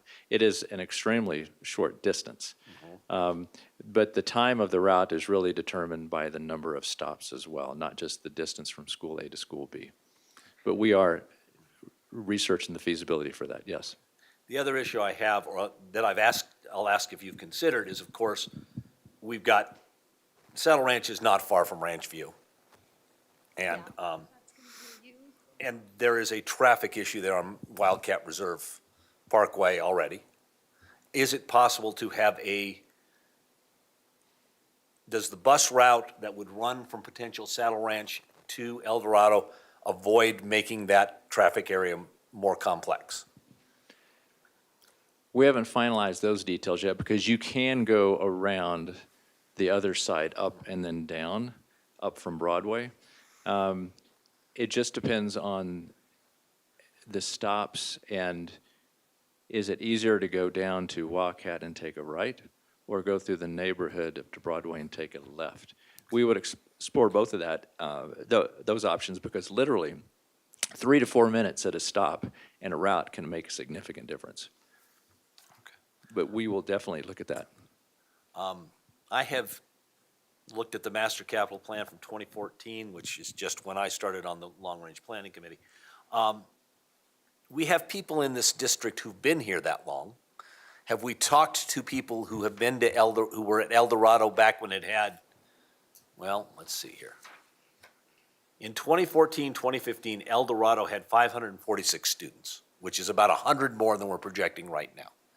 Have we talked to people, I look at Mr. Gutierrez, who's been around a minute or two, and Mr. Windsor, who have been here. Do you remember how did El Dorado function back when it had 150 more students than we're projecting for it? Or Mr. Wells? A lot of gray hairs out there. I'll figure out which one. Hey, at least you have hair.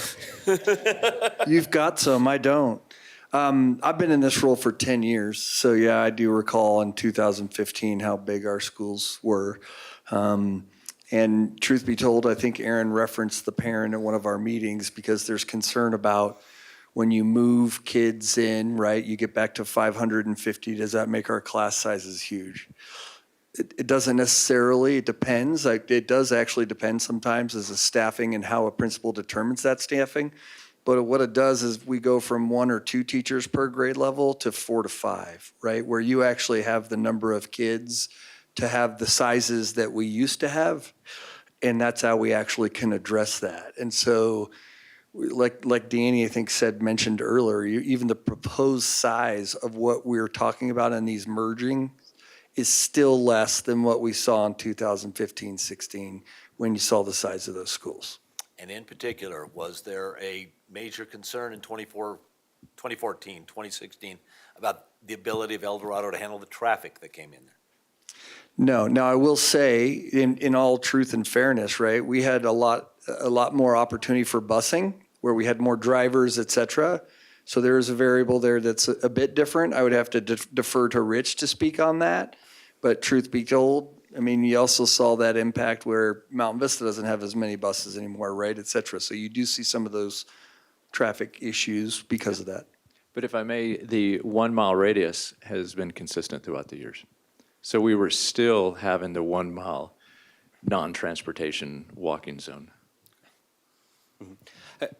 I'm not going to, anytime you say traffic in schools, it's always one of the greatest challenges we have across our system. I really want to make sure that we're not minimizing. Traffic is tough when it comes to, the 10 minutes leading up to a start time and 30 minutes leading to the end of the day for pickup. And so I don't want to say it's perfect by any means. We try to do as best as we can. I think Superintendent Kane made a fantastic point. I think as soon as we started seeing charging, less students taking buses, these buildings weren't meant for that to that particular degree. We've tried to navigate a variety of ways, from changing start times we've had between folks and separating that aspects in the sense of what we can do. We've tried to set up different carpooling structures. We've tried to do pickups in different ways with different technology to be able to support families for pickup. I think we're trying to navigate as many as we can, all while understanding that there is not a perfect solution when it comes to traffic, knowing that I think you see cars stacked no matter where you are, not only in our district, but you go to any other district around start and end times for schools. It is a challenge in the sense of what we have to look at. And so I don't want to say it's perfect, but we absolutely try to make sure we're constantly evaluating those systems, knowing that I think a great point that was even brought up was like the Summit View in relationship to Mountain Ridge and Mountain Vista start times, and going up the hill on Summit View in relationship to that. How do we make sure we're looking at start and stop times and making sure we don't have that stacking in the sense of what that looks like? So do want to just know that I don't want to minimize their feelings around that, because it's very true in the sense of what transportation looks like. However, we are trying to make sure we do as many mitigating measures as we can to make sure it's as efficient as we can as well, all while knowing in 2015 we still had like issues that we were navigating, and knowing that we have schools currently right now with 600-700 students that we're navigating this with like parking lots that we see throughout our district as well. So this is not just unique in this area, but we have other schools that are like this that we navigate as well. If I can give one more example, sorry. I taught at Mountain Vista from 2003 to 2009. Mountain Vista was built, if I'm not mistaken, and Rich can, I believe it was built for 1,800 kids. There's 2,400 kids at that school. It's down to 2,300. And in 2030, it's projected to be 1,200 kids. So when you look at that and you put those pieces together to actually talk about what enrollment looks like, I've had conversations. I think 6 of my 13 elementary schools are projected to be under 300 if we stayed the way we are. And truth be told, when you have an elementary school that's got 275 kids in it, I have conversations every year around budget with principals to go, okay, what are you cutting? I'm going to cut my specials teachers to 0.5. I'm going to cut them to 0.6 and then backfill them with a 0.4. If the community has money, I'll use Stone Mountain. Stone Mountain used to be one of my wealthiest schools. Go look at their budget. Their budget's one of the smallest. They're down to 460-ish kids. They used to be over 550 or at 550. And trying to manage that is the challenge that we have. And that is the part of declining enrollment. I've had the opportunity to watch this for 10 years. I was in the planning committee meeting at Northridge with the LRPC with Brad 10 years ago. I mean, this is not like this has been a conversation. We have put this off and put this off and put this off. And frankly, none of us want to be standing up here to have a conversation about consolidating schools, especially when they're high-performing, top-notch schools. And I'm proud as hell of West Highlands Ranch, and I will tell you that our schools all rock.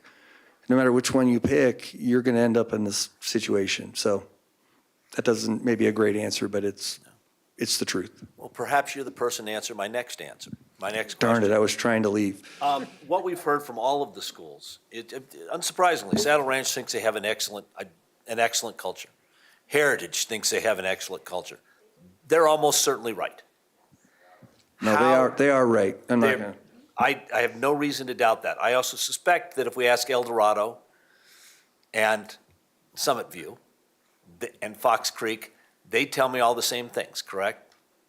How do we translate those excellent cultures at Saddle Ranch or Heritage or Acres Green, the excellence in there, to new schools if we consolidate?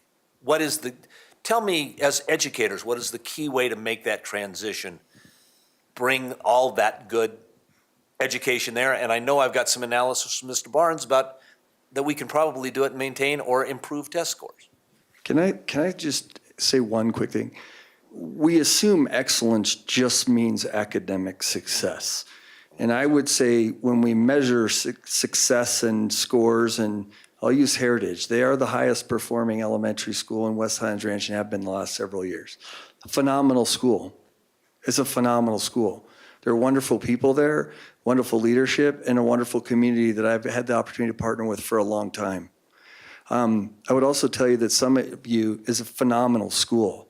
Are they slightly behind in their point totals? Yeah, but we're not talking lagging by miles and miles as sometimes gets painted. You also have a community at Summit View that believes in crew and EL, and you could talk about some of the camaraderie and community that's met there, and you can measure excellence in a lot of different ways. And so what I would say is when we look at these, to your question, and I think Katie Lynch and George Bozer were the ones who I heard say this, yeah, we have a wonderful building, but the building isn't what made the excellence. What made the excellence is the people in it and the community that are part of it. And I would argue point blank that merging a school is hard. I had the opportunity to open a school mid-year where I merged an elementary school and a middle school in my previous district. It is really hard to do. But when you have awesome people inside, you can create a new building and a new community that's pretty transparently awesome. And so I understand people's concerns. This is not a fun thing to deal with. And I don't discount how families feel because I think I would feel the same way. At the same time, I think when we talk about possibilities and opportunities, I would just share with you, we didn't ask the 6 principals to come up there. They did that on their own. That was their idea. It was not a staged event. It was them asking to come forward to speak together as a unified group. I think that speaks immensely to why those leaders got applauses at every one of their schools. They deserve them.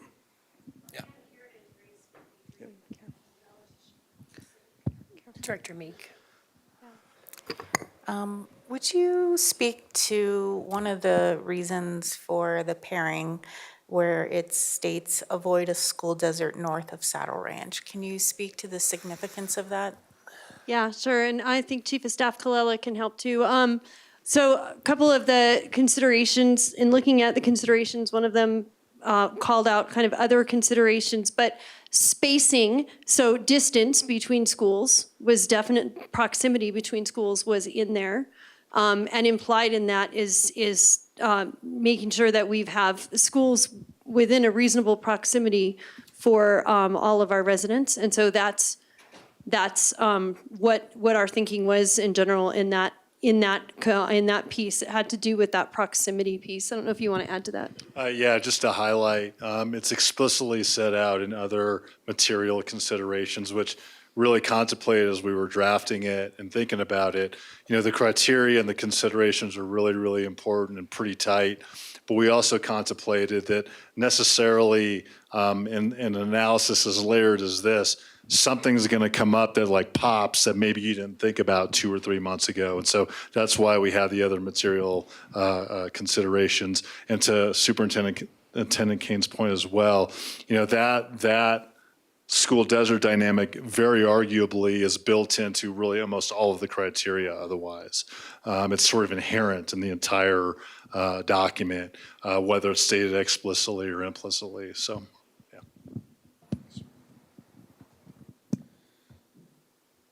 Any other questions regarding Saddle Ranch?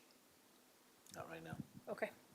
All right, so let's move into the Fox Creek Acres Green.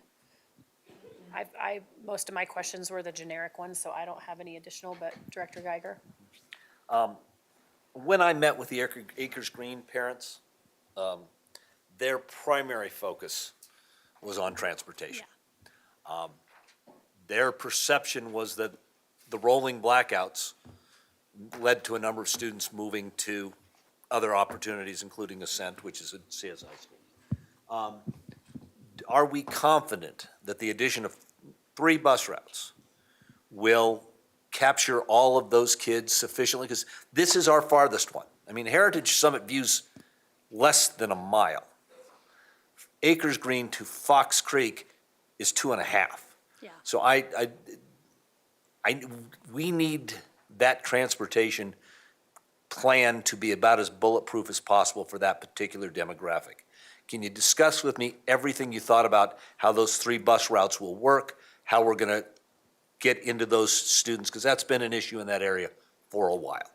Thank you for that question. And I'll let Rich answer in detail, but in a general sense, I will tell you that we know there are 120 students that are currently in the neighborhood around Acres Green or within walking distance of Acres Green. So we're certainly planning on transporting all 120 of those students. That's the 3 routes that are currently walking. Everyone else who's currently busing to Acres Green is now just going to bus to Fox Creek. So that's where that 3 additional routes came in. And agreed, certainly that is a very big concern of the Acres Green community. And it's a definitely a more impacted demographic in that area, in some of those areas. And so we do want to make sure that we're really taking care of kids who just have no other way to get to school if there's something like a rolling blackout. And so throughout our rolling blackout process, we have worked hard to make sure that we're prioritizing communities that truly have no, like apartment complexes, et cetera, that have no other way to get their kids to school. And so we have assured the Acres Green community that we will continue to prioritize that, along with waiving the bus fees for 2 years. That was something that was really important. We decided to do that for everyone that was impacted, but that conversation really started around Acres Green. Can I add something super quick, Superintendent Kane? One of the things, Director Geiger, just for clarity purposes, this year we've actually worked with transportation as well as Mr. Gutierrez, as well as the leader, to make sure that there are no rolling blackouts right now for Acres Green this year as well, knowing that that was a priority. So just know as we've navigated that, to your point about making sure we have a clear plan, we actually wanted to make sure even currently this year that our students in some of these impacted areas were absolutely getting taken care of as well. And I would just like to add what Superintendent Kane and Assistant Superintendent Windsor said. Basically, the 3 routes for the students within the 1 mile walking zone are additional routes to those already for Acres Green. So those students already receiving busing will continue, as well as the additional 3 buses to capture those students in the immediate vicinity of Acres Green.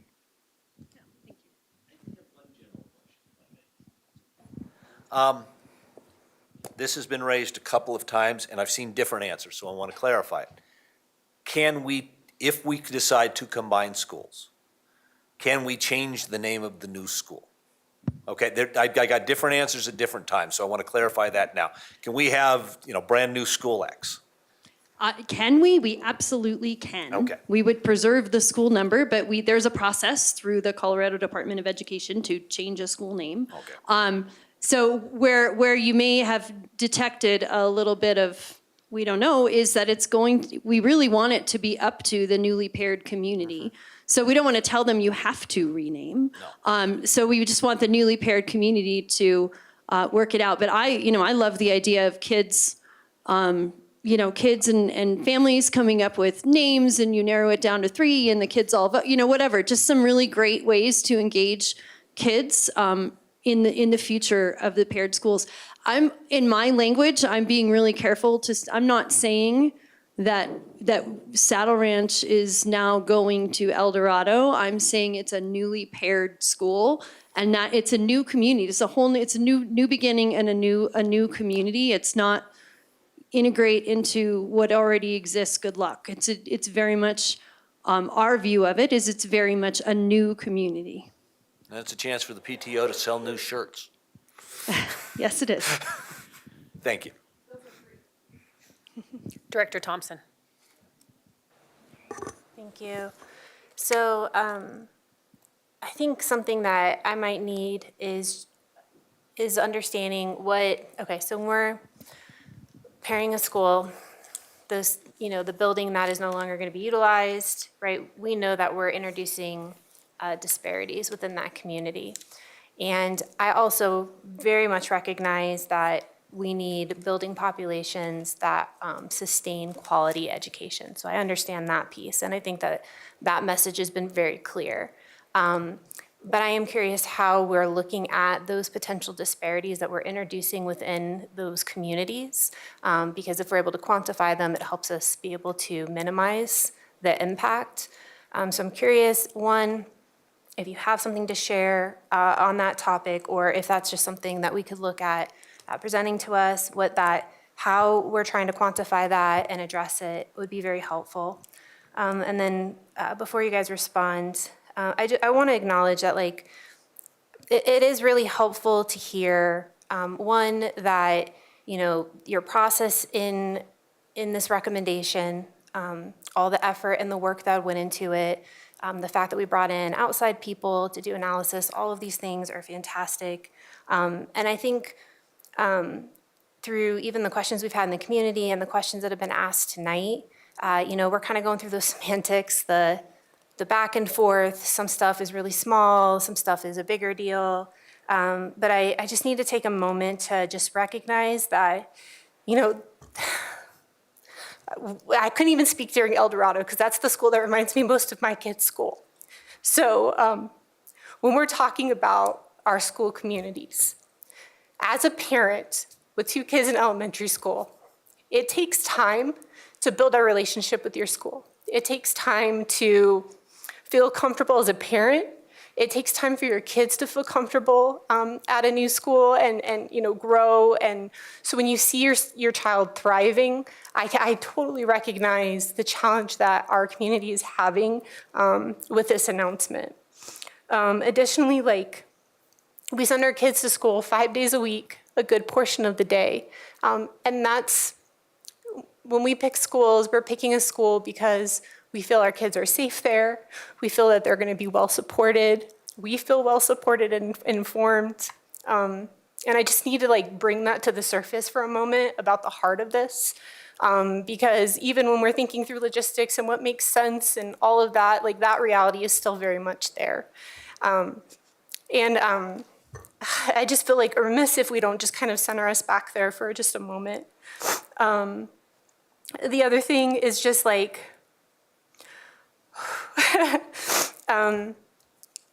talking about, it's great, we're talking about how we can engage our 2 communities together through this, that are part of this recommendation to help build that community together. I do think that focus is just super important because, one, when you hear it's your school, you completely feel powerless. Right? That's a staff recommendation. All of this work's been done, all of this analysis done, and we've taken the power away, it feels, from those families that are impacted. And so how do we give that power back through this process? And that just being at the forefront of just our conversations when we're thinking about this, it just got, I don't know, for me, for a minute here, it just felt like it was just too much of the weeds, forgetting the big picture. And I get it, we're all trying to just be responsive to the questions that we have. And we've gone way over time because there are so many still. And I think that the fact that we're gonna go into the communities is a big deal because there's still tons of questions that we've attempted to ask tonight that we still haven't been able to address. And then there are things I think got clarified, and then we're gonna hear rebuttals for that. But again, I just want to center us on that consideration and that thought, and that we're we continue to approach this and we continue to have this conversation with that in the back of our minds. Okay, so like, again, Louise are good, but that we're actually, lifting up the heart of the situation. And I'm so impressed with these principals and these building leaders and our staff at these schools, because we're hearing families fight for a school because they love their school. And I recognize that, and that's exactly what I would be doing. So thank you to our staff for that. I know hearing from the principals tonight was very impactful for me, and it was very hard for me. But it was really important to hear that buy-in from them about working together. And even before the recommendation was made, we went and visited schools. I had a visit with a couple schools with Director Moore, with Dr. Myers. And that was also the same messaging that I know we received at that time, was how everyone's really looking to support each other. So I know I'm kind of like all over the place at the moment, but it's just my attempt to just kind of center us again. And then with that being said, I know we're really close, we've gone way over on time, but I do want to make sure that we are talking about the middle school topic, because we haven't really touched much on that. And there were a couple things that were brought up that I feel would be helpful to clarify. So when we're moving sixth grade into a middle school, we heard about the middle school model and we heard about teams, but I don't think it was super clear for anybody who doesn't already understand how the middle schools work, what a team means. So, right, we have sixth grade, a class of X amount of students. You mentioned teams are about 120, but I don't know if it was super clear what that looks like and what the function of the teams are specifically. And then to add to that, we talked about engagement with students, similar to what was brought up earlier from Director Geiger. It was a similar experience that I had with Director Weiniger when we did our student engagement, hearing from our 7th and 8th graders talk about why they think sixth grade and middle school is a great idea and how they felt better supported in middle school, how they had more access to opportunities. And so definitely making sure that we're hearing from students, because it was very, very insightful, the things that they brought up. And especially the point about supports, because I think that's a parent concern, is like the supports not being as intensive in middle school. But when we heard from middle school students, they were feeling much more supported based off their very specific needs at their age, for their age group. So, okay. So I'm Assistant Superintendent Windsor will be able to answer the middle school questions, but I want to address the heart of the matter, because I'm a mom of 3 who moved into this community with a baby on my hip, in the hopes of having schools nearby, and I can only imagine how I would have felt as well. So I will say some of the things that we're hearing from our communities are like, every day when I drop my child off, Miss So-and-so knows every child in my school community by name and greets them by name as they come in the door. And those are the kinds of things that make all of our communities, and these communities in particular, extremely special. And we are committed, and I know our leaders are committed to doing whatever they can to preserve that, to still have people that the kids know in the building, and to make sure that when we're thoughtful about bringing staff together so that all the kids have a familiar environment with familiar faces and people who will say good morning to them by name when they come into school.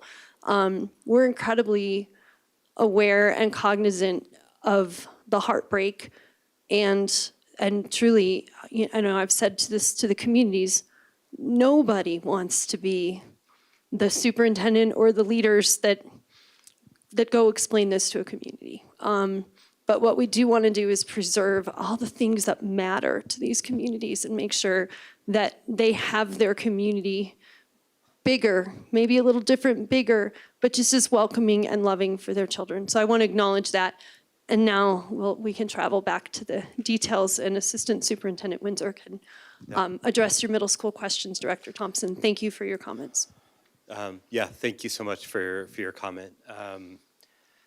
Multiple comments just around the emotionality of the work. I think being a middle school leader, the middle school teaming is absolutely about emotion and connection in the sense of what you're trying to do. I think a conversation I was having with Mr. Gutierrez is when we think about making connections with students, it's not just about happening at transition points. It's a yearly conversation, daily conversation we have with students if we do it well. And so when I think about that transition between 5th to 6th, we better be doing that same level of commitment from 6th to 7th, from 7th to 8th, and we're articulating that on a daily, yearly basis as we go through that conversation. And so in the teaming model, to the point that I think you made, I think really well, was in the middle school model, we want to make sure we have multiple students, those 125 to 140 students, have those 4 to 5 teachers that are connected to those same students on that same team. So at Sagewood Middle School, it was my links team that I have of my 5 teachers that were connected, 125 kids, my counselor that was connected to that team, and those students would go to each of those classes, but they would try to provide wraparound support and do interdisciplinary lessons between language arts, math, social studies, to talk about that integrated approach to make sure that we're taking care of students. And so that layer of not having just one teacher of 25 that is supporting you at the elementary, you now have 5 that are keeping that close eye on that student on top of their elective teachers, on top of that counselor, on top of that administrator, all while making sure developmentally we are trying to support students to matriculate from grades 5 to 6, 6 to 7, 7 to 8, and 8 to 9, and so forth, knowing that developmentally we're trying to do our best to create a model that can mirror what they're going to happen here in a few with a whole lot more supports and structures through a teaming model that we know then a parent, as a parent of a middle schooler as well, and as a parent of an elementary schooler as well, firsthand, I know who my direct contacts are, and my student knows who their direct contacts are. And so in that teaming model, instead of that junior high model, which is you got to figure out each teacher and there's no connection, we know all those students are connected to that one team with a counselor, with an administrator, with those teachers that are talking about your kids on a daily basis. In a single physical space. So in our pods, as we call them, those 5 teachers or 4 teachers and 4 classrooms that are in there, they're just going back and forth between their pod of where they are. So they're from that protected feeling of like, is my 6th grader just gonna be roaming the building and they're interacting with 15-year-olds or 14-year-olds? It looks totally different in the sense of that pod. Now, would they maybe cross paths as they're going to gym class? Yes, I can tell you in my 4 years at Sagewood, kind of students just kind of hung out with their friends and did their thing, and honestly spent more time trying to take care of kids than trying to find ways to poke at students. But we also need to make sure students developmentally know what it's like to make that transition. But if they're having a struggle, they have that pod of teachers that is there to be able to support them, that I can assure you I saw happen on a daily basis. And I can tell you from my executive director of schools, that's the expectation we have of our teachers, of our staff, to make sure that it happens on a daily basis.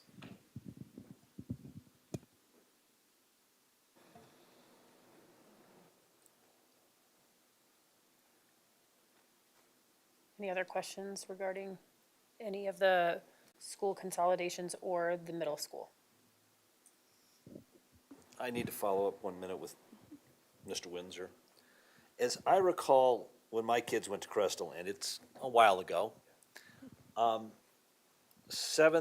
kids were assigned to a 7th grade group, and then they followed them to 8th grade, correct? Does that model still exist?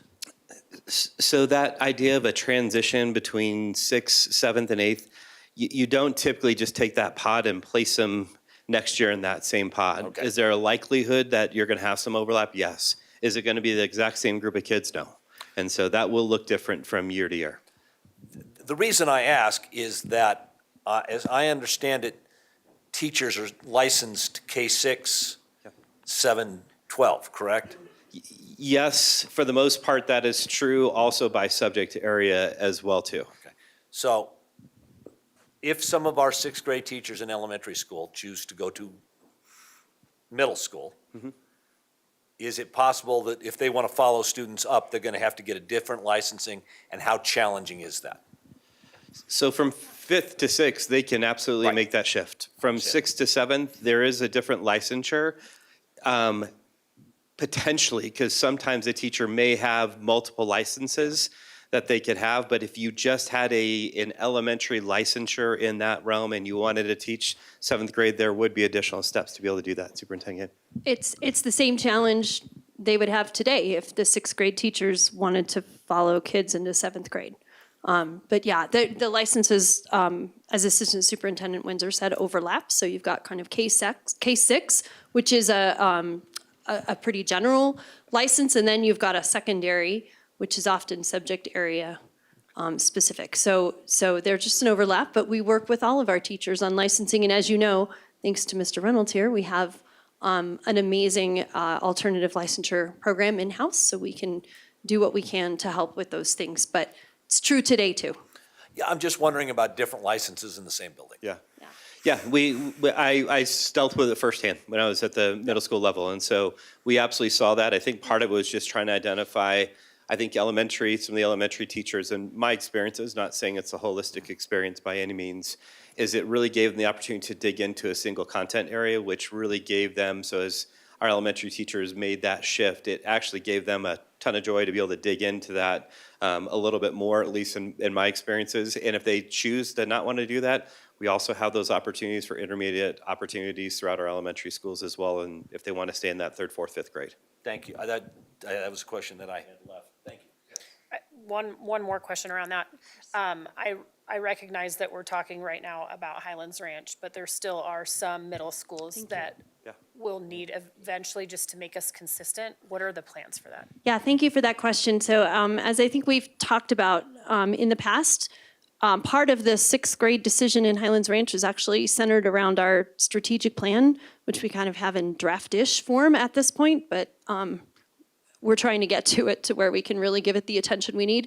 But the feedback we got from the strategic plan was pretty overwhelmingly in favor of 6th grade being in middle school, actually really overwhelmingly in favor of 6th grade being in middle school. So we anticipate that part of our strategic plan will be, here's the plan for how and when we're going to do that district-wide in the other schools that don't yet have 6th grade. For Highlands Ranch, we felt like we didn't want to change on them again, so it made sense to kind of do this all at once. Thank you. Any other questions? We truly are happy to, stay as long as you need to feel comfortable. Director Thompson. Yeah, I actually just have a question for you guys. Did you guys would you guys start middle school in 6th grade or 7th grade? I'm just curious what our perspectives are on that based off our own experiences. I started middle school in 6th grade. Was that, anybody start middle school in 7th? I'm junior. Okay, so we have mixed perspectives on it. I think that's helpful, because for me, I'm like, wait, middle school is 6th grade, so, okay, I think that's helpful for this conversation. That was a half century ago for some of us. I want us to show our age. Director Myers and I don't go back. I have very fond memories of middle school. I got so many cool experiences in middle school, so, yeah.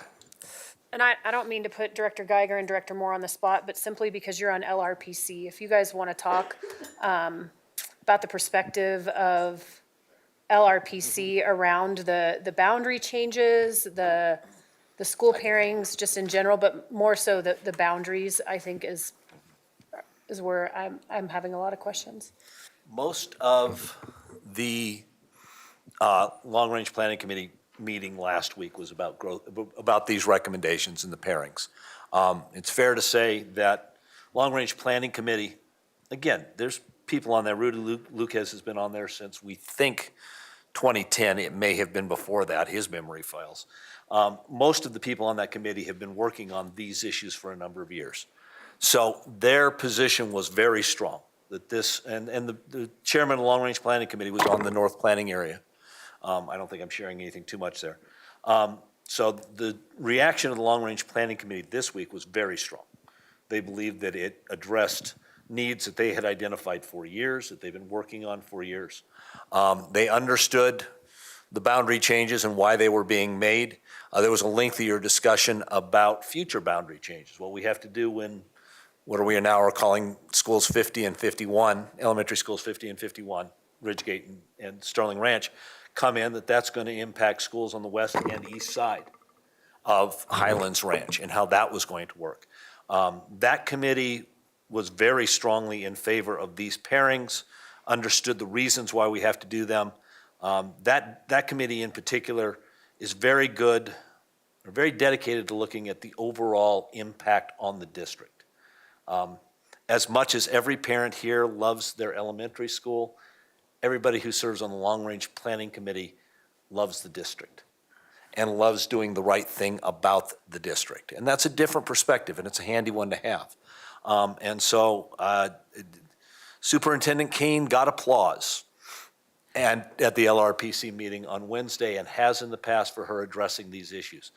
The Long-Range Planning Committee, from their relatively narrow perspective, believes that these kind of pairings, these kind of boundary changes are absolutely vital and important. And we're very strongly in favor of it. They asked some very good questions. For example, the issues to do rebounding has been raised by one of our members a number of times over the last 4 or 5 years, or 4 or 5 meetings. And so this is exactly how the Long-Range Planning Committee thought we needed to address these issues in Highlands Ranch. And now they're going to start looking at whether they exist in other areas and whether we go from there. And they intend to be very involved in subsequent rebounding issues in Highlands Ranch, particularly around opening the Ridgegate, the elementary school in Ridgegate and Sterling Ranch, and how those are going to impact Coyote Creek and Trailblazer and Lone Tree and other schools, and Eagle Ridge and all those other schools too. So they are very much on board with the next steps. Thank you. All right. Thank you guys all for being willing to stay and answer questions. Thank you very much. I know we went way over, but I appreciate the thoroughness. Thank you. So thank you. We will move into item 26, the superintendent monitoring report on executive limitation 12, student accommodation, for a 10-minute discussion. All right. Chief Learning Services Officer Reynolds will be driving this discussion because I'm not sure if I have the ability to answer too many more detailed questions. But I do want to, if I may, President Williams, do a commentary for a minute. I just want to thank you guys. This is really hard.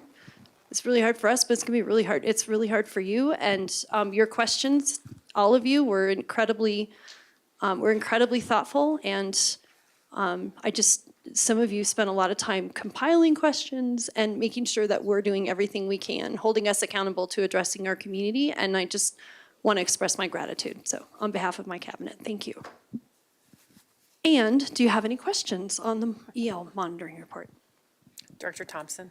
All right, thank you. So when I was reviewing this report, and I just again looking at the EL 12 part before we break into each section, it mentions multiple components. So fiscal responsibility, adequacy of the learning environment. I'm going to chop this up. The pedagogical soundness, and then the needs of the district overall, as well as program viability. So the evidence that was presented, I feel, speak to some of the categories, but not necessarily all of them. And I think it actually sells some of the work short across those different areas. So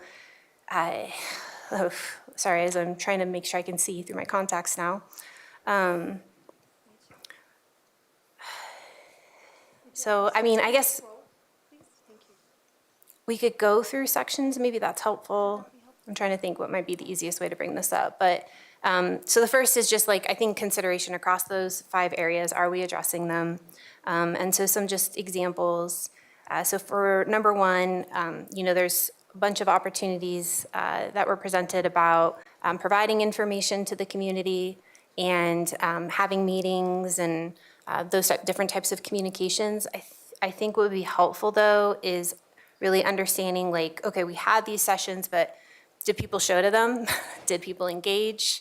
And that just being kind of clear, like, as well as kind of, the function of the different activities based off of what happened throughout the year in the district. So for example, a lot that's in the report currently is around growth and decline, right? makes sense. That's been a big focus this year. But, it's just having a little bit more clarity, like why we're seeing that links to the Fiscal Oversight Committee are listed in this as communication, why we're seeing an agenda, but like what's happening, yeah. I think would be helpful. And then, moving on to the other, I think really this falls into section 2 though, so I'll leave it, my next point. So here, I'm just thinking like if we're thinking about engagement, I think this is really number 2. Number 2, okay. Thank you. So this one, it talked about like engagement is essential, right? When you guys were talking about your rationale, and the evidence would be things like communication records, feedback channels, public meeting. Oh, I'm confusing them, sorry. You'll have to excuse me. But anyways, the point here is just that, again, we're seeing that people are responding to those opportunities for engagement. And also, it would be helpful to have stakeholder perception on the quality of engagement. And then, Can I ask a question? Yeah, sure. yeah. Yeah, just for clarification, so I think that is something we can look to in the future, but of course, we don't have that data for our past engagements. Okay. Fair enough. Thank you. Yeah. And then again, when we're going through each of these, kind of thinking through those 5 categories, did we touch examples from those 5 categories? So for example, and I'm not going to try to put it under a category right now, but like, in Parker, the new building opened, it's going to provide, the child find services, et cetera, right? That's an expansion of accommodations within the district. I think that should be in this, right? And that would fall under like programming, right? So that's one area I don't feel like we have currently being touched on, right? So that, there's criteria and evidence describing how instructional best practices really informed accommodation decisions, right? That would be covered there, I feel. The same thing with like decisions based off of center-based programming, expansion or reduction of them would be important to include. For 4, permitting the board to be without sufficient information to make fully informed decisions, I do think this could be strengthened with a survey to the board on perceptions. And then for 5, some questions that came to my mind were on some of the things that were pointed out were like, were there any violations? No. Maybe just stating that explicitly, like there were 0 violations, right? We had X amount of audits and we passed all of them. I think that would just be helpful to demonstrate in this section.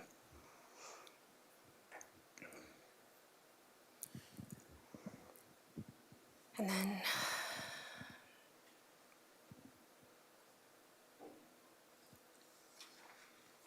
I do think when it comes to like, demonstrating the needs of the district overall, quite a bit on fiscal responsibility, although I think there's additional things that you should be credited on here regarding that. I do think there's a lot of strengths, and I think that there were a lot of examples that you were able to provide, which is a huge strength in this report. It's just, again, hitting across all those different categories. And I think one of them, like the evidence, and I'm sorry, I don't remember which number it was, but it actually asked how stakeholder input was incorporated. And so that's part of the actual evidence, but I'm not sure exactly where that evidence was demonstrated. Okay. Thank you for that feedback. We will try to incorporate as much of that as we can and bring it back. Director And it was Geiger. really good feedback. Thank you. I did want to take this opportunity to share an interesting discussion we had at Long Range Planning Committee meeting. I think particularly as to number 1, although I agree that we could put more evidence in here, for example, the results of our surveys that we did. After all that, I think is important. I think probably some of the strategic plan feedback also should be evidence in here. That said, I believe that in terms of addressing growth and decline, despite what some people may have said in here today, I think this district, and particularly this administration, has done a job of communicating why and how we're doing this in a way that is exemplary. Thank you. I think we have, as I said at the Long Range Planning Committee, sometimes you learn from what other people do well, and sometimes you learn from what other people don't do so good. And I think we have learned from other districts both of those things. And I think that you, and particularly Mr. Clell, but the entire cabinet and the entire administration, because I know it goes far below the cabinet level, have done an extraordinary job. And I think your involvement of the staff, your involvement with administration, your involvement with the building leaders, I think, number one, you have not just met your criteria, you have exceeded it in almost any way that I could have hoped for. And for the board, Rudy Luquez, who's a long-term member of the Long Range Planning Committee, literally believes that we should try to commodify our communications process. That the way we did this forced growth and decline can be, he thinks we should charge people to come in here and be trained on this. Which, you know, I don't know if that's true, but I do believe that what we have done here to deal with school closings, the way we're doing feedback, the way we're continuing to do feedback, I think other districts in Colorado will learn from us. And so this is the opportunity for me to say that I think you understate your compliance, particularly with Section 1. I think there is a lot of other feedback about that. I think the fact that we've received so many, the fact that Saddle Ranch has gone through our communications and gone through our standards and responded to those standards, whether they agree with our conclusions, the fact that they understood what the standards were and applied them, that is evidence of our communication process. Those charts are evidence of our communication process. Everybody who brought in data, all of the 40-some emails from Saddle Ranch, that is evidence of our communication process. And so I know it's getting late, but I have to be as clear as I can that in terms of handling this particular kind of communication on these particular issues, I think we've been extraordinary the last year, and everybody that's sitting in this room deserves credit for it. Yeah, and I would echo that, but also even to number 4, where it's permitting the board to be without sufficient information. I mean, sometimes I feel inundated. And no, it's good because, I mean, the more information I have, the better I can feel about a decision that I have to make, right? So and if I don't have the information I need, I can ask and it's going to get to me. I mean, I can't ever blame you for not knowing what exact piece of information each of the 7 of us need or want. So I think that you've been very open with giving us those things. So I actually feel very good about that one as well. There will be a survey coming your way soon. Okay, awesome. Director Meek. Yeah, I would just say it's really interesting. We're looking at this executive limitation tonight, right? The Yes. timing on this is interesting. Yeah, I echo. I think you should do a case breakout session this summer. I think other districts, I mean, that's the whole value of being part of associations, is knowledge sharing. And school consolidations are what districts are struggling with all over. And I could see that as being a really powerful presentation and a way to exhibit leadership, right? And share your lessons learned. And we'll continue to learn as we go through this process for sure.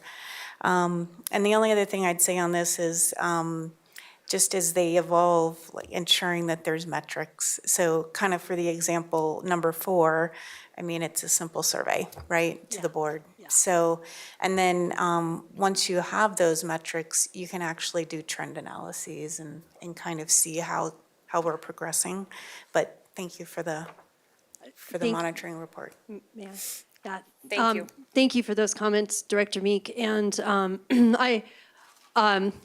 when I'm asked about the consolidation process and you know what we've done, because I've also had some other superintendents reach out, I feel a little like I'm not ready to stand up and say I'm great at it because I haven't actually done it yet. So you know, we just need to make sure that we bring our families, our children, and our staff hand in hand to the other side before any of us dare act as experts. And I don't think it's about saying, hey, we're perfect and we did it perfectly, but it's just sharing your experiences. Thank you. No matter where you are in the process, And maybe even partnering with other districts, right? Just every community is unique, and it doesn't mean that what works in one will work in another, but for sure, you're learning from each other, right? Yeah, thank you again. In fact, the Chief of Staff of Jeffco and I were able to speak together at a luncheon at the University of Colorado, Denver on this topic, and we talked about our different approaches. It was really productive, so thank you for that. Great. Thank you so much. All right, moving into the Board of Education reports, President reports. The next meeting of the Board of Education is April the 22nd. Agenda planning for that meeting is this Thursday, April 10th at 10:30 at EDCSD in Inverness. I know we've talked a lot about it, so I won't belabor it, but Director Myers and I did do some visits at more Highlands Ranch schools before spring break. I think they went well. Again, the library attempts, unfortunately, I don't think were successful for any of us, but I do know that the library had reached out to us to ask if we wanted a table at a May 15th event. I think Director Myers has signed up for that. I might be able to go for a couple hours before I have to get to a graduation, but I think that that's probably a good opportunity where we can actually solicit feedback and talk to people that are there. And so I think that will be a good opportunity for our preschool families. And then the DAC meeting was, oh my gosh, I feel like everything's going together. A couple weeks ago, I think March 27th, we had some discussion around the growth and decline again. A lot of our DAC members had attended SAC meetings throughout the Highlands Ranch feeder area, so they just brought feedback around that. And I think a lot of the same questions that were asked tonight were those that they also had. But also, I think that there was good feedback. I think we had one member that sat on the actual committee for the consolidations, and they were very impressed with all of that. So that was great. Excuse me. Then we also had an update from Dr. Kirby around our site metrics, and then some budget spending priority discussion. And then at the end of the meeting, there was discussion around the John Adams Academy. They had received about 25 emails from the Sterling Ranch community and wanted the DAC to provide feedback to CSI, asking them to deny the John Adams charter. And so the DAC voted to send an email on behalf of the DAC with their position on that. So that was that. And then the Apple Awards were awesome and amazing. It was such a great night celebrating all of our educators. And I think everyone had a great time, and just the foundation always does such a great job. So that was great. And then Director Myers and I, and somewhat Director Meek, went to NSBA last week. So that was in Atlanta, where we had the opportunity to talk with school districts all around the country, which was great. I attended some sessions that I would love to incorporate maybe in our retreat over the summer around community engagement. There was a lot of discussions, and it was really interesting because sometimes when you hear perspectives from different communities across the country, some of them you can relate to, and some you're like, well, that's only 5 schools. It's not gonna. We have over, we're at 90, and so it's a little bit of a scale that's not the same. However, there were a lot of really, really great ideas around community engagement, especially with those that don't have kids in the school and that are in the age where either their kids have already left or they don't end up having children. So I think that that's a really good opportunity for us to talk about as a board on how we can do that. And then I attended some others around some policies around the challenges that people make with either curriculum or books and how that's handled. So I think I haven't even gone to look to see how we do it in comparison, but I will. And then also around the child predators, it was really, It was really scary. So just a lot of things that maybe we can consider looking at as a board once I have the time to pull it all together. So anyway, that is what I did, but such a great opportunity, and I really appreciate the chance to be able to do that. And I would recommend to anybody who can do it in the future that you try to make it, because it's eye-opening in a lot of areas. And then I will turn it over to Director Weiniger. See, since we last met, I attended FOC meeting. We mostly discussed just School Finance Act and what funding might look like this next year, which hasn't been finalized. I'm sure we'll have more updates this Thursday at the next FOC meeting. We also went over the new compensation that we had approved last board meeting, and just looking to the future, I felt like was a lot what we focused on. And then had an MBOC meeting where our bond director, Jackie Millay, presented on our big projects, like showed site plans, and talked a lot about that, did a great job presenting on the 2 new elementary schools, the Sierra Edition, some other CTE plans with our high schools, and one thing I thought was interesting was break ground date for the new schools in Sierra is around February 2026. I thought it'd be a lot sooner, but it's there's a lot of prep that goes into planning for that. And then we talked about on MBOC the annual report that the board gets every August, and just starting to plan for that. And then let's see, I also attended Apple Awards, and congrats to all the teachers that were nominated. There's so many that they don't even show on the screen. Well, on the website, they list everyone nominated. So we have so many great educators. Same with the library, we had a no-show as well, but the middle school engagement at Sierra, like Director Thompson mentioned, was great. Middle schoolers are hilarious, and Sierra is still 7th and 8th, and yes, it was interesting hearing how they very much think 6th grade would be great in middle school. They also talked a lot about their homework load and all kinds of things. So I have my notes saved on that. I'm assuming we'll have a debrief to go over notes on that. And then I'll have another engagement with Cimarron this Friday. Director Meek. Oh, it's that side first. Director Moore.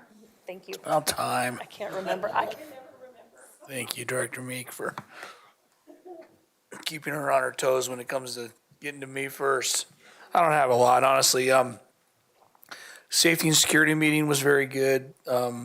Middle school engagements were a blast, as Director Weiniger said.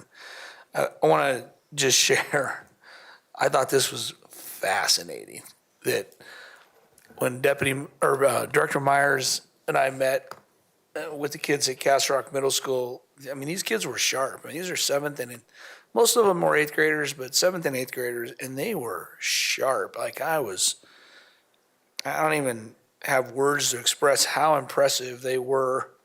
But we got to talking about, the challenges kids face and the challenges we may face as a school district in the future. And it was crystal clear from talking to them that these kids were extremely responsible and extremely priority based, and had set very strong goals for their future.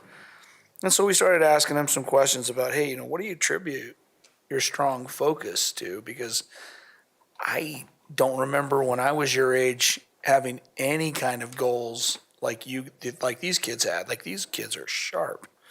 Here's what they said. They said, hey, we're good at this because of our families and because we have really good teachers. But they also added that a lot of these kids had overcome major challenges in their life. They were only 7th and 8th graders, and they had overcome major challenges. Some of them have moved half a dozen times, been to tons of different schools, some of them in other countries, just because of what their parents do for a living or what have you. And then they talked about because of all these challenges they've overcome, they believe they're really good at figuring out what the right priorities are versus the wrong priorities. And it's a very important thing to learn as you grow up about how to pick your friends and pick your priorities and where to put your time. And they said that this part caught me off guard. They're like, we all have to be setting very good goals, and a lot of kids don't set goals well, and we need to be better at setting goals. And we need to be held accountable more. Yeah, that was fat. They said, we need to be held accountable more. I was like, "Poop. I'll take that back to the boss." There you are, boss. Director Geiger. I've already kind of summarized the long-range planning committee meeting last week. Most of it was about growth and decline. They are also being updated on potential boundary changes in the McCanta area, southeast Parker. And some of that, how that engagement and outreach is going to work. They will probably be coming back to us sometime this summer or fall with some potential boundary. Mostly, this one is different because there are current students that are going to be impacted. But those boundaries, how do I put this? Those boundaries are exactly as coherently drawn as the ones in Highlands Ranch. And we are trying to get ahead of this situation now. So they're very involved in that. Then we talked, like I said, a great deal about the pairing process, and they're very excited about getting involved in the boundary process for schools 50 and 51. So that was a good meeting.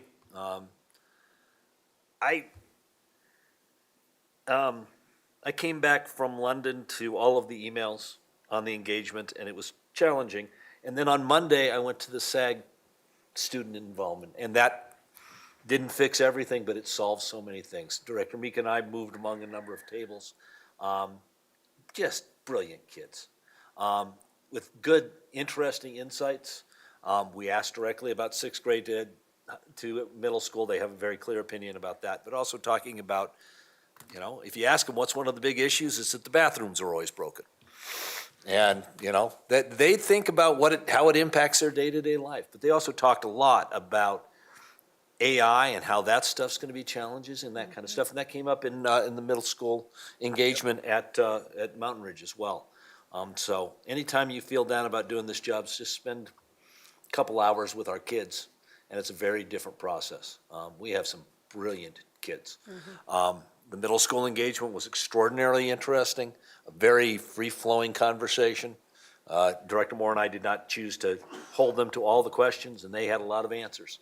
So it's as hard as some of this has been, that those are the types of things that make this job very fascinating and a lot of fun to watch. So overall, it's a good week. Great, Director Myers. Let's see, I had a DCYI meeting on, March 10th.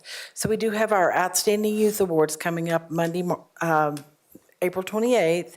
It's down at 103rd Street. August 12th is our 20th anniversary of the International Youth Day.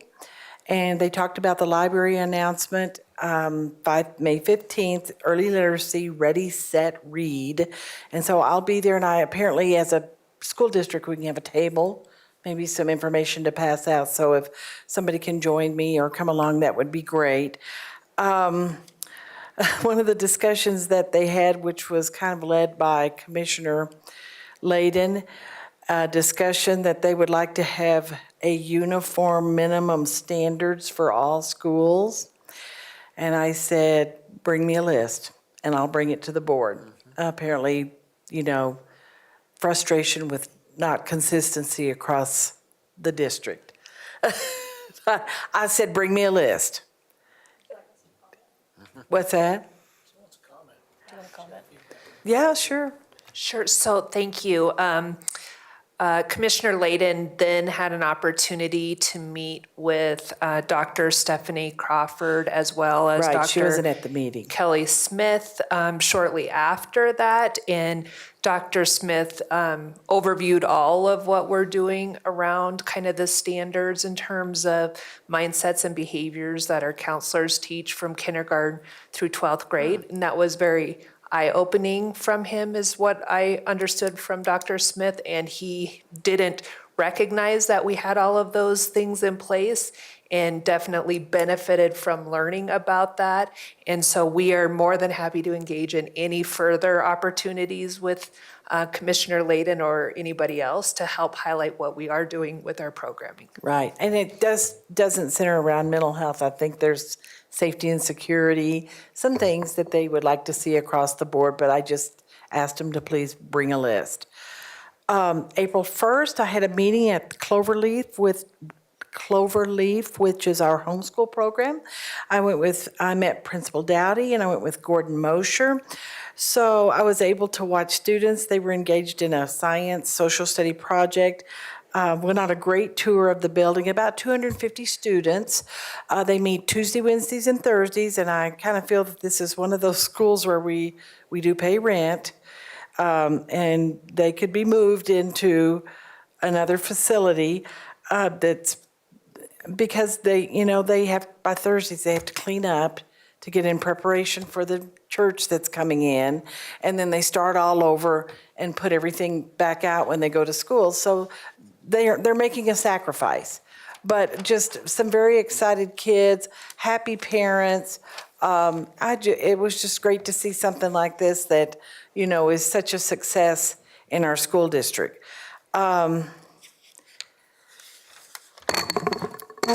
I guess I need to particularly address my school visit that I had on April 2nd at Prairie Crossing. And I think I'm addressing it because it was on the board calendar, and somebody apparently felt the need to have the media show up at 7:30 in the morning.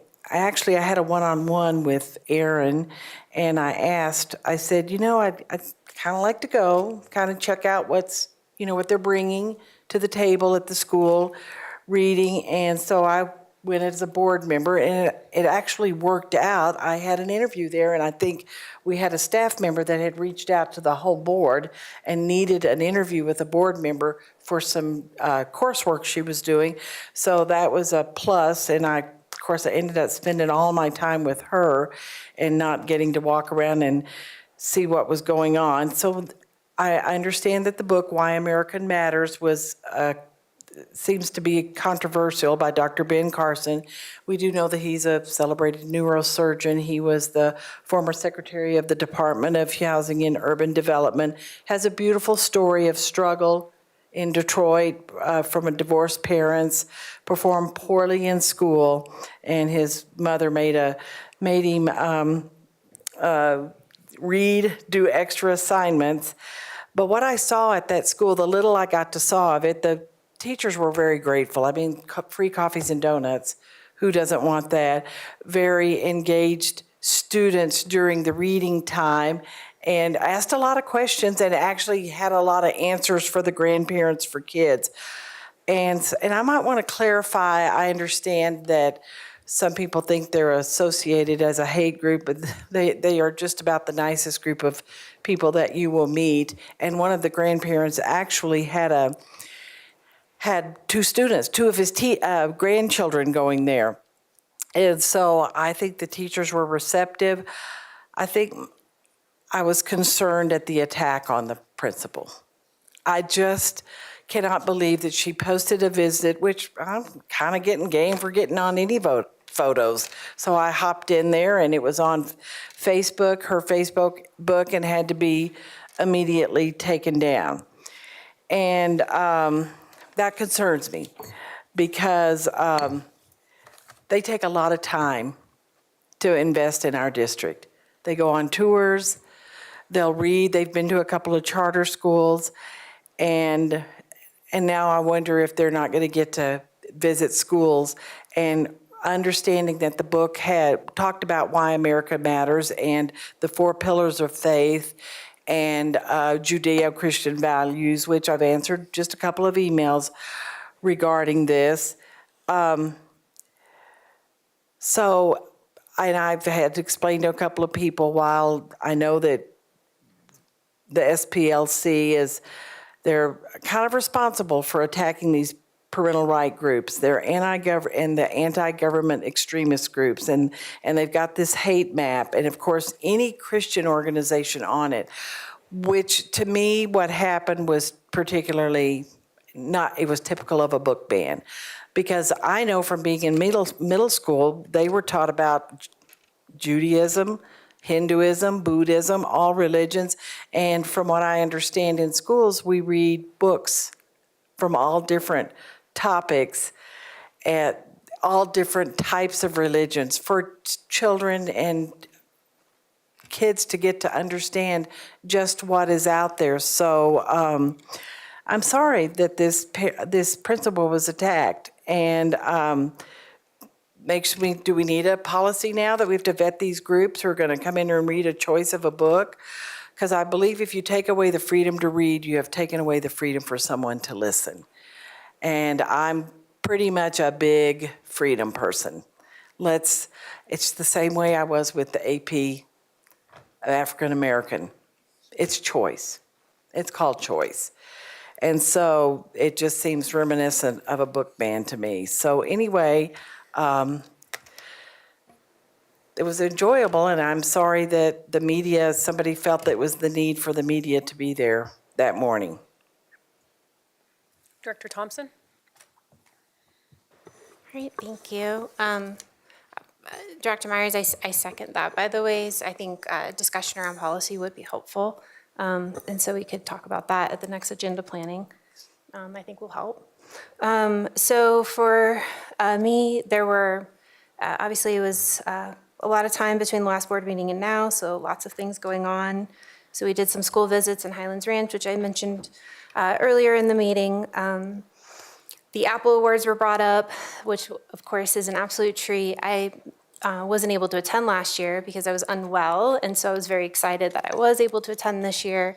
It was really nice just seeing staff celebrate and let loose and just enjoying themselves and each other, and it was a nice experience. And congratulations to all staff members that were recognized by their schools and then highlighted that night. I love that we do the Apple Awards. I think it's a really special thing that this district does, and I was just happy that I got to be a part of it this year. The MBOC, Director Weinerger brought up what happened during the MBOC. The only thing I would like to highlight is when we were seeing updates from the district on the bond, they are presenting a quarterly report that shows the line items of the bond with updates. So obviously right now, not a lot of money has been spent, right? Like we're still in planning stages, et cetera. But what it does is it gives an update on this is the allocation for that line item and then what's been spent to date. And so we were able to hear throughout that report, line by line, kind of like status updates and how that's shaping out for the district, what the plan's kind of looking like. And so I found that very helpful. And I really love that we're doing this because I know this is a new practice for this bond, and I think it's fantastic, and I think it increases transparency. And, you know, if anybody's interested in joining the MBOC, we are seeking membership. It is a great committee, and it's an easy one. We don't meet that often, and you'll get to see all the cool stuff that's happening within the district when it comes to our capital improvements and just how that money is being spent. So I highly recommend it. It's a cool committee. It's cool people on it. So, and then moving on, the student engagement session at the middle school, obviously we'll have a future agenda item where we're going to come back together and talk across all the different questions that we reviewed with our middle schoolers. I agree with Director Weinerger. They were funny, very entertaining, very insightful. Students came well prepared. They had reviewed the material in advance. They had thought through it. They had very helpful things that they shared with us. I was thoroughly impressed, including limitations in our current mission, which the fact that we got a critique in that, I was just like blown away. It took me a second to even respond to that student because I was so impressed. And then we heard about other important issues to the students, feedback about sixth grade. You know, we talked about that earlier. We also heard about cell phone usage, AI, similar to what you guys reported. And the one thing that really impressed me was the students recognized that this was an opportunity for them to advocate for themselves and advocate for their learning environment, and they totally took advantage of that, and it was great. I mean, you talk about curriculum, obviously homework, ability, like they were advocating for study hall, saying, you know, they need more time during the school day to just get the work done because they like to be engaged in other activities and sports outside of school and just wanting enough time to be able to do those things. But on top of advocating for themselves, we even had students that advocated for others, including one student was advocating for his peers that are multi-language learners and ensuring that homework is accessible for them, that they understand and they can read and do the homework. And I was just, again, just thoroughly impressed. So that was a wonderful experience. We should do it every year. And then, the other thing was, and I did want to mention it here, is that I did attend the Education Committee of the Senate when they reviewed the dyslexia screening bill. So I did attend and spoke as one director, but also as a parent regarding the dyslexia screening bill. And so I know that I gave you all a heads up that I would be there, and I just wanted to mention it here that, you know, it passed out of the committee 6-0, and then it passed the Senate unanimous with 30 out of 35 senators, I believe, co-signing on that. And so I thought that was really powerful. And it's just good momentum. I love what the direction we're going here within our own district, but also, right, it expands beyond us to the entire state and helping all students. So, yeah, and I think that's it for me on updates. Director Meek. Great. So the Student Advisory Group Roundtable conversation, you've heard a lot about already. It was March 31st. I just want to thank the cabinet members that were able to join those conversations as well, to meet with the students. And I really think we need to archive our key takeaways in writing.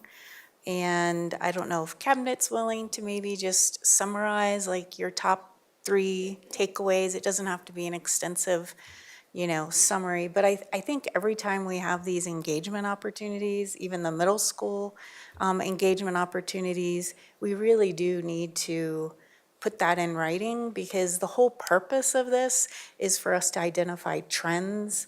And I can't remember last week. So if it's in writing, I think we can really be more intentional with analyzing the kind of feedback that we do receive. So I just would encourage us to maybe come away with written summaries of what we heard and learned, because I think when we go to revisit our end statements and look at how we're doing, we're able to be better at that work. And I can't wait to do the middle school engagements. I haven't had an opportunity yet. Next board meeting, we'll have the student subcommittees here presenting. I think the board may need to start a little early that day. It's going to be a busy evening, but I just wanted to give that heads up. And at the last SAG meeting, new student leaders for next year were announced. So kind of excited, and we'll say more about that. I think they'll probably be introduced at the next meeting, the next board meeting here, when we do recognitions as well. President Williams mentioned the DAC meeting. The individual who sat on one of the committees, it was very powerful to have her speak up. She's at an impacted school, and giving her perspective at the DAC, I thought was a really powerful moment. Let's see. Foundation of Douglas County Schools, you heard about the Apple Awards, and the Drive for the Dream Golf Tournament is coming up. So golfers, it's a great opportunity to support the district. There's a Linda Hand Summer Program, the annual school supply drive, all kinds of initiatives underway. And then the foundation will be working on its own strategic plan. I believe they'll work on that this summer at their retreat. So that's what's going on there. I signed up to do the board self-evaluation of GP 1.7 board committee structure. So actually I've developed 3 surveys, one for sitting board committee members, one for our staff liaisons, and then one for us, to provide feedback around that policy language. So Superintendent Kane, I'll send you the one that would then go to staff to forward then to the committee members. But I just wanted to give you guys a heads up that I'll send that out tomorrow morning. I kind of wanted to announce it tonight first. So I'll use that data to go into the self-evaluation process. I was at the NSBA conference. I was exhibiting as well as attending, and so I didn't get to go to all the sessions, but it was a really great networking opportunity as well, a meeting with different individuals from all over the nation. And in fact, I know I shared a professional development opportunity with everyone, and after talking with some people there, I think don't sign up. So hold off on that one. There might be better opportunities. So I've been doing research on different governance conferences, and that's what I had shared. There might be better opportunities out there, so we can talk about that later. And Director Myers, thank you for bringing up the I guess, controversy that happened recently that we heard about through public comment and some emails. And I definitely feel like we need to make sure we have clear guidelines on external groups visiting our schools. I just think we need to be very consistent. And so I do think a future conversation around a policy.